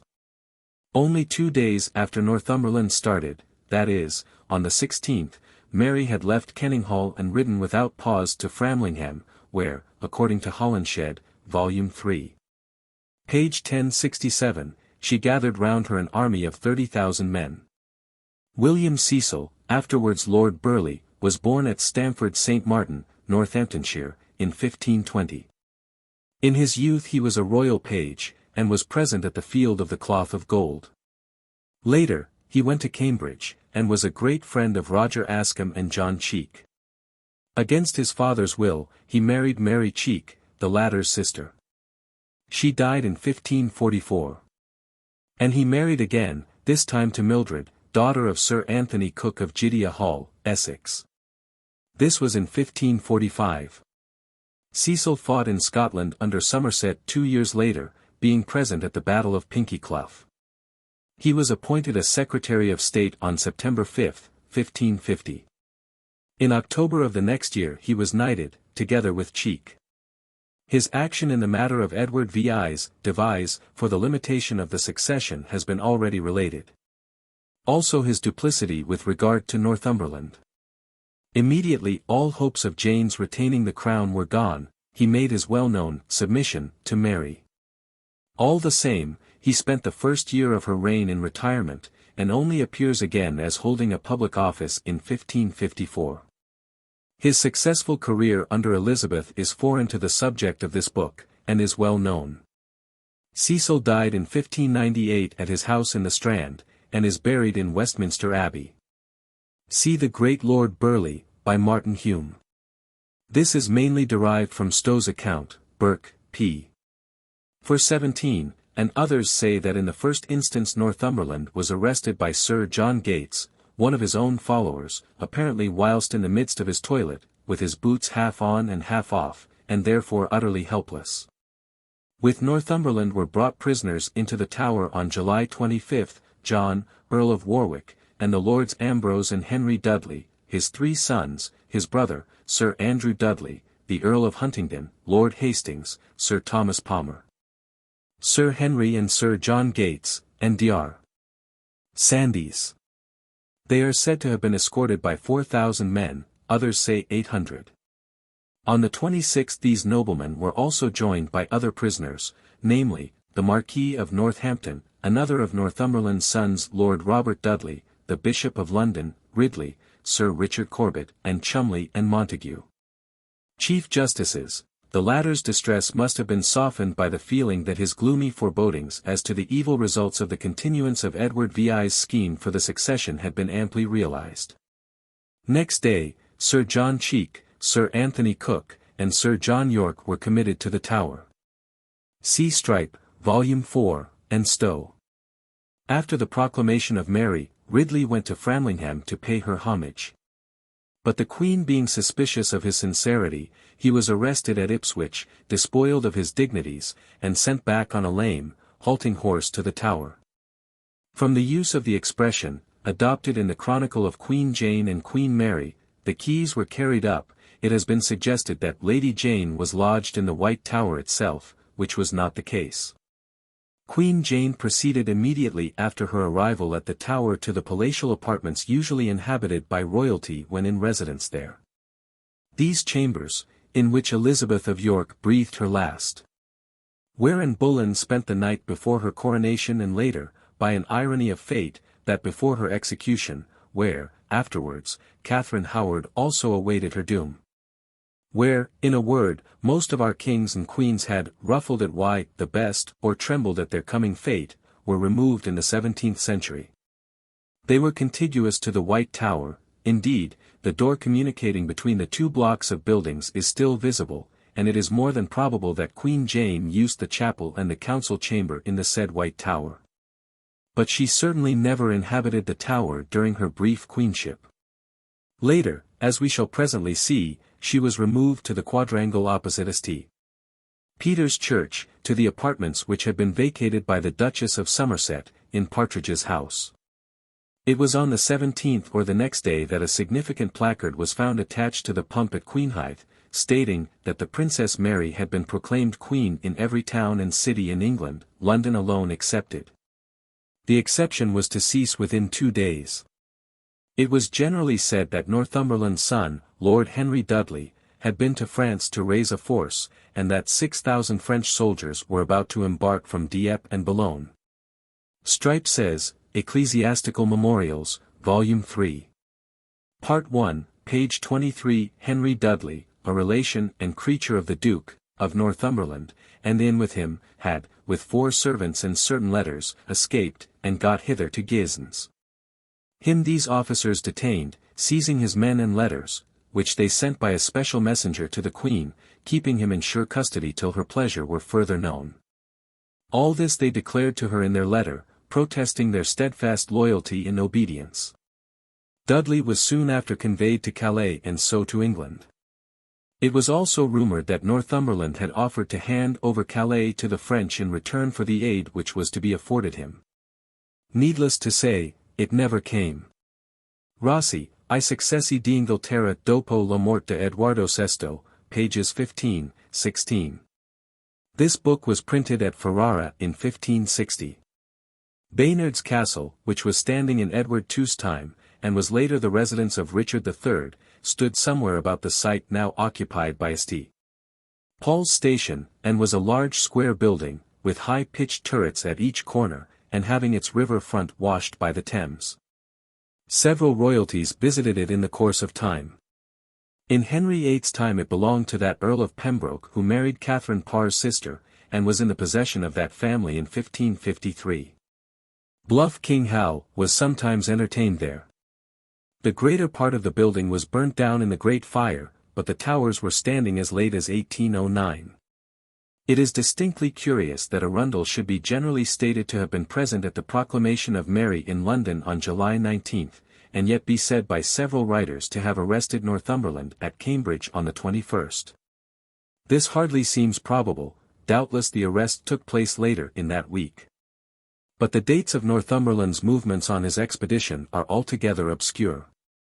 Roger Alford, Cecil's servant, gives the following account of this stage of the intrigue in a letter to Cecil of 1573. After this, the lords not long after agreed to go to Baynard's Castle to the Lord of Pembroke. Baynard's Castle was, as we have said, his residence, upon pretence before in council, to give audience to the French king and emperor's ambassadors, that had long been delayed audience. And that the Tower was not fit to him to enter into at that season. At which time, my Lord of Arundel, upon some overture of frank speech to be had in council in respect of that present state, said secretly to his friend, as I take it yourself, i.e. Cecil, or Sir William Petre, that he liked not the air. And thereupon it was deferred to Baynard's Castle, from which place the lords went and proclaimed Queen Mary.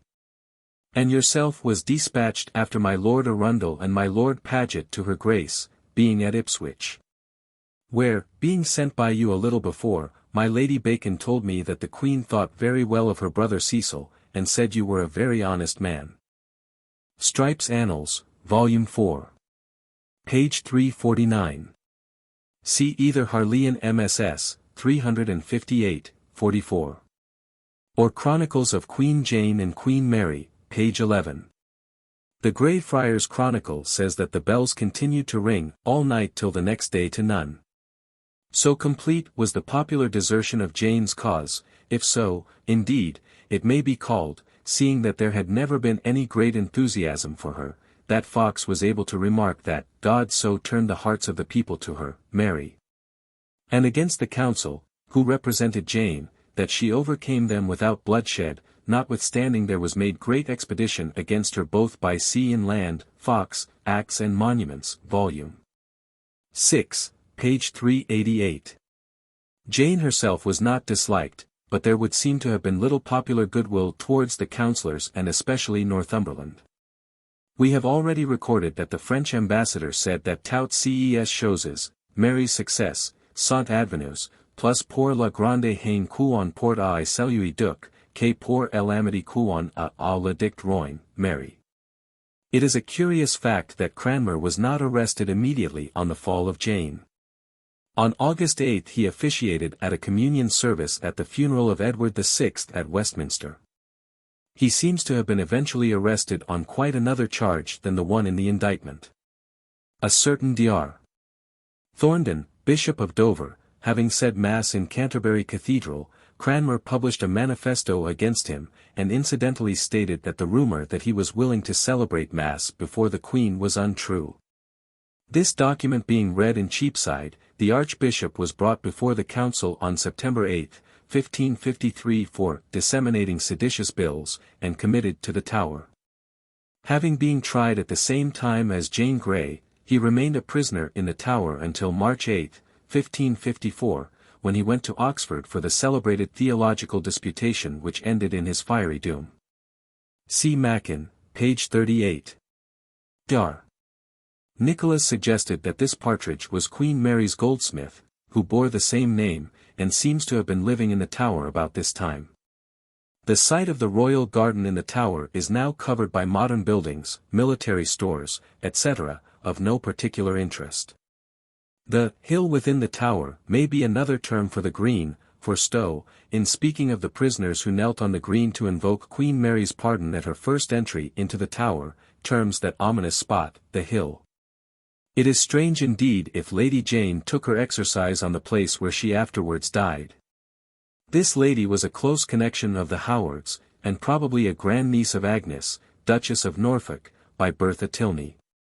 A recent writer on the life of Lady Jane Grey states, but gives no authority, that she was released from the Tower immediately after her deposition, and retired to Shown House, but there is no contemporary evidence whatever in substantiation of this statement.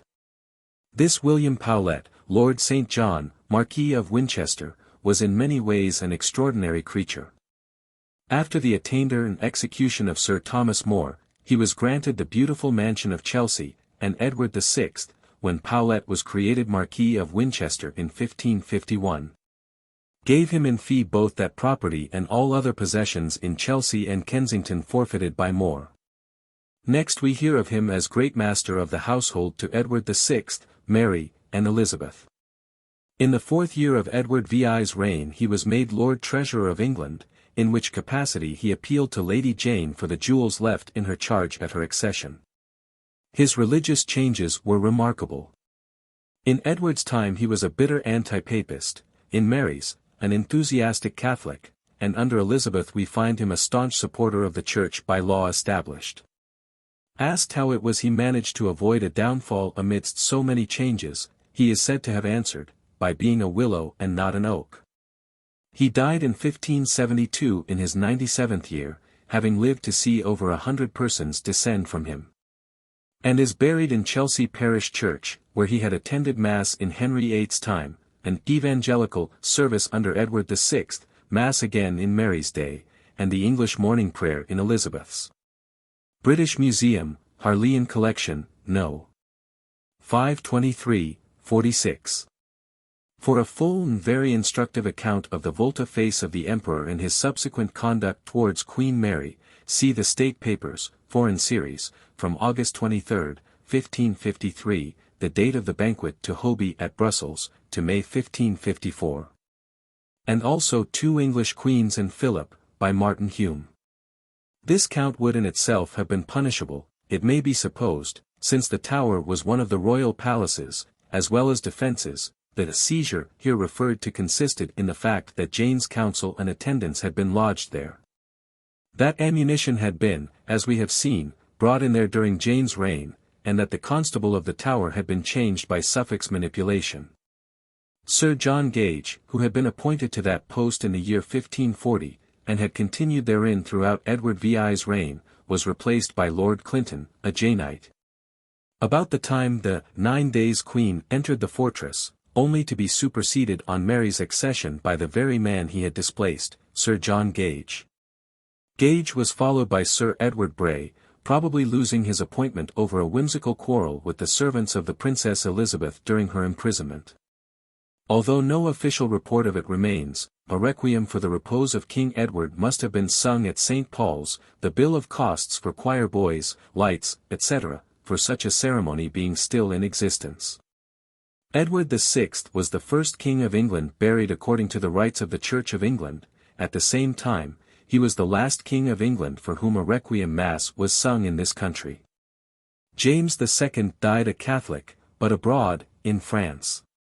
It has been remarked by Protestant historians that Mary had no right to have a mass of requiem said for her brother, they forget that he was baptized a Catholic. It is quite obvious, Hume lingered to the contrary, that the Great Seal here referred to was that of Edward VI, affixed to that monarch's letters patent for the limitation of the succession. The judges, however, purposely misunderstood Northumberland, and pretended to think he was referring to Jane's seal, which would not, of course, have been recognized as legal. The Great Seal of King Edward continued to be used upon documents for many months after Mary's accession. It will, for instance, be found attached to the Special Commission of Oyer and Terminer addressed to Thomas White, Mayor of London, and others for the trials of the indictments against Guilford Dudley and Jane his wife. And Ambrose and Henry Dudley, which took place in November 1553. This seal is circular, and rather indistinct. On the one side His Majesty is represented seated, with the scepter in his right hand and the orb in his left. He is under a canopy with curious side pillars, on either side of the throne are round coats of arms, surmounted by crowns. On the other side is a figure, wielding a mace and with a shield, on a horse in armor. This is either St. George or the Lord Protector. At the horse's feet is a Tudor greyhound. There is an illegible inscription at the top margin. See Baga de Secretis, pouch 23, Record Office. Mackin, page 41. This horrible sentence was afterwards commuted to decapitation, and the same in the case of next day's condemned. Harleian MSS, No. 2194. Sir Andrew Dudley was released on January 18, 1554. He died, without issue, in 1559. For a further account of this recantation ceremony, see Harleian MSS, 284, folios 128d. Also Stowe, Annals, page 614. Harleian MSS, number 2194. Bishop Burnet considered that Northumberland was only insincere in professing Protestantism, he had always been a Catholic at heart. John Knox said the same. And Jane Grey herself said, about a week after his death, but for the answering that he, Northumberland, hoped for life by turning Catholic, though others be of the same opinion, I utterly am not. Burnet's remark is supported by a statement the Duke of Northumberland made on one occasion, it is said, to Sir Anthony Browne, that he certainly thought best of the old religion. But seeing a new one begun, run dog, run devil, he would go forward. In other words, his Protestantism was a mere matter of policy. This refers to the trained bands of the Tower Hamlets mentioned, whose headquarters were in the Tower, and took their titles from the districts in which they were raised. Mackin's Diary, page 42. The paragraph ends with a reference to their attendance at Mass, and at the same time after was sent for my Lord Mayor and the Aldermen and the chiefest of the crafts in London, and divers of the Council. And there was said Mass, afore, before, the Duke and the rest of the prisoners. Was it the sudden arrival of the news that Northumberland was about to return to Catholicism that occasioned the postponement of the execution, in the hope that the Queen, touched by his conversion, might spare him? Most historians, however, assign the 20th as the date of the recantation, which would mean of course that it took place before the postponement of the execution, described by Mackin as having occurred on the 21st. A very quaint account of the Duke of Northumberland's execution, published in Paris in 1558 by a French priest named Stephen Perlin, contains, though full of inaccuracies, some details not to be found in other contemporary reports. The aforementioned prisoners, says he, were taken to the Tower. The mob called the milor notambellant, vile traitor, and he eyed them furiously with looks of resentment. 2 days afterwards, an error. He entered the Tower on July 25, and was tried on August 18. He was taken by water in a little bark to Westminster, or Royal Palace, principally to indict and try him. His trial was not long, for it did not last more than 14 days at most. There is no reason to suppose it lasted so long. And he, the Duke of Suffolk, and the milor Arundel were condemned by an arrest of the Council to be beheaded in an open space before the castle of the Tower, and they had all three, they were really executed at widely different periods. See the text, the pain of seeing one under the hands of a hangman, before whom a whole kingdom had trembled, which, reader, was a lamentable spectacle. This hangman was lame of a leg, for I was present at the execution, and he wore a white apron like a butcher.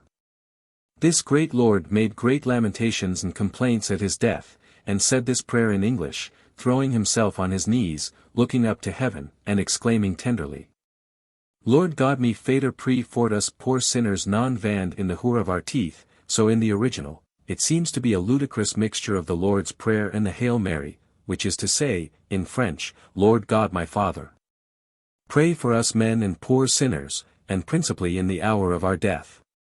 After the execution you might see little children gathering up the blood which had fallen through the slits in the scaffold on which he had been beheaded. In this country the head is put upon a pole, and all their goods confiscated to the Queen. The beauty and quantity of the roses in the Tower Gardens is made particular mention of in contemporary documents. Wriothesley says the cannonading and gun-firing on this occasion was positively deafening. A rare French book entitled Nouveau éclaircissement sur l'histoire de Marie Reine d'Angleterre, says of this interview, Mary, Louis, Renard, dit, tu elle pouvait essayer résoudre à faire mourir Jeanne de Suffolk, Lady Jane Grey. Qui on lui avait assuré, tu avant d'épouser le fils du Duc de Northumberland, elle avait été promise en mariage à un autre par un contrat obligatoire, que rendait son second mariage nul. Dieu Marie concluait, que Jeanne n'était pas véritablement belle-fille du Duc de Northumberland. Elle ajouta tu elle n'avait eu aucune part à l'entreprise de ce duc, and tu elle se ferait conscience de la faire mourir, puisque elle était innocente. Simon Renard Louis repliqua tu il etate à craindre, qu'on enyot imagine cette promesse obligatoire pour Louis sauver la vie, and tu il fallait au moins la retenir prisonnière, parce tu il y aurait beaucoup d'inconvénients à lui rendre la liberté. La reine répondit, tu es l'égard de Jean de Suffolk, on ne la mettrait pas en liberté, sans avoir pris toutes les précautions nécessaires, pour tu il en put résulter aucun inconvénient. Le lieutenant Diamant, i.e. Renard, ayant rendu compte à l'empereur de cette conversation, ce prince insista de nouveau dans ses réponses, de punir sans miséricordes tout ce que avait entreprise de lui enlever la couronne, and ce que avait contribué à la mort du roi. The latter phrase evidently refers to the widespread but unauthenticated idea that Edward VI had been poisoned by Northumberland. The author or compiler of the book from which this is taken was one Père Griffith, who flourished in the 18th century, and having discovered a number of Simon Renard's dispatches in the Royal Library at Besançon, wrote this work in answer to David Hume's attack on Queen Mary. It was published at Amsterdam in 1766. There is no copy of it in the British Museum.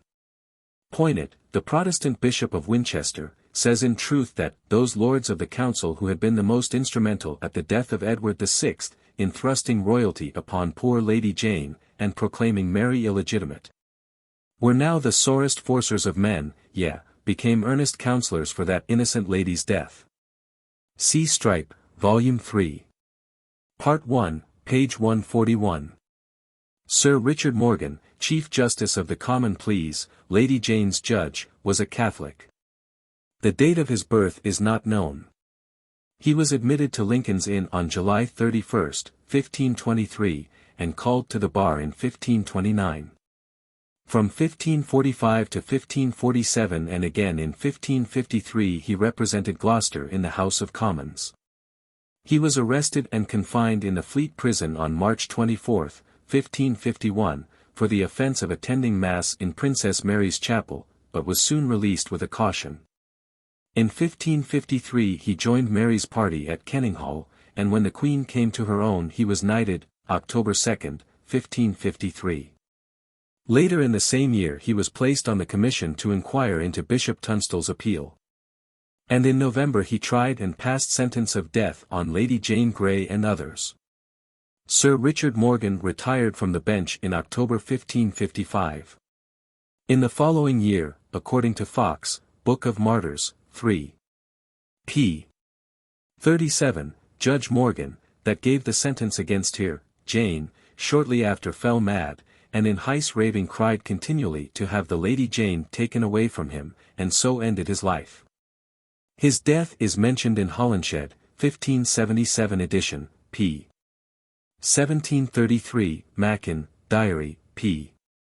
106, records Morgan's funeral in the following terms. The IJ day of June was bared at St. Magnus at London Bridge Sir Richard Morgan Knyght, a Jug and on, 1, of the Privy Council unto the noble Quen Mare. With a herald, of arms bearing ys cot armour, and with a standard and a pennon of arms and helmet, sword, and targat. And theage docen of Scotians, and IJWHYTT branches and zij torches and theage gret tapers, and exiage poor men in mantle frisk gowns, and moni in Blake, and Master Chancellor of London, a certain Dr. Derbyshire, dyd Pryche.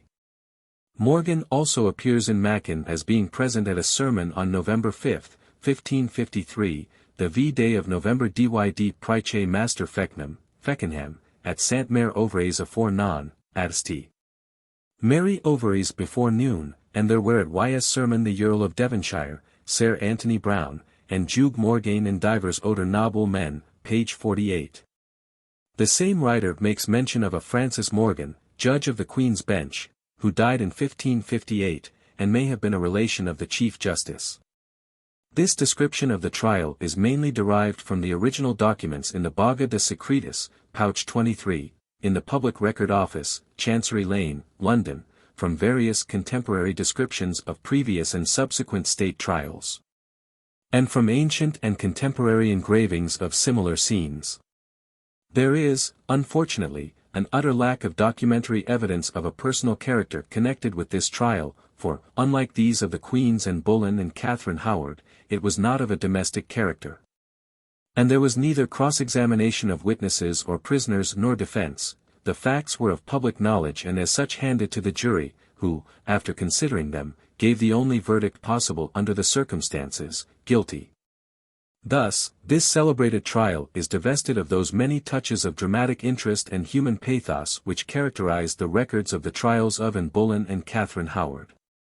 Macon's account of Jane's trial is very brief, and is in part destroyed. He says, p. 48, the 13th of November were arraigned at Guildhall Dr. Cranmer, Archbishop of Canterbury, the Lord, Guilford Dudley, the son of the Duke of Northumberland, and my Lady Jane Yswyff, the daughter of the Duke of Suffolk Dasset. And the Lord Hambros Dudley, and the Lord Hare Dudley, the wife Lady Jane was proclaimed Queen. They all were cast for to die. There is a contemporary account of the procession to the Guildhall, which runs as follows: the 9th day of November were led out of the Tower on foot, to be arraigned, to Guildhall, with the axe before Thame, from their ward, prison. Thomas Cranmer, Archbishop of Canterbury, between. Blank. Next followed the Lord Guilford Dudley between. Blank. Next followed the Lady Jane, between. Blank, and here gentlewomen following here. Next followed the Lord Ambrose Dudley and the Lord Harry Dudley. The Lady Jane was in a black gown of cloth, torn down, the cape lined with fees velvet, and edged about with the same, in a French hood, all black, with a black billiment, a black velvet boke hanging before here. And another boke in here hand open, holding here. The entry breaks off here. See also Bishop Burnet's History of the Reformation. Dr. Feckenham was not installed as Abbot of Westminster until November 1556. See Rossi, I Successi d'Inghilterra, page 44, seq. The Chronicle of Queen Jane and Queen Mary, page 37. A dispatch of Renard's of February 8, given by Griffith, confirms this account, saying, Le Duc de Suffolk avait assemblé un corps de troupes en quelques gentilshommes de son part 1. Pour soutenir la rébellion, il fut attaqué par le comte d'Ington, a mistake for Huntingdon, que hesitate declare pour la reine.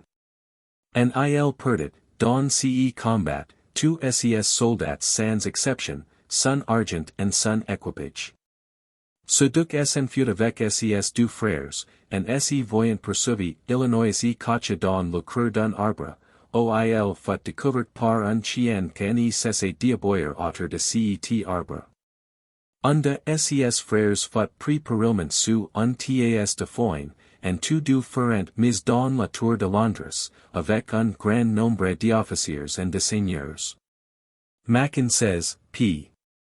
54, the same day, Shrove Tuesday, February 6, came Rydung to the tour the Duke of Suffolk and Ys Broder by the Earl of Huntingdon, i.e. in the Earl of Huntingdon's charge, with 300 horse. He also tells us that on the same day was I.J. hanged upon a gibbet in Powell's churchyard, the one, a spy of Wyatt, the Thoder, the other, was under Shrafe of Leicester, for carrying letters of the Duke of Suffolk and other things. Mary was, however, so firmly convinced that this was his object that in the orders to lieutenants of counties to proclaim as traitors Henry, Duke of Suffolk, the Carew brothers, Wyatt and others, dated January 26, 1554. They are described as having threatened her destruction and to advance the Lady Jane Grey and her husband. These last words are significant, in view of Guilford's pretensions to regality. Griffith says, Le Duc de Suffolk fut le premier à découvrir lui-même tous les secrets de la conspiration. Il écrivit sa confession, and la fit remettre à la reine, and implorant sa clémence, and il déclara, que les conjures ne proposent rien moins que de mettre Elizabeth sur le trône. There can be no mistaking the meaning of this statement. Renard, in a dispatch of the February 8, as given by Griffith, says indeed that Jean de Suffolk, dont elle, Mary, avait épargné les jours, contre l'avis de l'empereur Charles V, fut sacrifié à la nécessité d'autres aux rebelles. An aux enemies du gouvernement, un idole ils étaient fâchés de n'avoir pas maintenu sur le trône. Son mari fut exécuté le même jour. Besides, Gardiner says that Suffolk himself bewailed with impatient dolors not only his own woe, but the calamity his folly had brought on his daughter. Godwin, however, Rerum Anglicarum Henrico VIII, Eduardo 6 et Maria, Annals, p. 217, throws the blame of Jane's troubles more on her mother than on her father. Hunc exitum habuitiana, majorum titulis illustris foemina, sed virtut et ingenii nobilitate lunge illustrier. Quae dum vertici et imperiosi matris ambitioni obsequitur. Funestum sibi regini sumpsit. The consensus of historians, nevertheless, lays the blame on Suffolk's ill-advised attempt at rebellion. Bishop Burnet, writing in 1680, History of the Reformation, Volume 2. 437, says, "Indeed the blame of her death was generally cast on her father rather than on the Queen, since the rivalry of a crown is a point of such niceness, that even those who bemoaned her death most could not but excuse the Queen, who seemed to be driven to it, rather from considerations of state, than any resentment of her own. He, Suffolk, would have died more pitied for his weakness, if his practices had not brought his daughter to her end." The Chronicle of Queen Jane and Queen Mary, page 50. Mackin tells us, p. 55, that, the zige day of February was made at every gate in London a new pair of gallows, and set up, the zige day of February were hanged at every gatten place, in Cheapside v.j., Aldgate j., quartered, at Ladyhall iij. At Bishopgate 1, and quartered, Moorgate 1, Crapulgate 1, Aldersgate 1, quartered. And so forth, giving a total of about 48, 3 being hanged at Hyde Park Corner, but none at Tyburn. Fuller says he was earnest yet modest. Feckenham had been imprisoned by Henry VIII for his adherence to papal supremacy, until Sir Philip Hoby, whom we have seen advocating a Protestant monarch, borrowed him out of the Tower. The Chronicle of Queen Jane and Queen Mary, page 54. This allusion to a possible inheritance by Lady Catherine of her father's possessions, does not, as Miss Strickland thinks, prove that the insurrection of Suffolk was intended to replace Jane on the throne. If, says that writer, it had been in favor of any other heiress or heir, it is not likely that the Lady Jane would have rested under the attainder and surrendered the means of her subsistence to increase her younger sister's portion. Moreover, if Jane had been the sovereign of England, she would scarcely have claimed a third portion of her father's inheritance. As a matter of fact, what Jane wrote proves nothing.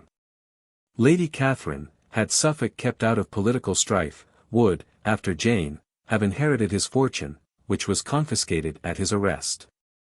Jane simply penned this sentence to make the contrast stronger between the mutability of the things of this world, and the unchangeability of that better land to which she knew she was hurrying. This is an allusion to the parable of the foolish virgins. British Museum, Harleian Collection, No. 2342. This declaration of her intention of praying for her father in the next world suggests a survival of some Roman Catholic ideas in Jane's theology. And one cannot imagine that it would have been exactly approved by the more extremely Protestant of the Reformers. This book was either mentioned to Florio, or seen by him, for he has translated these 3 touching sentences into Italian in his Historia di Gianna Grea. It is said that Jane scratched some verses on the walls of her apartment with a pin, but, although numerous devices inscribed by the unfortunate persons who have at different times been the inhabitants of the tower were discovered in divers parts of it some years ago, during alterations, not the slightest trace of these verses were found. This does not, however, prove that they never existed, and as they are constantly attributed to Lady Jane, we have thought it best to reprint them here. Non aliena putes homini quae obtindra passant. Sors hodierna mihi, cras erit ilia tibi. This has been thus translated. To mortals common fate thy mind resign. My lot today, tomorrow may be thine. These lines are also paraphrased as follows. Think not, O mortal, vainly gay, that thou from human woes art free. The bitter cup I drink today, Tomorrow may be drunk by thee. The following is also said to have been written by Jane in like manner.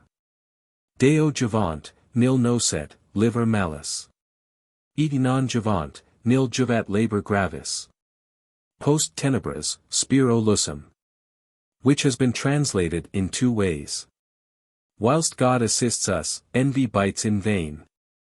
If God forsake us, fruitless all our pain. I hope for light after the darkness. Or, harmless all malice if our God be nigh. Fruitless all pains if he his help deny. Patient I pass these gloomy hours away. And wait the morning of eternal day. In the Beauchamp Tower, in that room which was occupied by Northumberland, the name Jane appears twice, cut into the wall. It has been said that this was the work of Lord Guilford Dudley, but it is more probable that it was carved by Northumberland, his faithful wife's name being Jane. The Protestant chaplains appointed under Edward VI had at this time been replaced by Benedictine monks.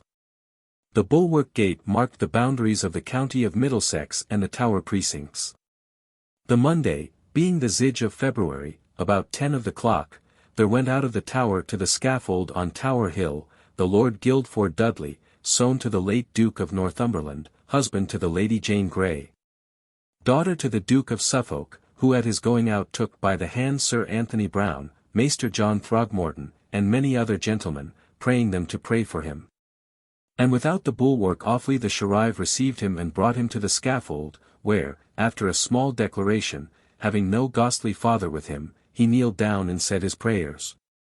Then holding up his eyes and hands to God many times, and at last, after he had desired the people to pray for him, he laid himself along, and his head upon the block, which was at one stroke of the axe taken from him. The Chronicle of Queen Jane and Queen Mary. It has been stated that this additional horror was commanded by Queen Mary herself, but the charge is absolutely without foundation. Sharon Turner, amongst others, was of opinion that the meeting with the bleeding body was purely accidental. The Chronicle of Queen Jane and Queen Mary says, Guilford's carcass was thrown into a care, and his head in a cloth, he was brought into the chapel within the Tower, where the Lady Jane, whose lodging was in Partridge's house, did see his dead carcass taken out of the cart, as well as she did see him before alive going to his death, a sight to hear no less than death. The Lord Guilford Dudley's dead carcass lying in a care in straw was again brought into the Tower at the same instant that my Lady Jane his wife went to her death within the Tower, which miserable sight was to her a doubly sorrow and grief. He is said to have been of almost gigantic height, and very powerful.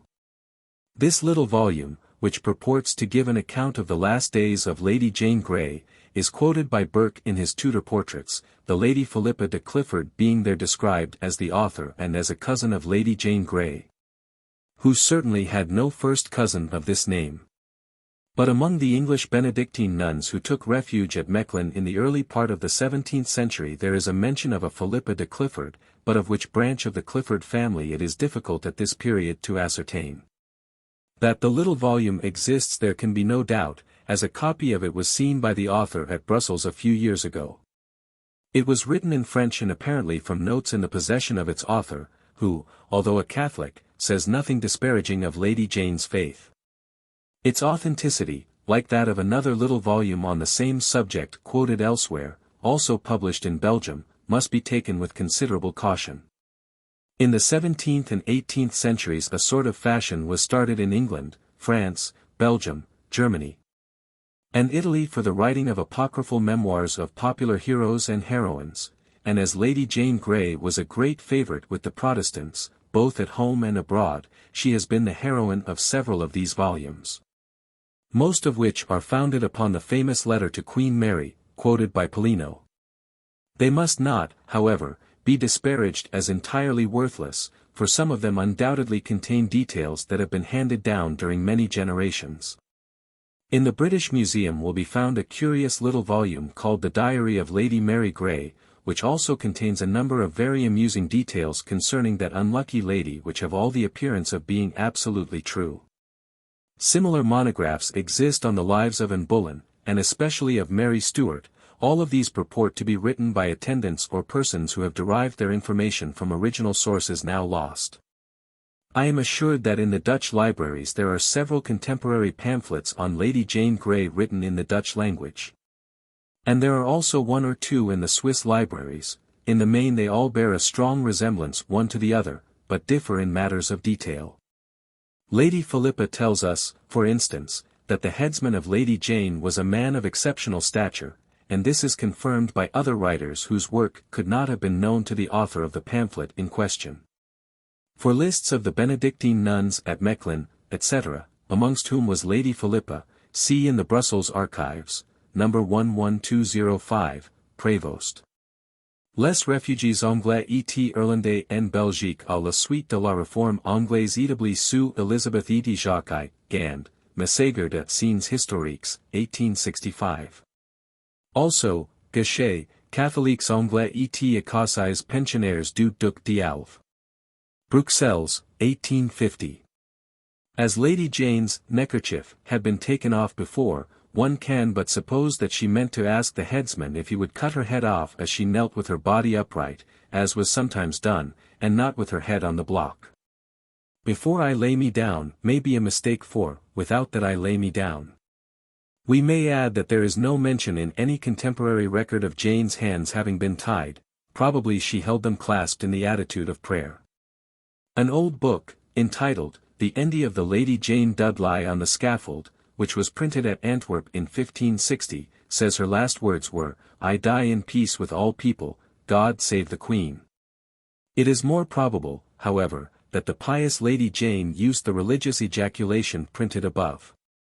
The Chronicle of Queen Jane and Queen Mary thus describes Lady Jane's last moments. By this time was there a scaffold made upon the green over against the White Tower for the said Lady Jane to die upon. The said lady being nothing at all abashed, neither with fear of her own death, which then approached, neither with the dead carcass of her husband, when he was brought into the chapel, came for the lieutenant leaving here. In the same gown wherein she was arrayed, her countenance nothing abashed, neither her eyes mist with tears, although her two gentlewomen, Mistress Elizabeth Tilney and Mistress Elian wonderfully wept, with a boke in her hand. Whereon she prayed all the way till she came to the said scaffold, whereon when she was mounted, this noble young lady, as she was endued with singular gifts both of learning and knowledge. So was she as patient and mild as any lamb at her execution. Here the chronicler describes her gift of the book to Bridges, etc., and continues, forthwith she untied her gown. The hangman went to her to have helped her therewith, then she desired him to let her alone, turning towards her two gentlewomen, who helped her off therewith, and also her froze paste and neckerchief. Giving to her a fair handkerchief to knit about her eyes. Then the hangman kneeled down, and asked her forgiveness, whom she forgave most willingly. Then he willed her to stand upon the straw, which doing she saw the block.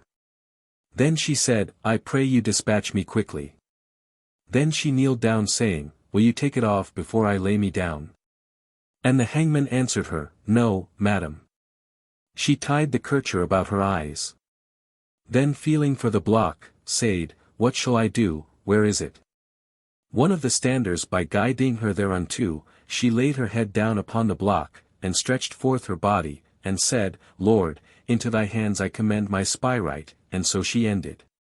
Historians are very apt to speak of the famous French ambassador de Noailles, as one person, whereas in reality there were two ambassadors of this name, the first of whom was Antoine de Noailles, the son of Louis and Catherine de Pierre-Boussière, who entered diplomacy when he was quite a young man and continued in the service until his death, which took place in his 59th year. His tomb can still be seen at Noailles, where his ancestors are buried. His wife, Jeanne de Gontault de Byron, is not, however, buried with him, although her heart was placed in his coffin. The second ambassador to our court of this illustrious family was François de Noailles, brother of the last named, who was born on July 2, 1519. He was a very zealous Catholic and extremely pious. He entered the church when he was only 12 years of age, to eventually become Bishop of Aix in 1556. His extraordinary ability for diplomatic intrigue led the king, Henry II, to send him to various countries on sundry diplomatic missions, even at the same time as his brother. And he first appeared in England on the occasion of Mary's victory over the rebels in 1553. He remained in England altogether about 2 years, and his dispatches are frequently confounded with those of his brother. François de Noailles died in 1560. Both brothers were greatly opposed to the policy of Queen Mary, and thought her unnecessarily harsh and cruel. On more than one occasion they were very outspoken to her, especially in the matter of the extraordinary number of executions which took place immediately after the quelling of the Wyatt insurrection. And they both appear to have thought that she made her own unpopularity by her bigotry, and her abject subservience to the wishes of her husband. Noailles was certainly not present at the execution in the Tower. He gives, however, a very concise account of it, including her speech. His version of the tragedy follows that of Fox very closely. Peter de Renzi states that the corpse was interred in the chapel of St. Peter ad Vincula within the Tower, close by that of her husband, Lord Guilford Dudley, and between the decapitated bodies of Anne Boleyn and Catherine Howard, without any religious ceremony. See Zurich Letters, Parker Society, pages 154, 515, 686. Francis, Earl of Huntingdon, having ridden out of London against Mary in company of Northumberland, was arrested at Cambridge on July 19 and conveyed to the Tower of London a day or two later. He was indicted with Lady Jane and the others, but was released before the following January. By which time he had so completely re-established himself in the Queen's favour that he was given the command of Her Majesty's troops sent into Leicestershire against Suffolk, whom he brought back to the Tower a prisoner. Fox's Acts and Monuments, Volume 2. Page 1467. It is strange and significant that both in his prayer and in his request for haste, Suffolk should have acted exactly as his daughter had done. Did the Duchess of Suffolk cause her husband's head to be removed to his own house, which stood on the site now occupied by the buildings adjacent to this church? The mansion in question had been the convent of the order of religious known as the Poor Clares, or in Latin, Sorores Minores, from which Minories has been formed, and was given to Suffolk by Edward VI. The church known as Holy Trinity was the convent chapel. It is not altogether improbable that the Duchess had the head brought there. On the other hand, Suffolk's will may have contained a request that it should be placed in the chapel. See Mackin, pages 56, 64. What was to have been the ending of this sentence? Was the chronicler going to add that the head was removed from the Tower after decapitation? Perhaps, after all, the head in the Church of the Holy Trinity, Minories, is that of Thomas Grey, and not of the Duke of Suffolk, its resemblance to the latter's portrait arising from a mere family likeness, common to all the brothers. The writer is of opinion that Adrian Stokes was a son or near relation of John Stokes, the Queen's brewer, who supplied the Suffolks with beer and wine, as appears in the household accounts of the Duke of Suffolk. This John Stokes was a notability in his way, and his funeral, which must have been a costly function for those days, is recorded by Mackin, p. 177, in the following terms: the VJ Day of November, 1558, was buried at St. Benet's at Powell's Wharf. Master John Stokes the Queen's servan and brewer, with IJWHYTT branchies and X Gret Stafes torches and IIJ Gret tapers. And X poor men had rosette gowns of Thias. The yard, 4 shillings the yard, and XVJ gowns, and cots of ziges. Coats of 11 shillings, the yard. Vide Notes and Queries for 1855, Volume 12. Page 451. The entire family of the Duke of Northumberland and his Duchess was as follows. Henry, killed at the siege of Boulogne in the 35th year of Henry VIII, aged 19. Thomas, who died when 2 years old. John, who bore the title of Lord Lisle and Earl of Warwick during his father's life. He adopted a martial life, acting as Lieutenant General during Somerset's expedition into Scotland. He married, in June 1550, Anne Seymour. He was sentenced to death at the same time as his father, was pardoned, and died at Penshurst, in Kent, 10 days after his release from the Tower, in 1554. Ambrose was born about 1528. He was tried, together with Lady Jane Grey and her husband, in 1553, was pardoned and released in October 1554, and died in 1590, being created Earl of Warwick in the 4th year of Elizabeth. Robert, who was born about 1532, having proclaimed Jane Queen at King's Lynn, was sent to the Tower. He was condemned to death on June 22, 1554, but was released and pardoned in October 1554. He was created Earl of Leicester by Elizabeth, and became famous in her reign. Guilford Dudley, husband of Lady Jane Grey. Henry, who was tried at Guildhall with his brothers Ambrose and Guilford in 1553, but liberated. He was killed at the Battle of St. Quintin, in 1555. Charles, who died aged 4 years. The daughters of Northumberland were Mary, who married Sir Henry Sidney, Lord Deputy of Ireland, etc., and was the mother of Sir Philip Sidney. Catherine, the second daughter, who married the Earl of Huntingdon, died in 1620, aged 72. Margaret, the fourth daughter, died at the age of 10. Frances, fourth daughter, died as an infant. Temperance, the fifth daughter, died at 7 years old. Of all these daughters, the only one who came into intimate contact with Lady Jane was Lady Mary, who, it will be remembered, fetched the Lady Jane to Shown from Chelsea, on the memorable occasion when she received the homage of the council.